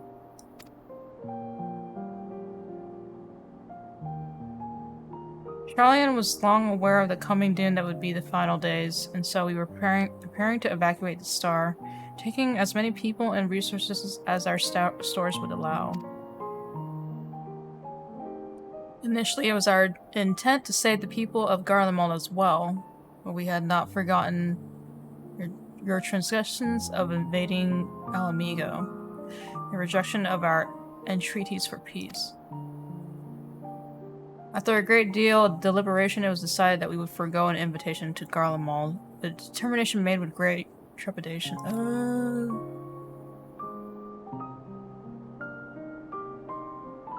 We had convinced ourselves that it was ultimately for the greater good. Though I can think of at least one individual who would continue to protest. Your son? To ignore the plight of those one might conceivably say is not wisdom, it is indolence.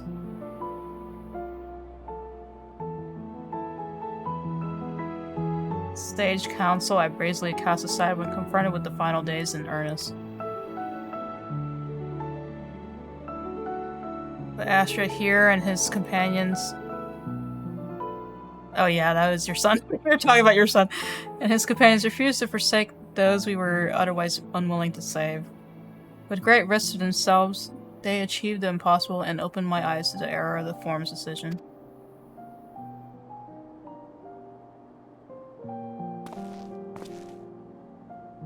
If all roads lead to ruin regardless, perhaps we should at least consider it.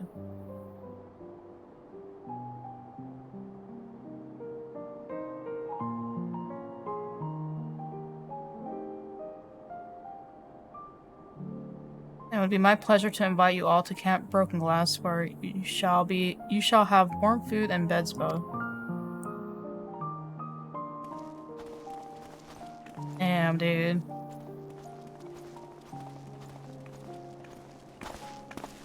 Oh, well, there's a few that don't want to. Oh wait, they went. Wait, did they? Maybe we gave them options. Admiral Mirweb and I shall speak with Maxima and others and consider how best to assist the Garleans moving forward. Should we broach the subject of the blasphemy, however, we will not hesitate to call upon you. The homie. Bye, Americ!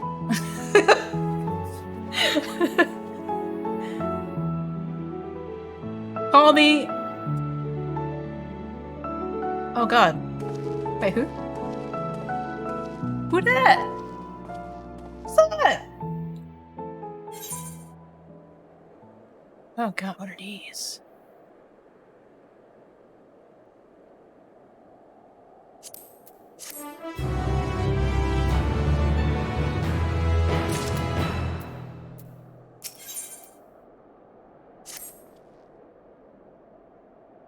With the Garland's hearts at ease, the likelihood of others turning has greatly diminished. That said, is no cause for us to grow complacent. We must needs to find a way to overcome the blasphemy's protective warning. If I understand correctly, a blasphemy's behavior is oftentimes influenced by the memories and emotions of their originator, in which case it would be prudent to learn more of the man who birthed this monstrosity. How fortuitous then that a number of soldiers from the 3rd Legion are in our custody. For mercy, their tempering was not so severe as to be beyond our ability to heal them. They are presently being treated at Camp Broken Glass. Perhaps the camp's intelligence officer can tell us who among them knows aught of Nerva's whereabouts. I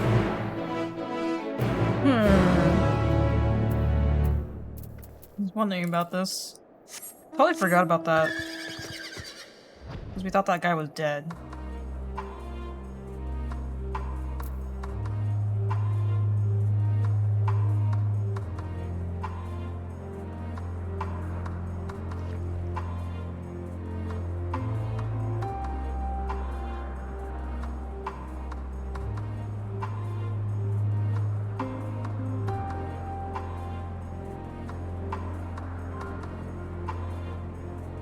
I'm just thinking. I'm like thinking of like, oh man. It's kind of nice because it's like, it's really like, we're not really leaving a lot of loose ends open. We're like really trying to consider things. Not leaving all these people just to suffer.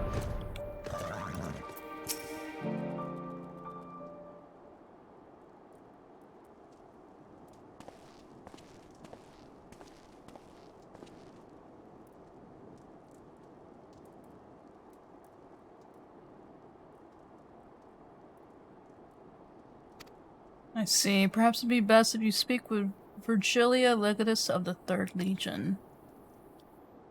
She's still on the men, but the Cherusians aren't like to oppose a brief conversation. If you wait here a moment. Okay. It's like nothing major, but it's nice to know how some things are progressing. Yeah. Really touching on things.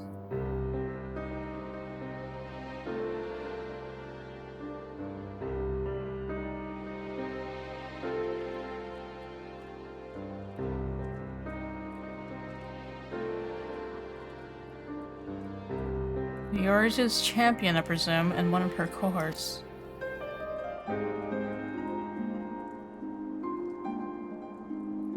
What business have you with me? You also brought us faced with imminent crisis, and we believe the knowledge you bear may be key in stopping it.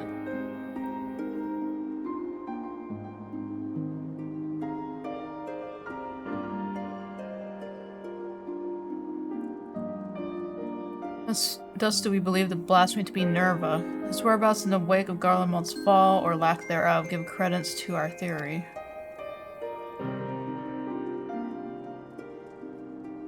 Lord Nerva.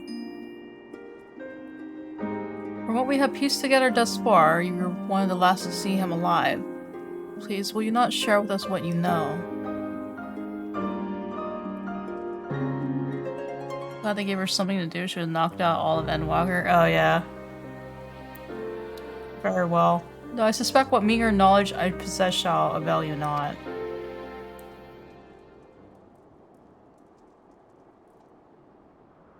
The last I spoke with Lord Nerva shortly after the warring with the First Legion began. Cloistered within the lower levels of the Synaculum Imperialis, he spent the better part of the day listening attentively to the radio. He seemed hopeful, or perhaps desperate for news that the tide might turn in our favor. God, that freaking radio song. The next day I left for the front line. It was there I heard a terrible noise, which I assumed came from a Tower of Babel. Then darkness took me, and I remember naught after that. I was told the radios protected those close to them from the effects of the tower, in which case Lord Nerva would have remained unaffected. But he has ever been devoted to Garlemald, for glory everlasting, he would say.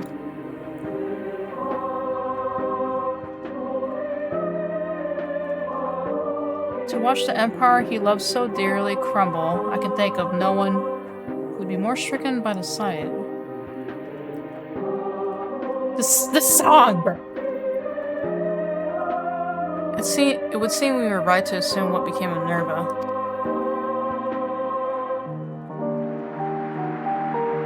It does not surprise me the beast would choose to make its nest within the Tower of Babel.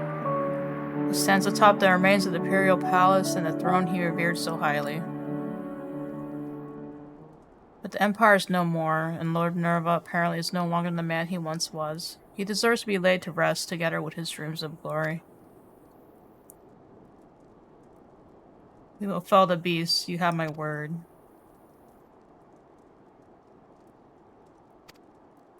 Damn. Hey, Connie-sana. Apologies for our interruption. Connie-sana has arrived and we're ready to depart. It's good to see you. I have spoken with Lawrence of the ward protecting the blasphemy, and I am quite confident some manner of Aether-based magic bars our path.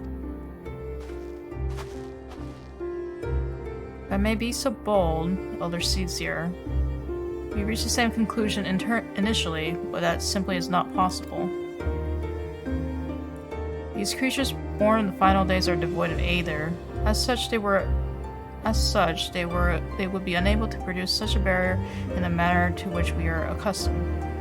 You suppose it possible they manipulated dynamics to achieve a similar effect? I too thought to dismiss the notion of a barrier fueled by Aether. That is, until I step foot here in Garlemald. Even now I can sense streams of Aether flowing towards the tower. What?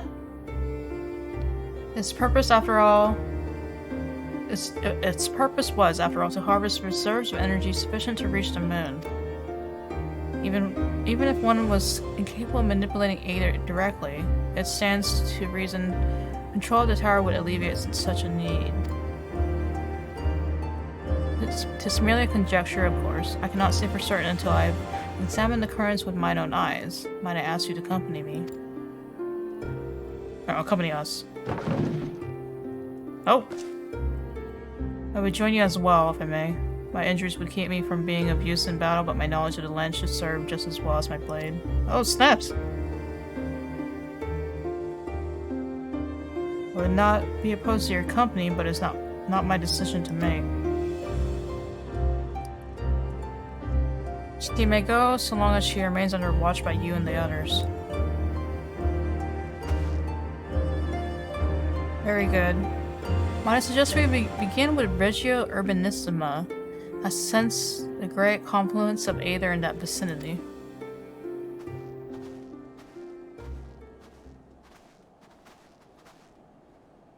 Wait, who is this? I'm like looking at the shoes. I'm like, who is that?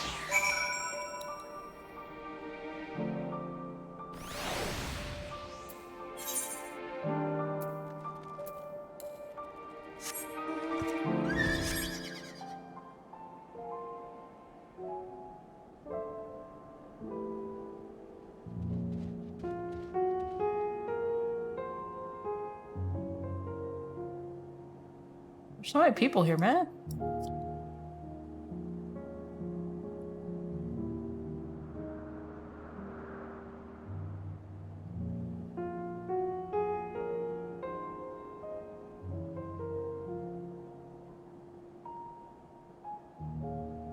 Yeah, there's so many people. The whole team's here. I heard word that Alden should be arriving here before long. I can already picture him knocking his knees, muttering under his breath about the cold. I'll never understand how anyone could go accustomed to such cold climes. And everyone's freezing to death. Part of me does not wish to believe this blasphemy is Lord Nerva, that I failed to protect him, and yet... I'm sure it's just my imagination, but I can't help but feel we're being watched again. Yeah. You would see I underestimated the resourcefulness of our adversary.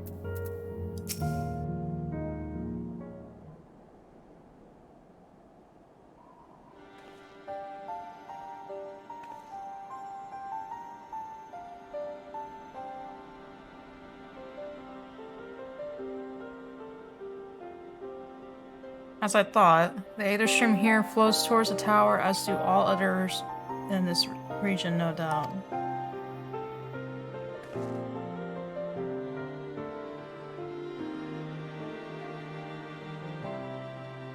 This convergence first began when the Telophoroi erected spires in all corners of Eorzea to fuel the Tower of Babel. But once destroyed, this divergence of Aether should have ceased.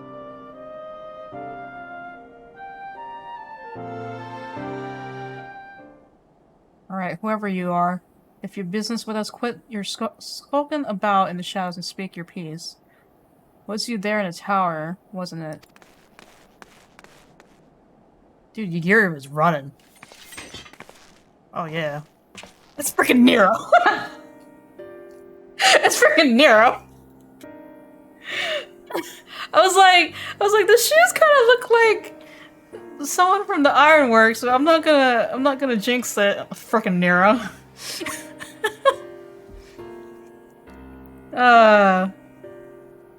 You're sharper than you look. Because everyone from Ironworks has the same shoes. I recognize you. Nero, yes? Why are you following us? Here comes the boy. Who said I'm following you? Being a native of Garlemald does not stand to reason I might be inclined to come and see what has become of my home. I know not what you're scheming, but we've no time to entertain your games.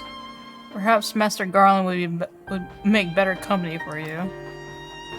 Spare me. I am a man of great ambition and greater intellect, far beyond— oh my god, far beyond the scope of anything Garland could hope to achieve. He still keeps his head in the clouds while I would set my sights to the stars of beyond. Oh my god. Which is why you snuck into the tower. But like us, you couldn't get past the blasphemy to reach the transporter. Does he want to go to the moon? Yes, well, I was very much hoping it would dispense with that little obstacle. Oh. Having caught wind of your plans, curiosity compelled me to see if you were truly up to the task. You have reason to believe we are not. Perhaps the great genius Nero mean to dispense with the blasphemy himself. Oh damn, Connie. Far be it from me to steal your glory, having come all this way. But as I am feeling generous, I will tell you what I learned during my time in the Tower of Babel. This chomp. I was able to access its systems, you see, and discovered one of those dreadful spires still appears to be active. Impossible. They all vanished when Anima was destroyed. Yes, and I've heard of your escapades reclaiming the remains of the Emperor. Obviously, you failed to reclaim his entire body. It's messed up, bro. Anima, like, this whole thing with Anima's messed up. As it stands, a piece remains powering a tower at Fabrica. Yes, the manufacturing district just north of the erstwhile Imperial Palace.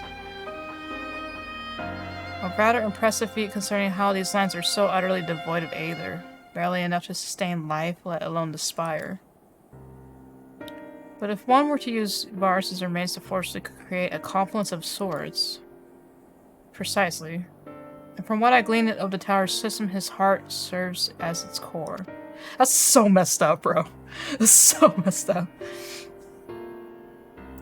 Coursing not with blood, but your precious aether, and now Nerva has amassed a surfeit to shore up his defenses. How fortuitous he should find so perfect an impetus for his design, stolen from better minds than his own. How very like him. Oh, did I say that out loud? You'll forgive me if I fail to show concern for your ire. Damn! Jesus, Nero. If what you say is true, these lands could never hope to recover from such a paucity of life energies. We must hurry and find Varus' heart. They both spare the land this wanton harvesting and deny the blasphemy the source of its protection. Are we to presume you have any intention of aiding us? Yugiri is on her guard, bro. As I said, I have no intention of stealing your glory, though I fear our victory may soon slip through your fingers if you do not act quickly. The Tower of Babel was designed specifically for Anima to serve at its core. Nerva forcing himself upon the system has caused it to grow increasingly unstable. If my calculations are correct, and they always are, Jesus Christ, it will not be long before his presence triggers a system meltdown. The resulting explosion will destroy whatever tenuous streams of aether breathe life into the lands of Garlemald. Oh, damn. But more importantly, we will lose our only means of reaching the moon. The heavens forever denied by my genius. God, dude, every time he talks, I'm like, maybe he's gonna tell us something straight. Like, no, he's just like, oh, my ego. Oh my god. How very unfortunate. In any event, it would seem time is of the essence. Oh my god. That is all well and good, but even if we know which district to search, finding the heart will be looking for a needle in a bloody haystack. Actually, I may know where we can start. It's all rather hazy, but I still have a vague recollection of my time serving Anima when I was enthralled. We were commanded to erect some manner of facility tucked away in the corner of Fabrica. I remember not what it was for, but it's as good a place as any to begin our search. Certainly sounds promising, but surely this facility will be heavily guarded.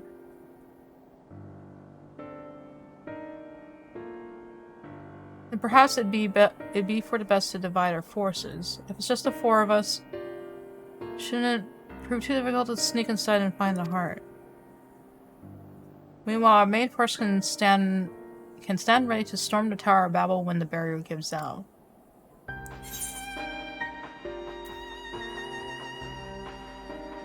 Leave it to us be safe.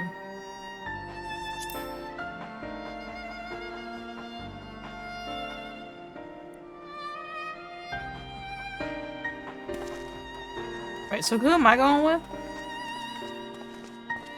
Lawrence is going with her? Okay. Okay, we split 4x4. This is Levier. Oh, Jesus!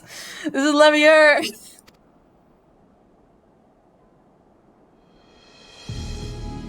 Farewell, we shall return at once. What happened? A number of garlands have left camp for the Tower of Babel. What? They have somehow misunderstood the threat of the tower and convinced themselves that Nerva has taken refuge there.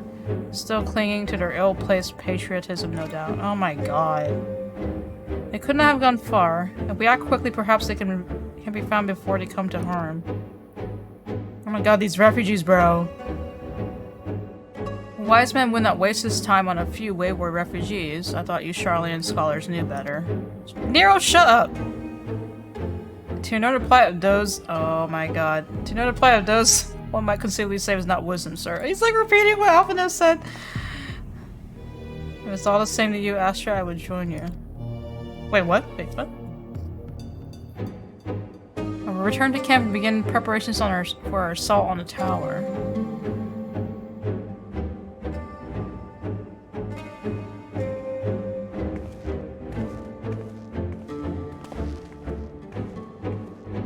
I suppose I should go as well.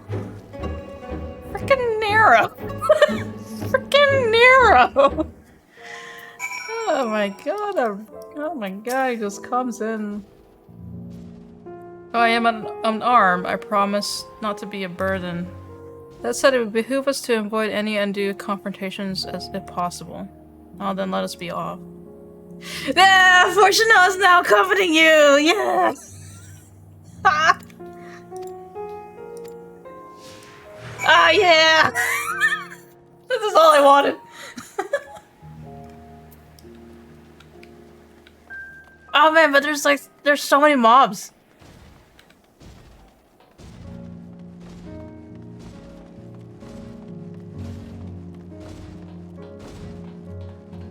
How way is this happening? I'm bringing Alphinaud and Alize's dad with me.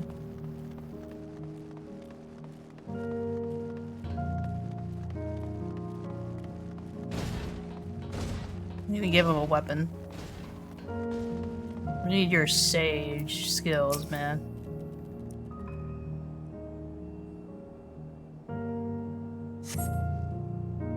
No trace of them here. Let us keep searching. Keep on going forward. There's so much stuff here. I think I should be okay. Don't have to be a Garlean soldier running through these ruins again.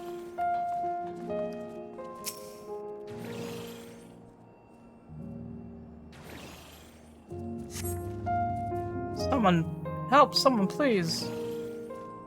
Did you hear that? It came from over there. Bro!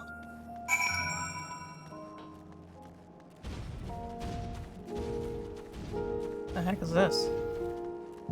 Bro ran ahead. He ran ahead without a weapon.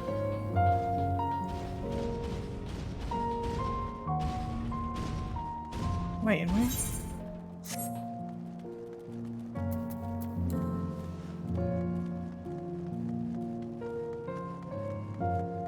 What are you doing? Oh no, there's someone standing in here. Oh shoot, I'm sorry. They're in a cutscene. They're in a cutscene. I'm so sorry.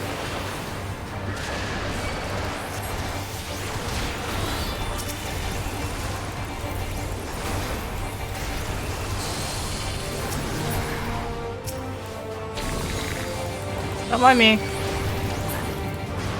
They're just standing there. Okay. We're fine. They're understandably shaken, but otherwise appear to be unharmed. Oh, that's a player. I was like, why is that guy standing there? It's another person standing on the...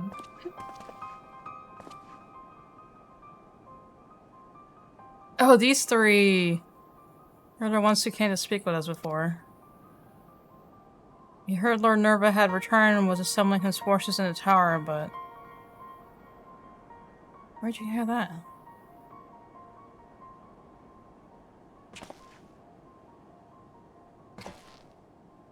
Not Lord Nerva too.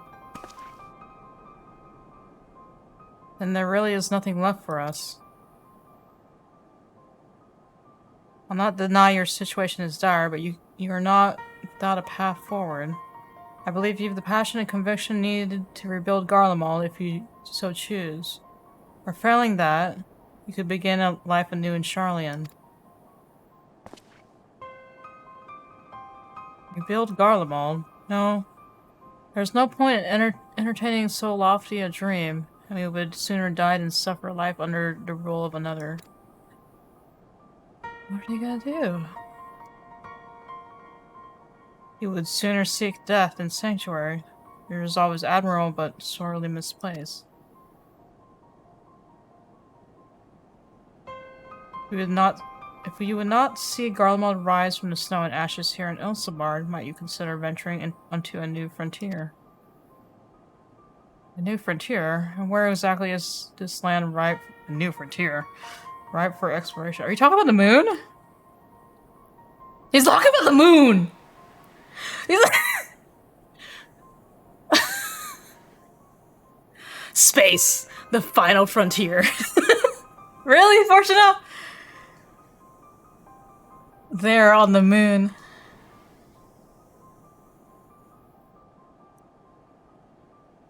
It is our goal to create a repository of man's knowledge there, free from jurisdiction of alienation.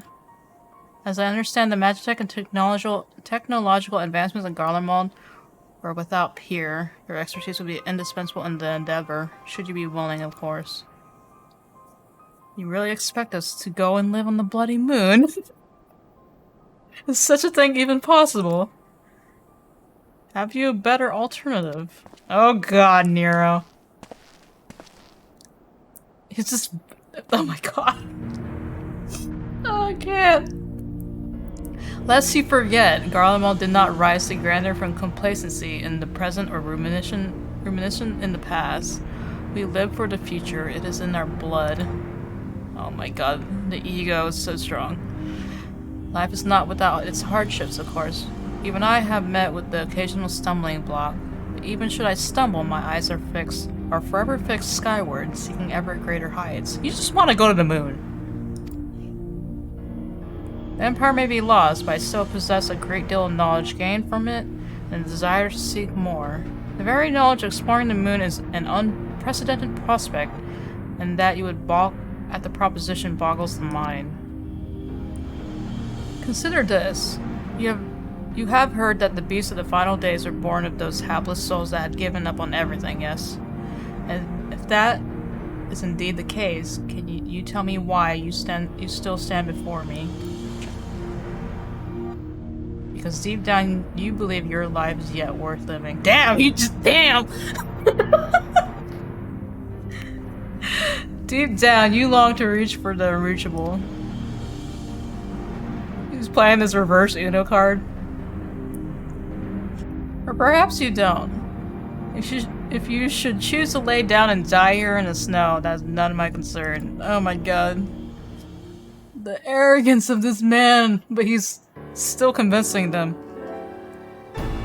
Reach for the unreachable. That sounds like something I would have said back at the academy. Oh my god, he did it. Alright, we'll go. I suppose it's better than dying here in the snow, as you so grimly put it. And we must first dispense with the blasphemy that commands the tower.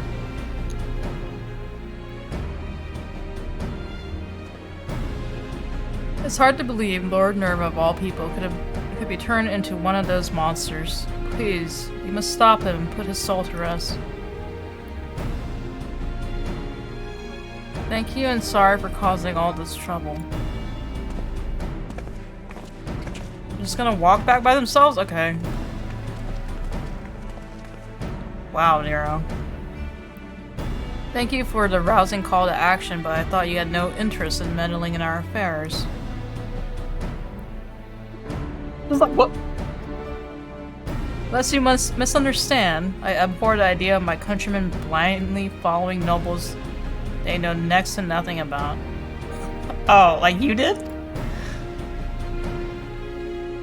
Besides, it would be the most piteous sight for not a single garland to be among those venturing to the moon.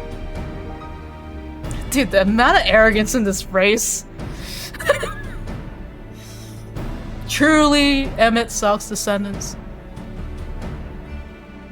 Who else might prevail upon to learn of new findings up there? Wow.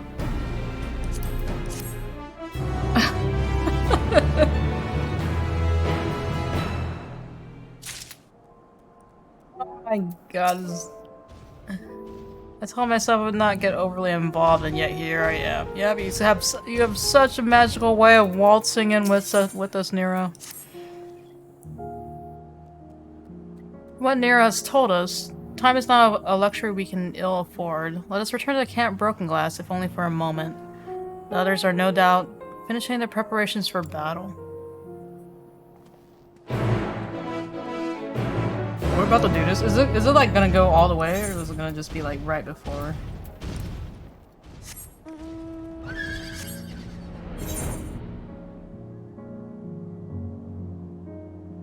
I'll probably just teleport.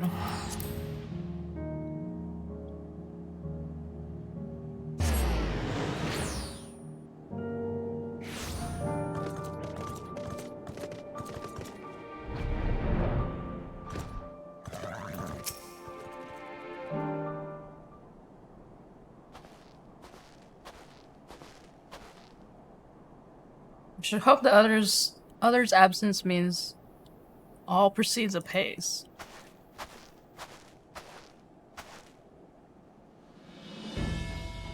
Good, you're here.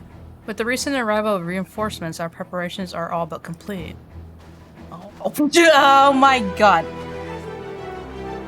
Oh my god. Oh my god. Apologies for our lateness. It seems we are at least in time to help deliver the crushing blow. Aye, if the fates are kind, this will be the last we see of these damnable blasphemies. Finally! We got Lord Hean in the main, or like, well, side story, but yeah. Commander Alden, Lord Hean, thank you both for coming.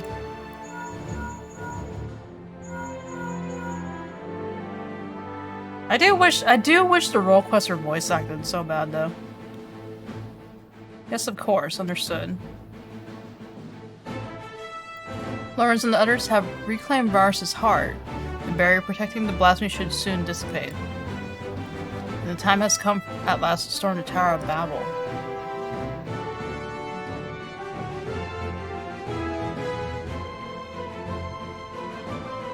Admiral Mirov and Lord Amric await our arrival at its base.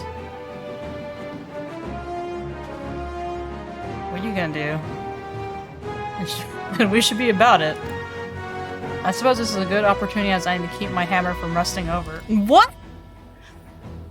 He's gonna bring his hammer?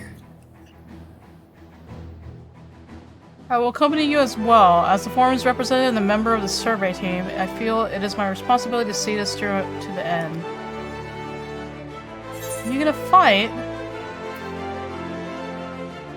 Are you sure you wouldn't rather wait here? I didn't take you for the fighting type. Do you have your weapon? Despite appearances, I am no stranger to the battlefield indeed. Oh, I am no stranger to the battlefield. Indeed, I have seen my fair share, traveling the world in service to the Forum. Though I may not be the equal of Alphino or Alize, we shall not find ourselves wanting, I can promise you that much. See Dad in action?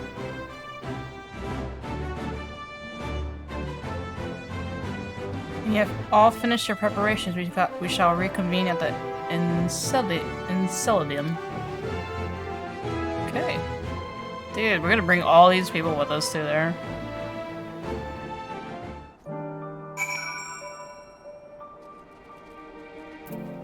Wait, where is he? For Christ's sakes. Okay.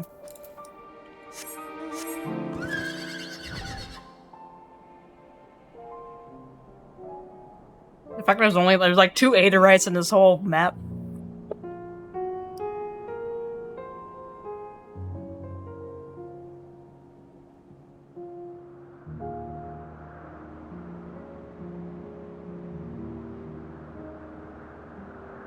But I was like, can Nero still fight? He hasn't picked up his hammer since the Realm Reborn.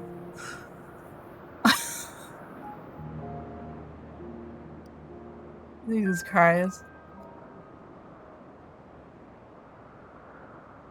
Like, I'm surprised they picked him, but I'm also glad that they picked him in a way. But I do wish this whole stuff was voice acted though. It'd be funny.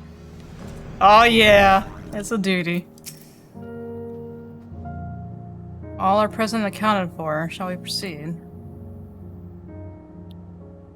Oh, that's sick. There's save points.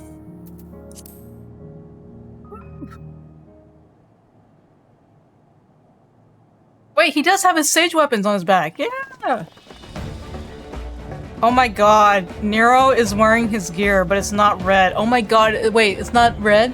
Oh, it is kind of dark red? Our objective is simple. Locate an enemy, eliminate the blasphemy Nerva. The barrier guarding him is no more. A number of beasts will surely block the way at the auxiliary sector.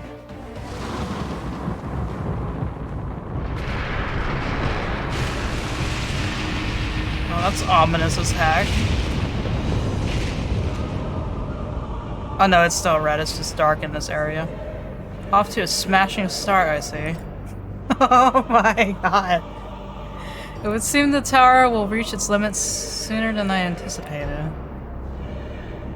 If we're to save the transporter, we must hurry and find Nerva now. Dude, I can't believe we're all together in this. Look at all these people. Look at all these important people that are with us. Oh my frickin' god. The leaders of each nation is with me. Hold up. Healer, healer, DPS, DPS, tank, DPS, DPS, okay. Oh, okay. Oh god. You know.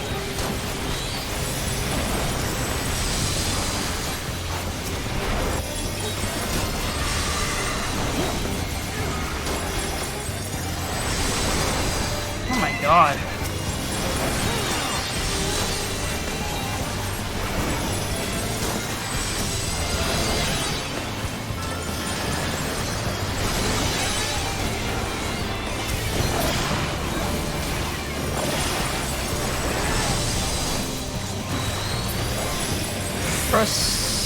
Where do we go? The path has been revealed. The winds favor us. Oh, okay.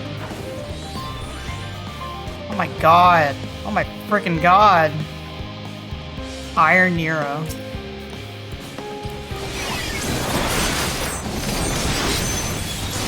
Down with you!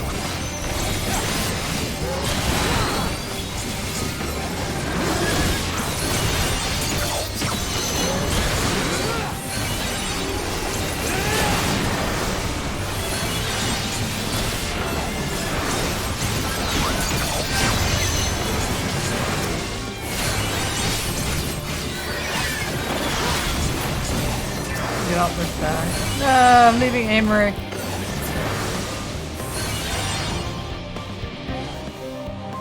Americ's holding the line.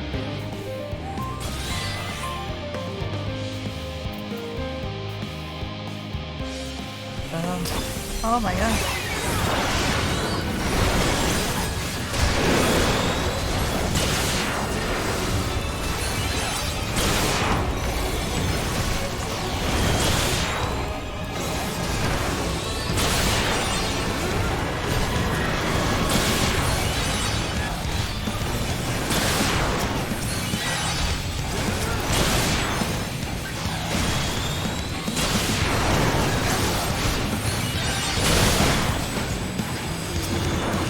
God.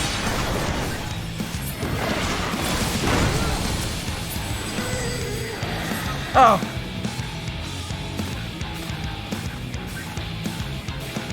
Is this like kind of like an NPC thing fight?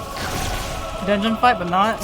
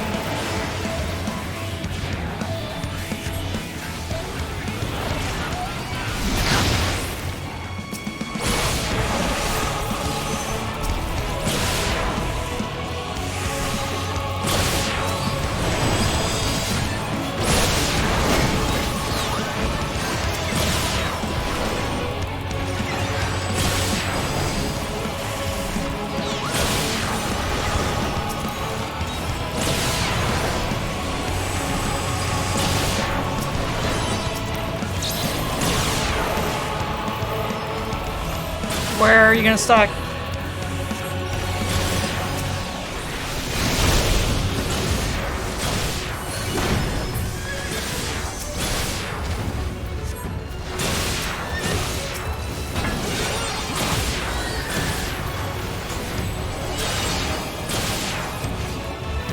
Wrong button.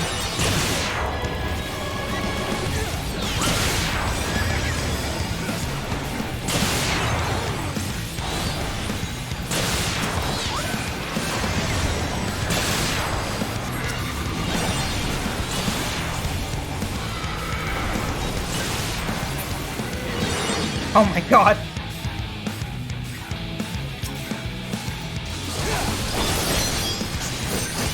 Oh dude, what do we do? What do we do? What do we do? You focus on, okay.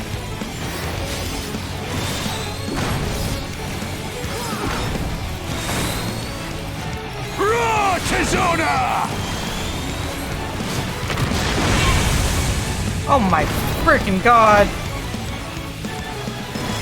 Enough! Come on.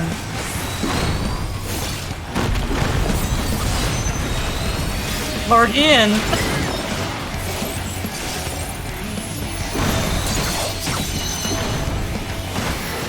Look at where Bon going.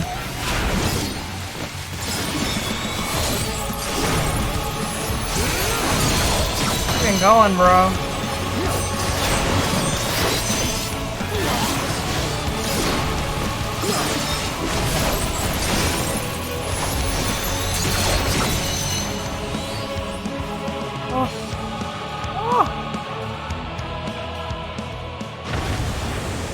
All these dads with me. Except Nero. Is that the last of them?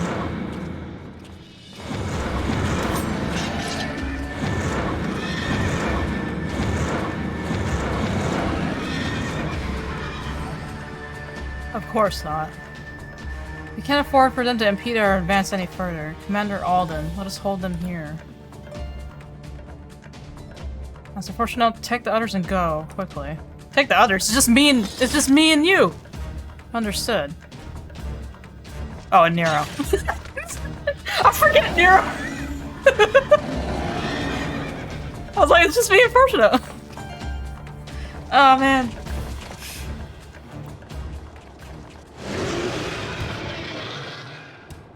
Oh my god. Nerva Galvin. Damn. That looks like a baby Hades. Leave now. Garland holds mine.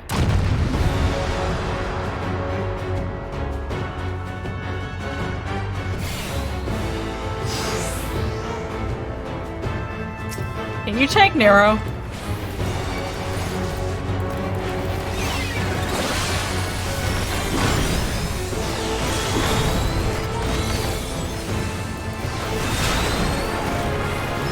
Oh no, I'm tanking. Oh, this is great.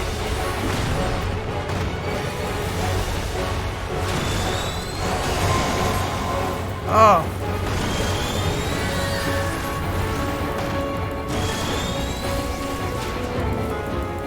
Oh no, Eddie. Rise my legion.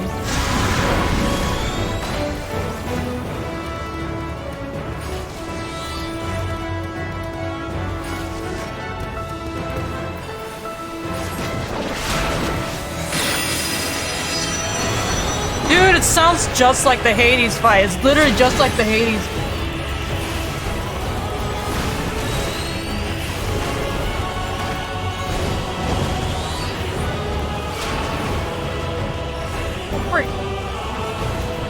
Ah! Help me, Dad! Help me! Is that a rescue? Is that a rescue?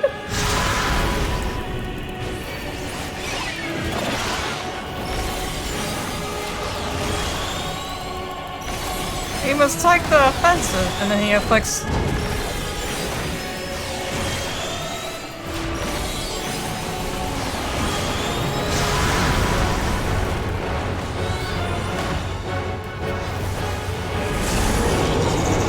Oh, bro. I don't know. Okay.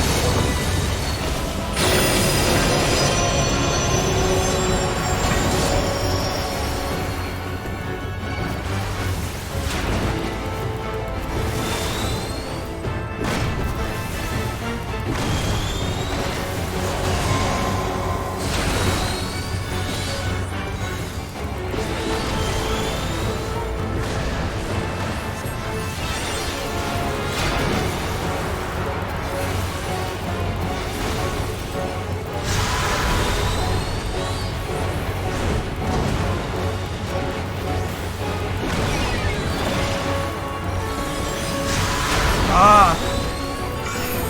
Oh no.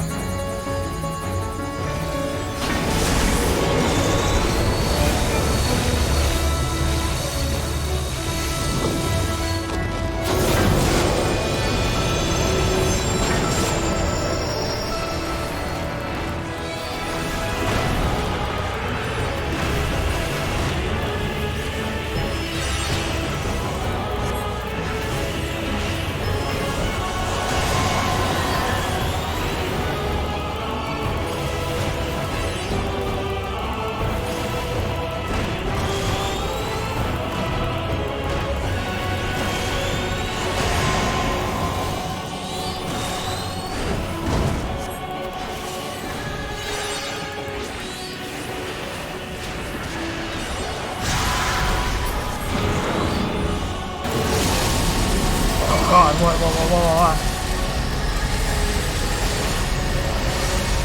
What are you gonna do, Nero? You got anything?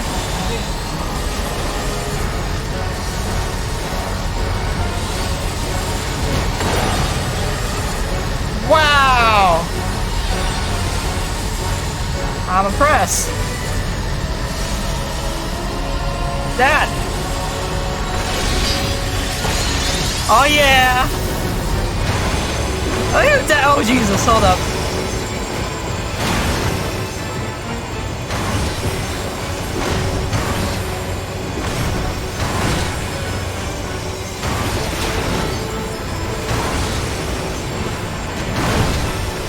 You got this, Dad.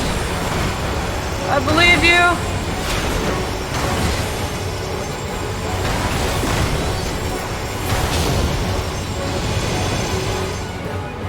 Oh, Dad. No, we got it.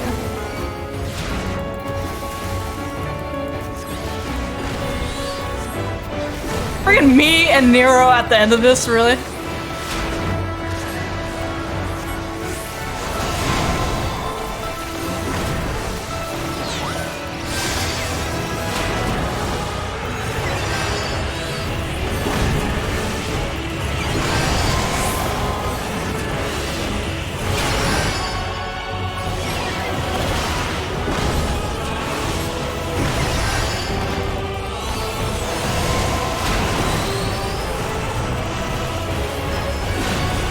So close. So close. Oh. Yeah. Yeah. Alpha, no, your dad's a badass.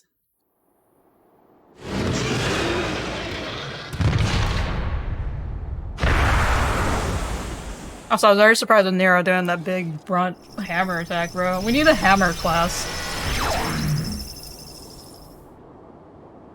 Wait, they changed armor like that? What? For glory everlasting indeed. Damn, dude.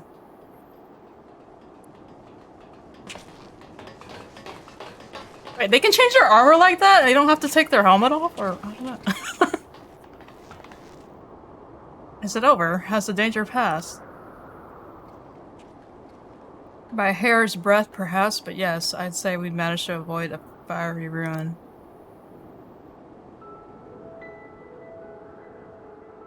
Our path to the moon is open once more.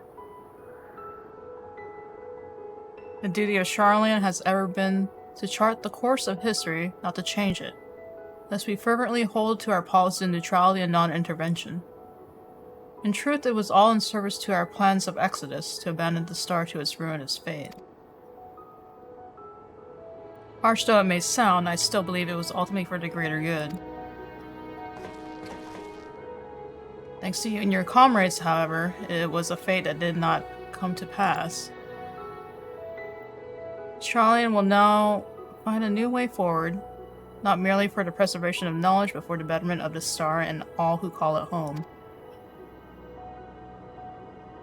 I believe I speak for all of the Forum when I say it would be an honor and a privilege to work towards such a goal alongside the allied nations.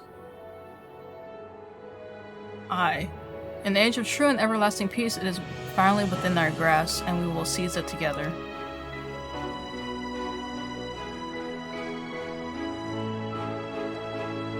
Look at him smiling. Damn. Freaking all the leaders in that one room together. I'm like, I am stressed. As much as I would enjoy a riveting conversation with Eorzea's champion, I really must make ready for the moon. Now, if you excuse me. Wow. He just wants to go to the moon.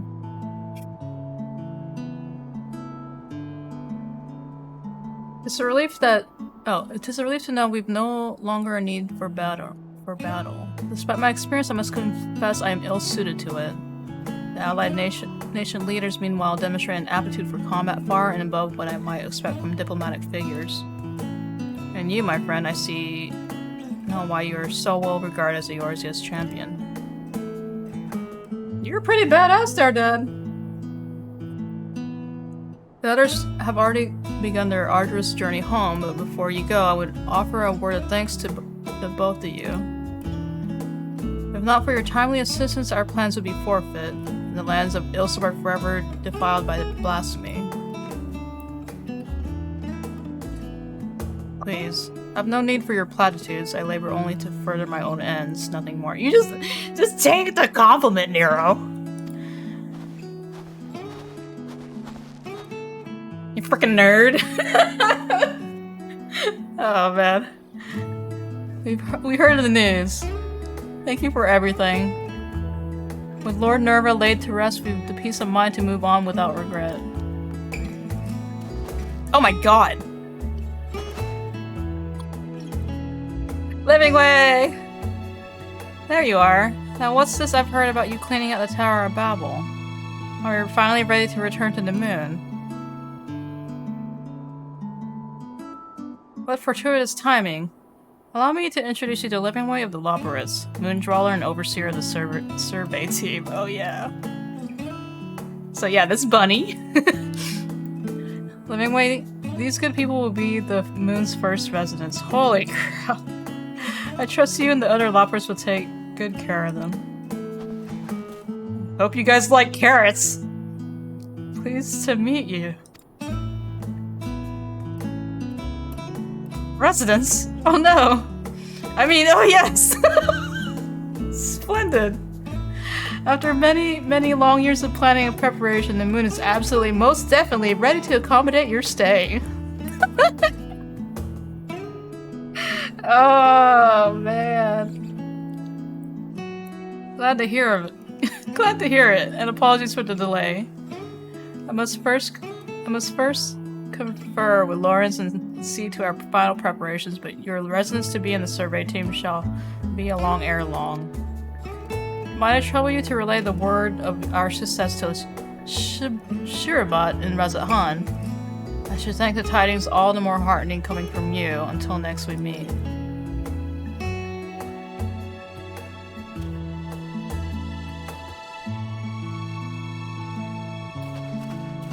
Amazing.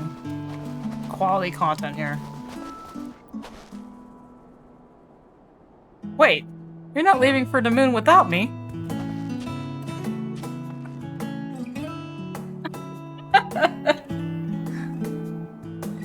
That's so anime. What about me? Oh man. Friggin' Tower of Babel is such a sore sight to look at though. Oh, that was so nice to...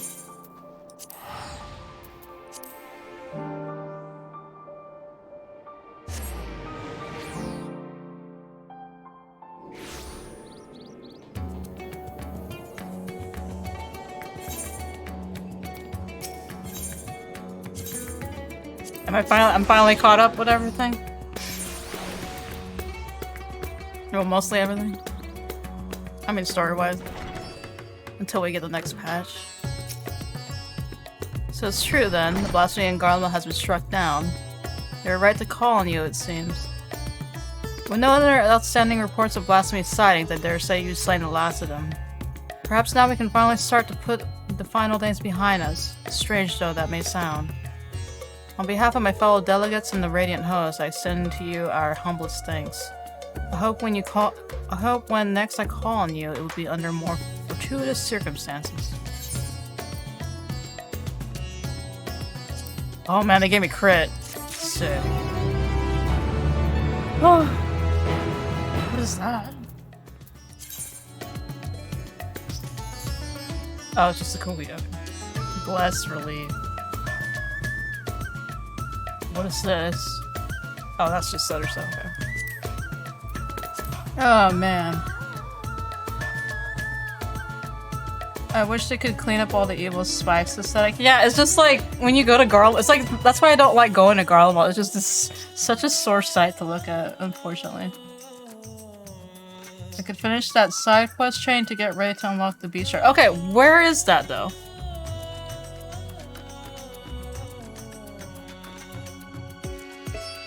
Like...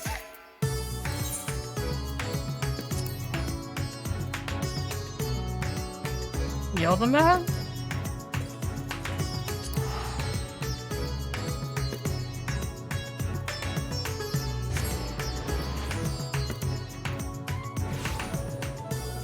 Oh god, I was like, what is that? It's someone's mount.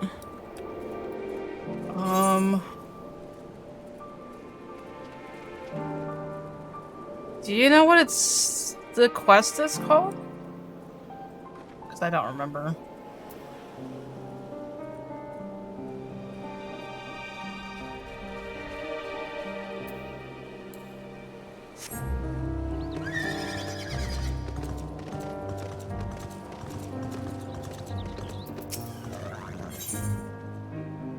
No, wait.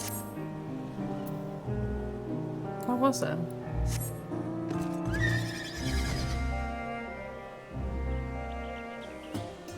There's only like 3 quests down here.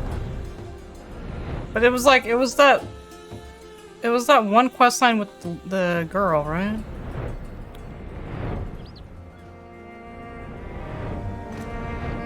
Do you want with a cutscene banner? I don't know. Oh. I'm assuming it's this one. Hold up.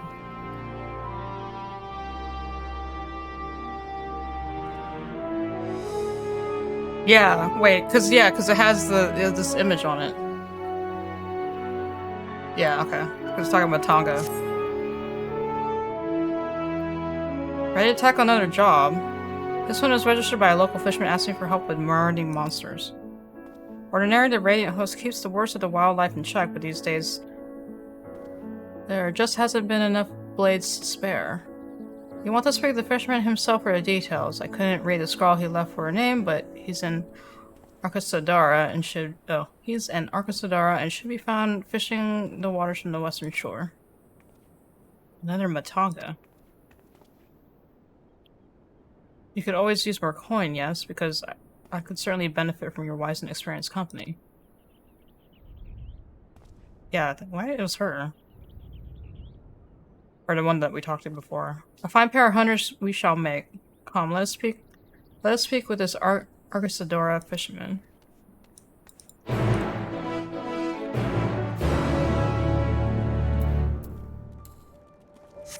The Arkasodara are like, they're like the elephant people, right? Because Matanga is like something else.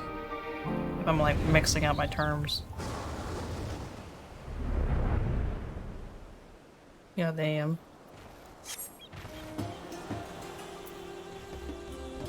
Yeah. I must overcome this. Come to take care of the monsters, have you? About damn time. We're fine when we're out on the water, of course, but even the fisher needs to walk on land every now and again, and the trails grow more perilous by the day. I managed to sneak without a scratch so far, but friends of mine haven't been so fortunate. Talk to others around here and they'll tell you. I might need your help with that. Speaking with Arkasodara is so challenging for me. Why? Why? Should we do this together then? Yes, fine, good idea. Oh, girl's now accompanying you. Oh my god.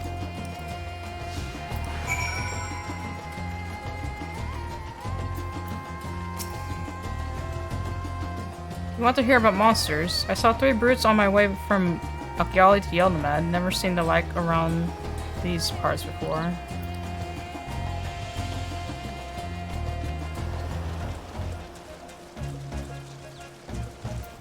Alright, see you, Chan. I'm gonna wrap this up after. Thanks for watching. You want a story? When I left FFXIV the other day, I almost walked straight into a fiend with a tongue as long as my arm. Barely escaped being gobbled up on the spot.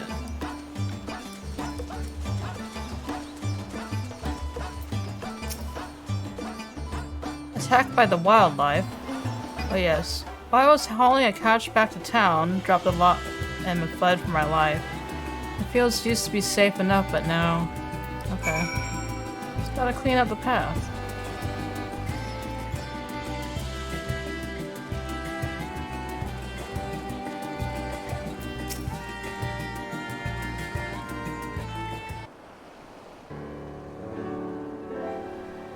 You understand now why we had to send for help. I understand. Why is she not looking at I understand that you have a problem with long-tongued brutes terrorizing your roads. These creatures are what we call Pisaka. Without the army sending out regular patrols, it seems the inland monsters have begun expanding their territories. Oops, I skipped. I'm sorry.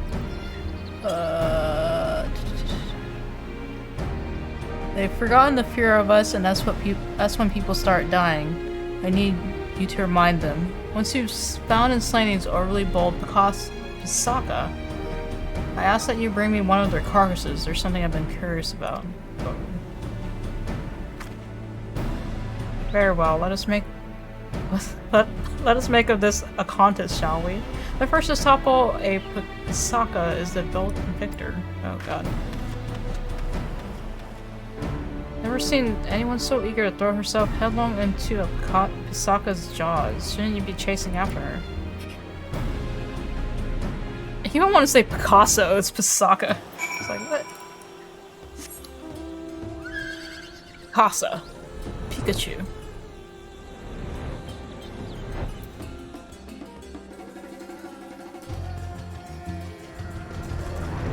Oh, she already got one. First kill is mine. Grandmother always said that the hunter should be swift like a diving yole. Would you mind tracking down the other 2? Once they saw what I did to their friend, they fled to the northwest. I can haul this lump back to the beach while you finish the hunt. you're so keen on fainting. You'd be along with it. Oh, wait, did she faint? Oh. My fear of the Matonga has begun to ebb somewhat. I go before some other poor soul crosses path with those monsters. Oh wait, so it's Matonga is what the elephant people are, but what do you call it? What?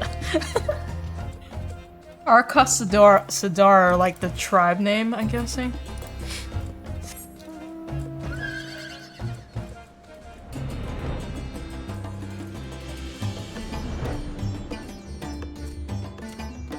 Wait, where?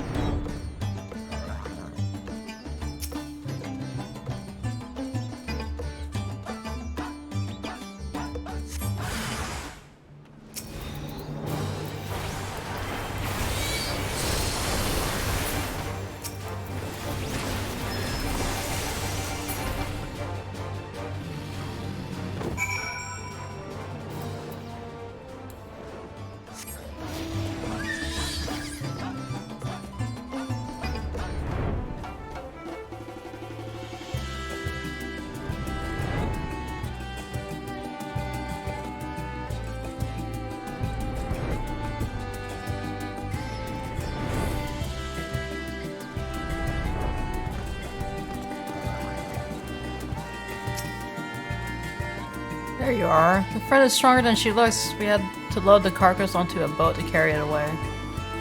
What are the Hisaka's packmates? Did you find them? Yep. Well, it's slain then. That's good. Of course, she slew them. Songs of Astra's deed are sung across the steppe. Oh my god. My aching arms would like to know why you wanted their remains, though. Why else? To make use of its parts, the scales can be spun into silver and the meat will fill our pots. The bones and teeth we can craft into hooks and other tools. We kill nothing for the sake of killing, even murderous monsters. The 2 bodies you left behind will serve as a warning to others of their kind. If it keeps them away, then no more blood needed to be shed. It seems our tribes share similar customs when it comes to using every part of the kill. As grandmother always said, be not wasteful of the lives you take to sustain your own. You are so very different from your kin, the Gajasura. So that's why you've been avoiding my gaze. If your only experience with the Matonga have been our brutal cousins, you'll find that Sadara an agreeable lot by comparison. Might even make a few friends. Here's your payment, and well earned, I say.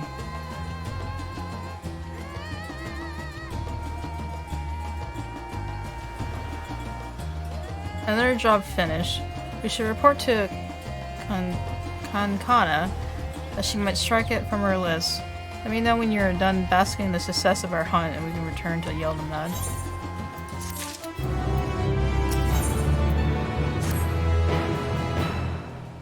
Ready then. I've been counting the contents of my coin purse. I have enough to buy a passage on a ship, but as for food and other supplies, well, I would feel more comfortable with the pay from one more job weighing down my belt. You can see me through just one more time, yes? Oh, just one more, yes. At the very least, let us make our report to Kankana and ask what else she has on offer. Come. Show me how fleet of foot you are, champion. God, it's been so long since I initially talked to her. I'm like, I remember we were...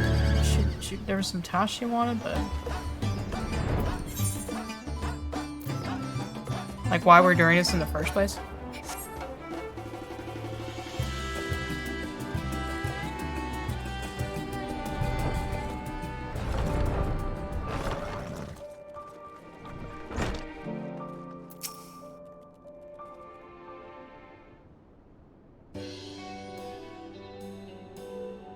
Safely back from your work on the shore, I see, but where's Ogul?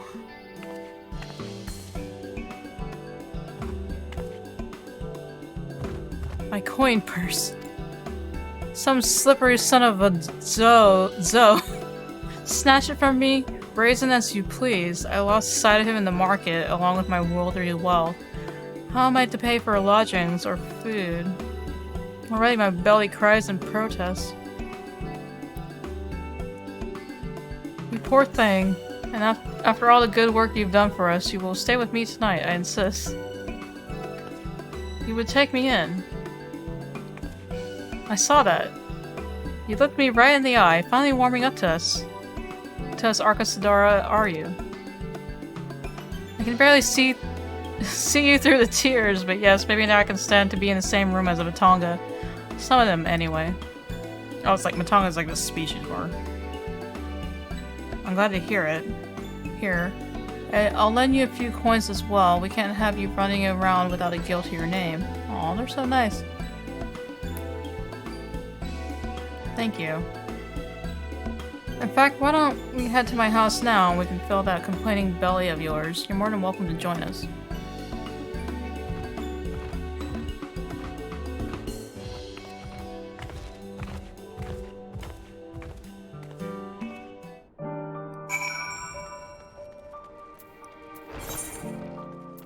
Oh, she's over there.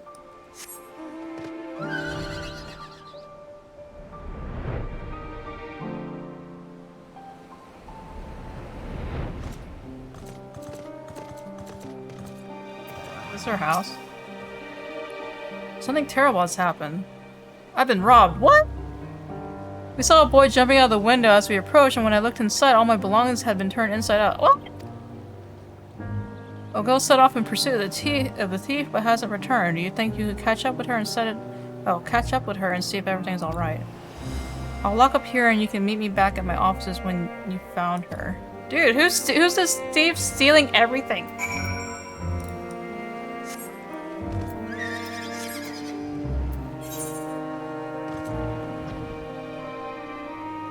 Both people I'm talking to have gotten like all their stuff hidden. Oh. Dang, I've lost him again. I swear it was that same Huron boy who made off with my coin purse. His size, his clothing, it all matches. I was willing to cut my losses and earn more gil, but this insult to my host, it will not stand. Grandmother always says to repay one's favors, and by the dust mother, I mean to do just that. Will you help me find justice for Kankana? We start by asking around for more information. I have a feeling we are not the only ones who have fallen afoul of this thieving urchin. The swifter we act, the better our chances, yes. I say we split up and gather what clues we can to meet back at Kankana's offices. The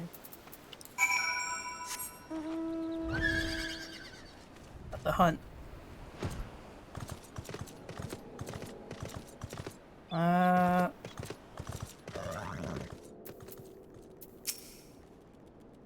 This is secondhand information, mind you, but I hear that the thief you're looking for is barely more than a child. Sad, isn't it? How terrible things have become that a young boy is forced into a life of crime just to survive. Oh.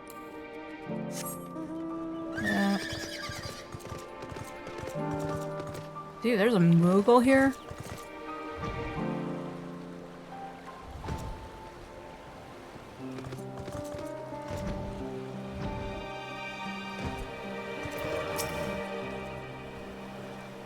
Recent rash of pickpocketing. Oh yes, I've heard several stories. They say it's likely the work of the same criminal. We can't catch this kid?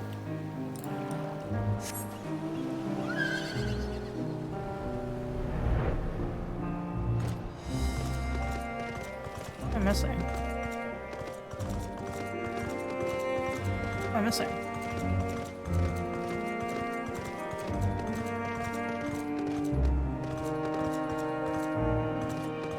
Missing one person.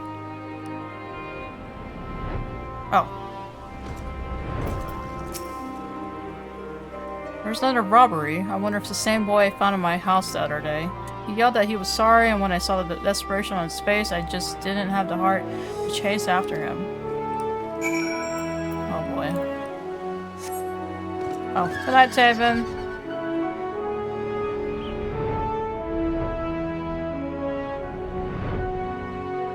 Still going with the story. Just trying to wrap up stuff.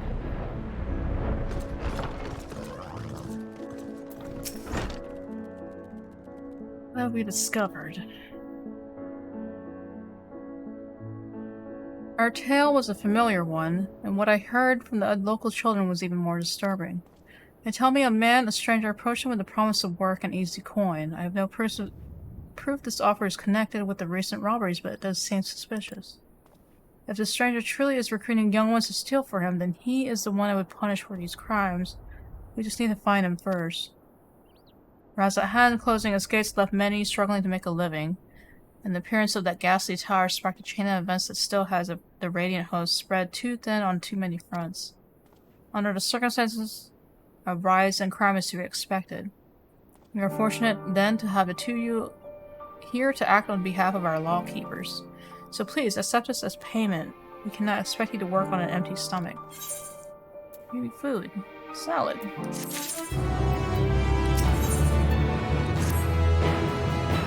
A new hunt begins. Come, we must track down the one behind this. We're still not sure if the stranger is actually involved in the robberies, let alone where to start looking for him. There's a simple way to find out. We lure our boy thief into stealing from me again. If what we suspect is true, then he will likely take any ill-gotten gains directly to his patron. So I will play the part of an unguarded traveler flaunting a heavy purse or some such. You watch for the little pickpocket and be ready to follow him when he makes his move. Should he lead you to some shadowy figure, then I want you to herd them both to the west. I will circle around and be lying in wait to spring an ambush. It's really quite clever. I'm impressed. Grandmother always said, if you want to catch the big fish, don't spare the bait. The same idea applies to slippery criminals. Right then. Let's take our places in the town square and lay the trap for our quarry. I will try to make the lure somewhat obvious so you can see it being stolen from afar. Okay. About to fight a kid real quick.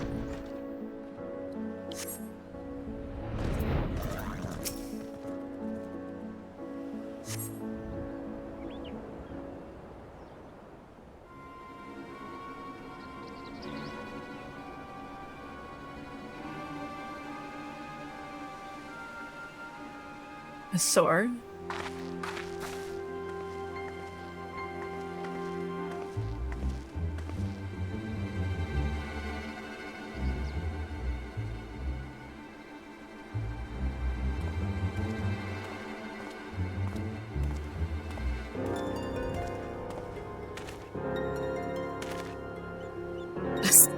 It's so obvious. What the hell?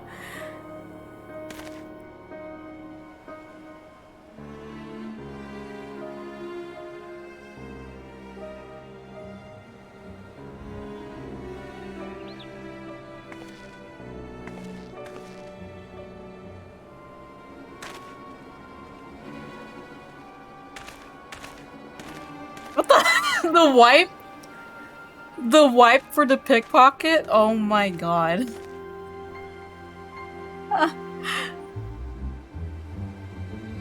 Oh wow.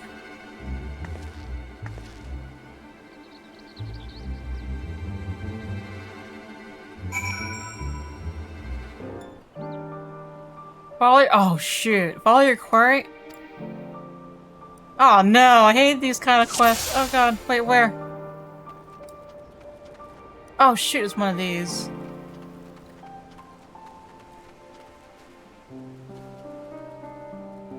Is he gonna turn around?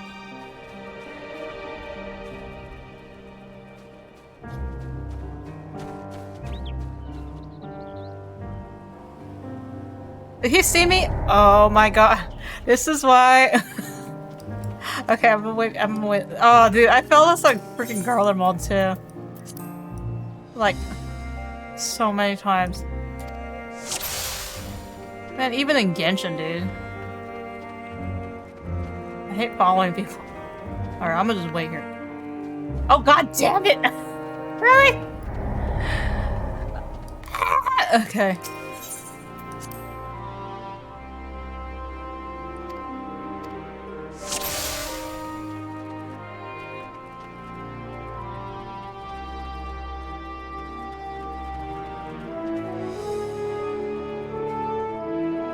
God, but how I need to like go over here.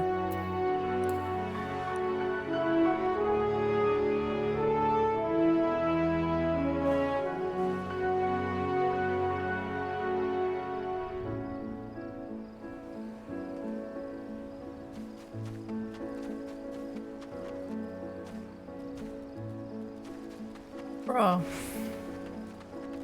What?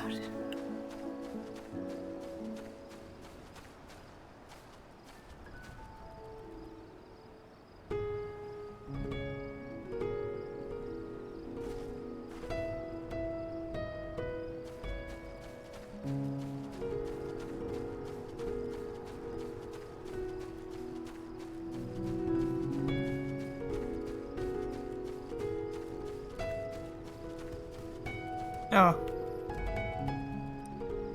Oh! I did it.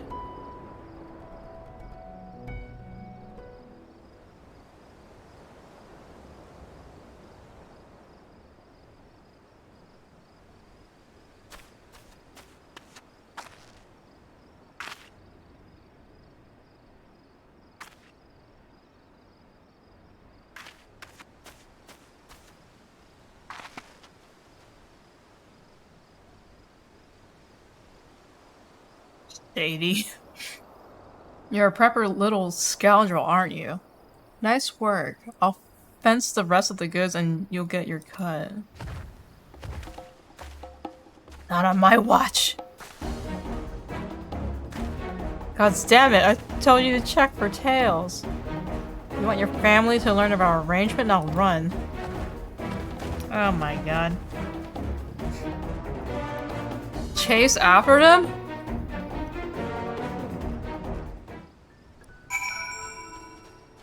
Wait. What? Okay.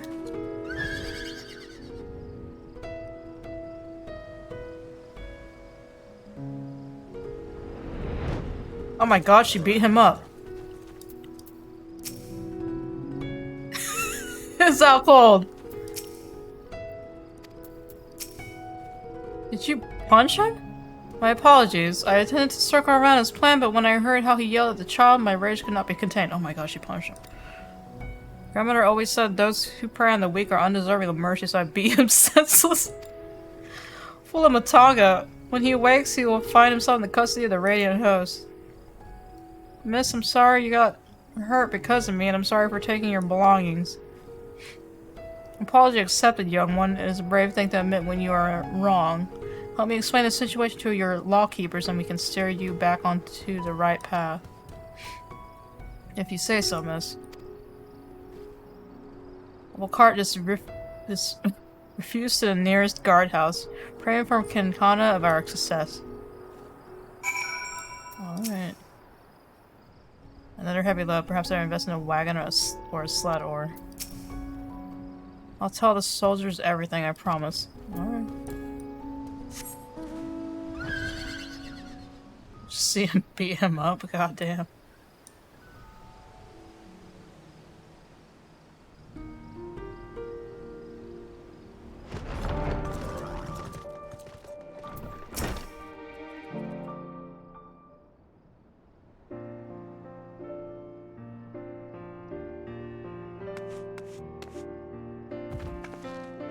Is everything alright? I should have told me what happened. All is well. They began interrogating the man before I left, and he was blubbering about where he stashed stolen goods. The soldiers planned to recover the cash and return the items to their rightful owners. Praise be to the sisters. There are certain personal articles, things very dear to me that I thought I lost forever. I should also mention Rakashir, our boy thief. It seems his parents were out of work and begging for scraps. His were crimes of necessity, and after seeing the considerable remorse he showed for his actions, I decided to let him keep the coin he took from me, as well as my share of the reward from the Radiant Host. His grandmother always said, children are the greatest treasure of all. I can't let him and his family starve now, can I? But what about you? How will you pay for your passage now? Yeah. I can earn it back again easily enough, and since I have tamed my fear of the Marcus Sidara, there's no need to rush. I will take my time and explore all the wonders this island has to offer. Thank you for staying at my side this long, but I think I continue on alone. Speaking of which, have you any new tasks available? My dear old girl, I have the perfect job for you. I actually have business with the employer myself, so we can head off together if you like.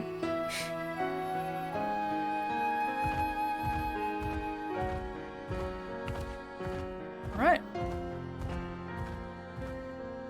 There you go.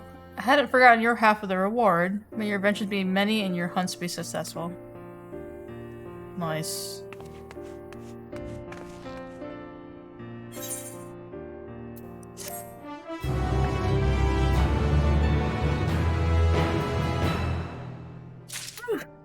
I think that completes it. So then I should be ready for the quest. The Beast Shark quest, I'm assuming? I hope that's the right one.